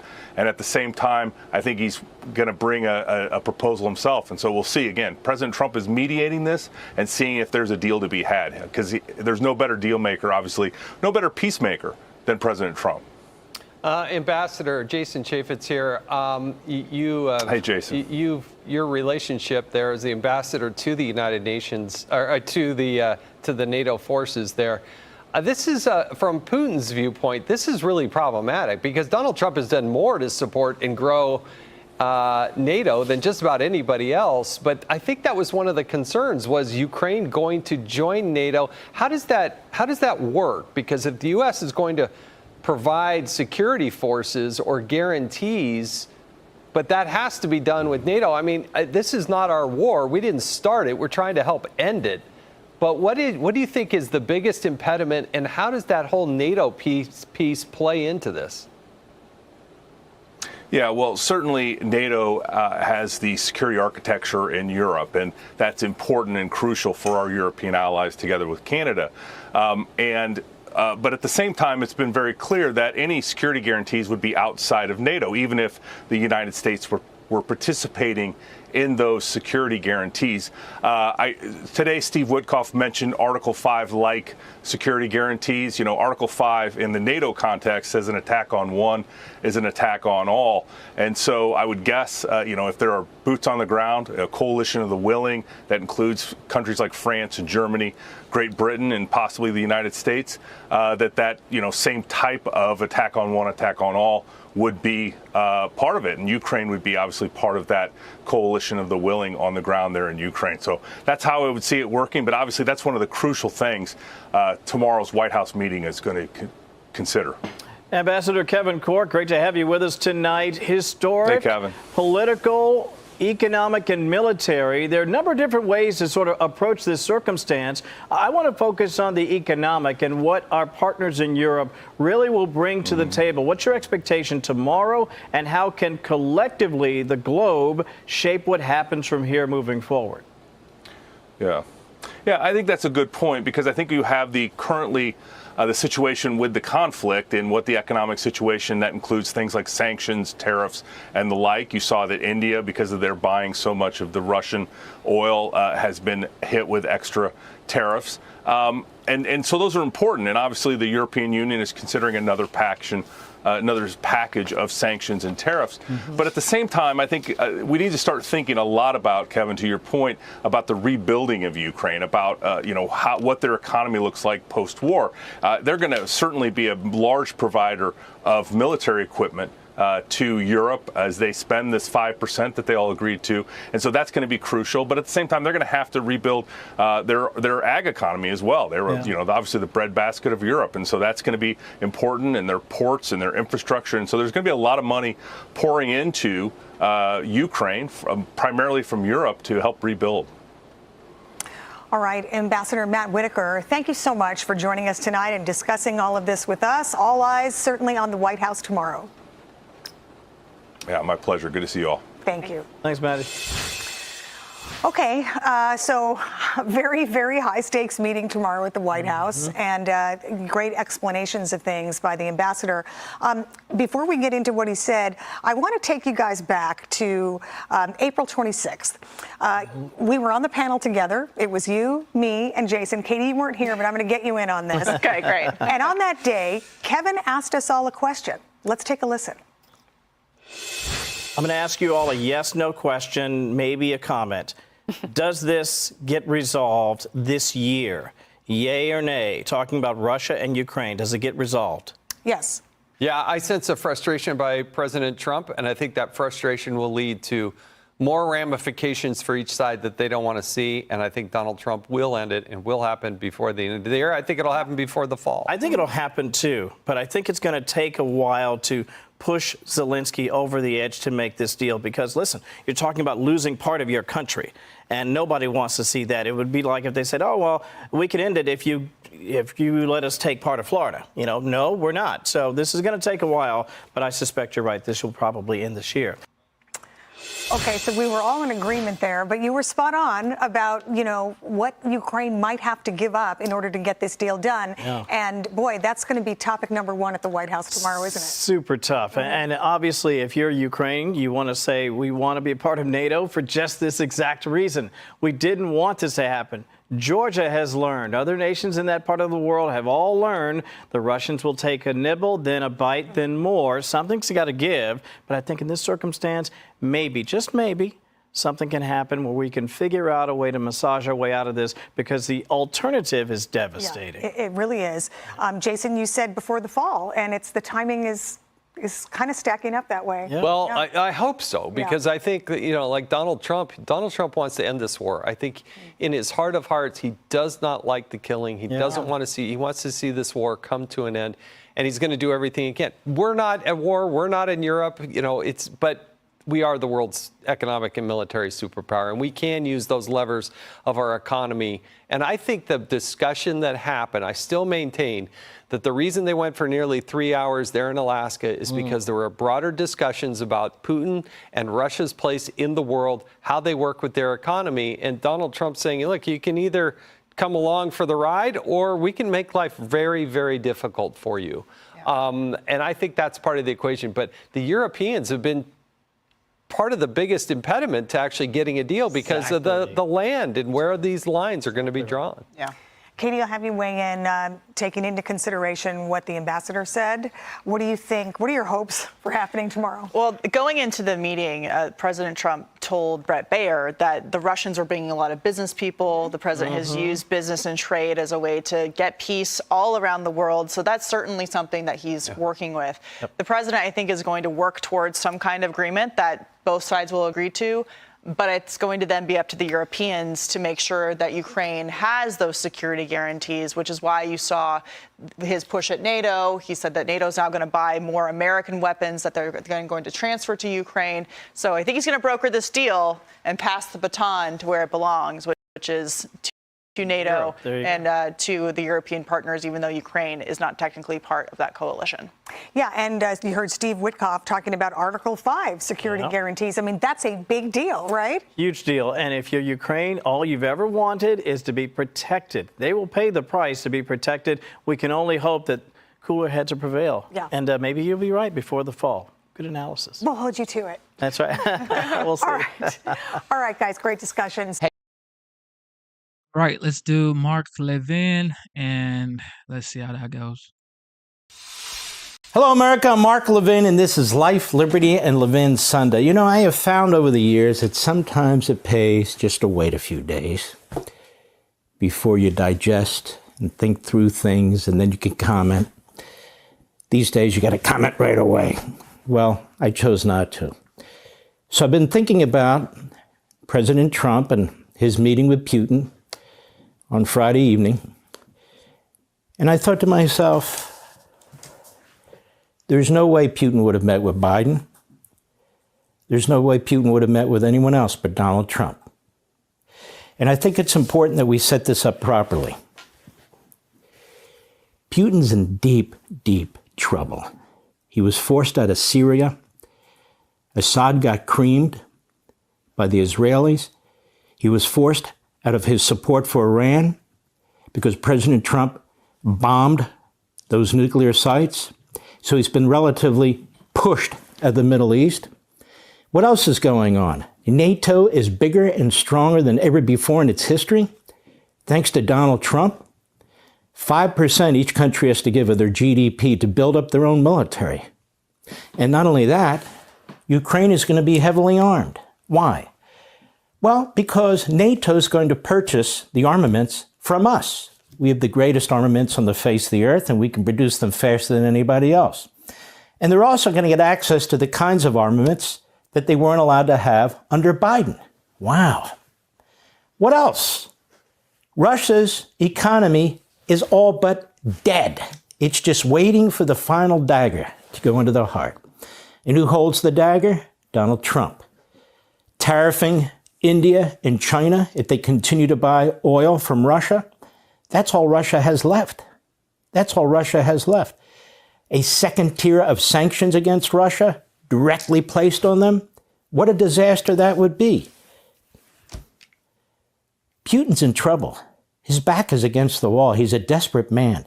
They have over 1 million casualties in a 3.5-year period. Do you know more Russians have died in the battlefield? 250,000. More in 3.5 years than died in the entire Vietnam War? Than more Americans died in the entire Vietnam War? That is astonishing. So the question is, how much longer can Putin do this? Well, if he has his way, he'll keep doing it. You know who his hero is? Stalin. Do you know Putin is the second longest dictator in the history of Russia? Stalin being the first. And you know what else about him? He wrote a document, or somebody wrote it for him, that is Putin, in 2021. It was published. I've talked about it before. In fact, I talked about it last night. And what does he say in there? He lays it out. Things like 5,000 words long. And I looked at it again. Ukraine's just the beginning. Ukraine is in between him and Europe. He talks about Poland, because, you know, there are Russians in Poland. He talks about Romania, talks about Lithuania, the Balkan states. That's where this guy's head is. Now, this meeting that the president had with Putin, there's a lot of hush-hush, as there should be. It's the first step in a negotiation, in a discussion. And maybe there'll be 10 more. And maybe there won't be. NATO has to have a role in this. I mean, after all, it is in Europe, and we say that all the time. This is Europe's war, right? And of course, Zelensky has to have a say in this. And I know there'll be enormous pressure on Zelensky to give up a third of his country, because that's what Putin will want. Just as there was enormous pressure on Ukraine to give up its nuclear weapons in 1994, when Clinton and Britain and Russia promised, oh, give them up. Don't worry, we'll protect you. We'll protect your boundaries. And you see what happened there. Nonetheless, here's the situation. Ronald Reagan destroyed the Soviet Union, really without firing a bullet. How did he do it? Economically. The Soviet Union was in terrible economic shape. Russia's in terrible economic shape. Reagan said, I'm going to massively build up our military, which he did. The Soviets couldn't keep up. Then he said, we're going to build the Strategic Defense Initiative. The left mocked him. They called it Star Wars. That was a hundreds of billions of dollars a project. And of course, Gorbachev and the Soviets couldn't keep up. And so Reagan walked out of nuclear talks with them. They were going to basically, dump almost all the nuke weapons. And Reagan said, no, we're going to do the Strategic Defense Initiative, which, as we now know, are these defensive missile systems, and we want to build the Golden Dome and so forth and so on. Well, eventually they relented. They relented. Now keep in mind, Gorbachev and Reagan were friends. Their wives were friends. Gorbachev was no Stalinist like Putin. None. But Reagan still wanted to take down the Soviet Union. He said, you see, Kissinger had it wrong. Dayton is wrong. And all these others, George Kennan early on, he had it wrong, mutual assured destruction. The Soviet Union can be destroyed. We build up our military, we confront them wherever they are, whether it's our hemisphere and so forth and so on. But most of all, we have economic power, peace through strength. And he destroyed the Soviet Union. Russia's in worse shape than the mothership, the Soviet Union, was. Worse shape. Right now. We have all the cards in our hands. Now, the problem is Putin is a monster, like his hero Stalin. So what? 1 million casualties. Who's going to stop him? They have 140 million population. He'll just keep going at it. Will he? Will he? We are much stronger. We have many more cards than he will ever have. Many more nations, many more resources, better weapons. Little Ukraine. Little Ukraine has suffered less casualties than big Russia. Russia has 140 million population. Ukraine has about 40 million. And look what those people in Ukraine have done to the Russians. Those people fight for their lives because they've lived, historically, their ancestors, under Russian rule. Rape, murder, torture. Why do you think they fight now? Why do you think they fight the way they fight now? They see what Putin and his army has done when they take over these little villages in these areas. They're torturing Ukrainians. They're murdering them. They're raping them. They've taken 20,000 Ukrainian children out of Ukraine and brought them into Russia. That's what Stalin did. That's what he did. They're going to fight, and they're going to fight to the bitter end. So the question is, we don't like to see all this death. We don't like to see all this fighting. So this was the first meeting. And so the question is, how might this end? What's the most just way for this to end? What's the most logical way for this to end? It's for Putin to fail. He's a dictator. He won't be there forever. It's for him to fail. The Ukrainians didn't invade Russia. I know people don't like Zelensky. They attack him for reasons. I don't know why. It doesn't really matter to me.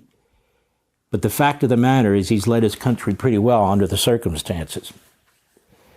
And look what Putin's done to his country. You're supposed to walk through Ukraine like a hot knife through butter in 3 days. It's now 3.5 years. How did that go?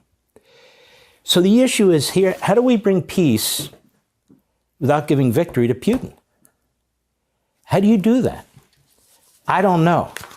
But I know Donald Trump is smart as hell, and he'll figure out some of this, or he'll walk away and bring down Russia economically the way Reagan brought down the Soviet Union.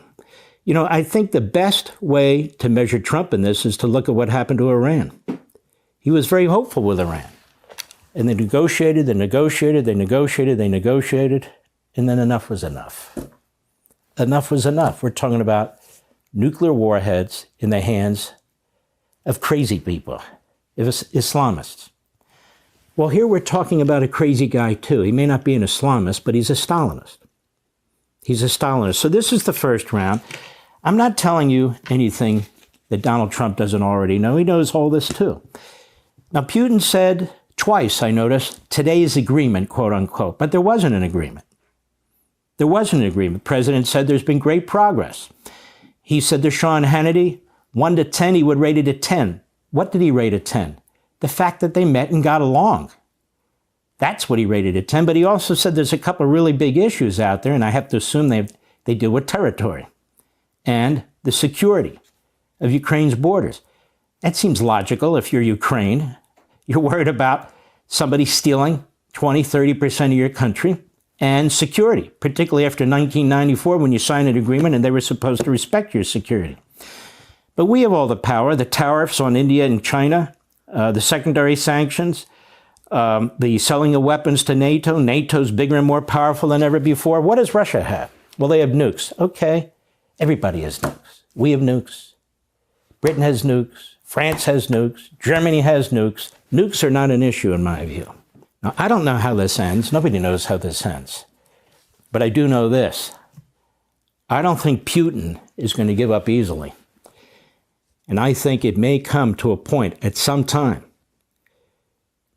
when Donald Trump has to pull the trigger on the economic issues the way Reagan had to. Again, Reagan got along with Gorbachev, but, you know, peace is peace and war is war. And Putin's no Gorbachev. No, he's more Stalin. And his back is against the wall, whether he knows it or not, and I think he does. So it may in the end come down to that. We will see. Hey, Sean Hannity here. Hey, click here to subscribe. All right, that's what we got this morning. We're going to be back for sure because the OG, the 45th, now the 47th, is going to be meeting with Zelensky and other leaders to talk about the peace conversation against the situation going between Ukraine and Russia. Hopefully everything works out because this is just absurd and crazy, going on for way too long. So everybody needs peace, and for some reason, God has chosen this guy right here, Donald J. Trump, to be the person to settle this score. All right, with that being said, instead of looking for perfection, seek for consistency. Never give up on yourself. Never give up on your dreams. Never give up on God. Believe in yourself. Believe in your dreams. And believe in Almighty God. Absolutely. Terry, it is Eastern time. Yes. And we are, Eastern time. And I'm currently on Eastern time as well. So my bed is calling.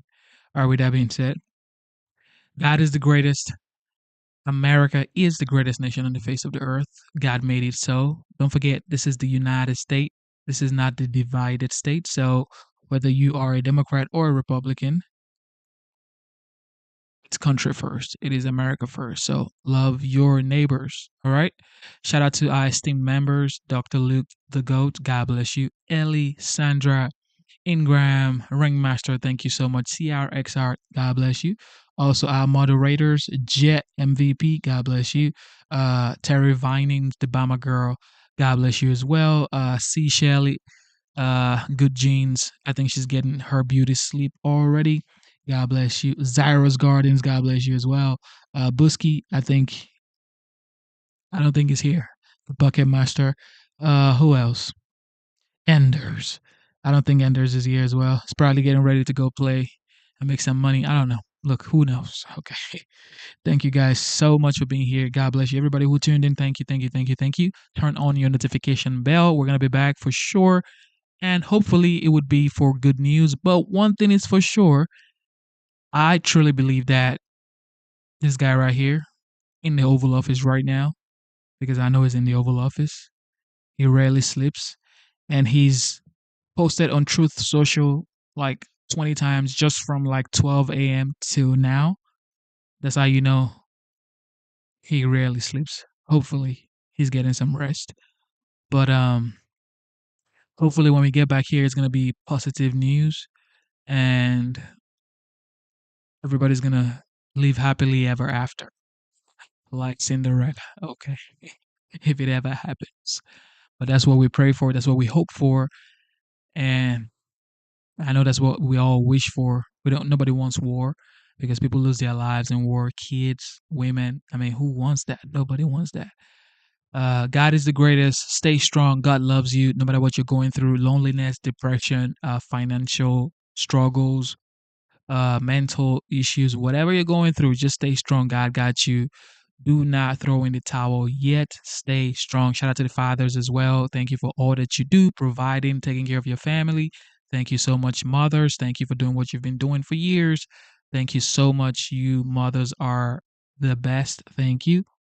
And everybody else, just love your country. That's all I can say. Love your country. It is not Democrat versus Republican. It's not none of that. Okay. This is country first before party. All right. It is your boy Genesis, and you are currently tuned into the Genesis Show. And I am signing out. Love you guys. Stay united. Here we go.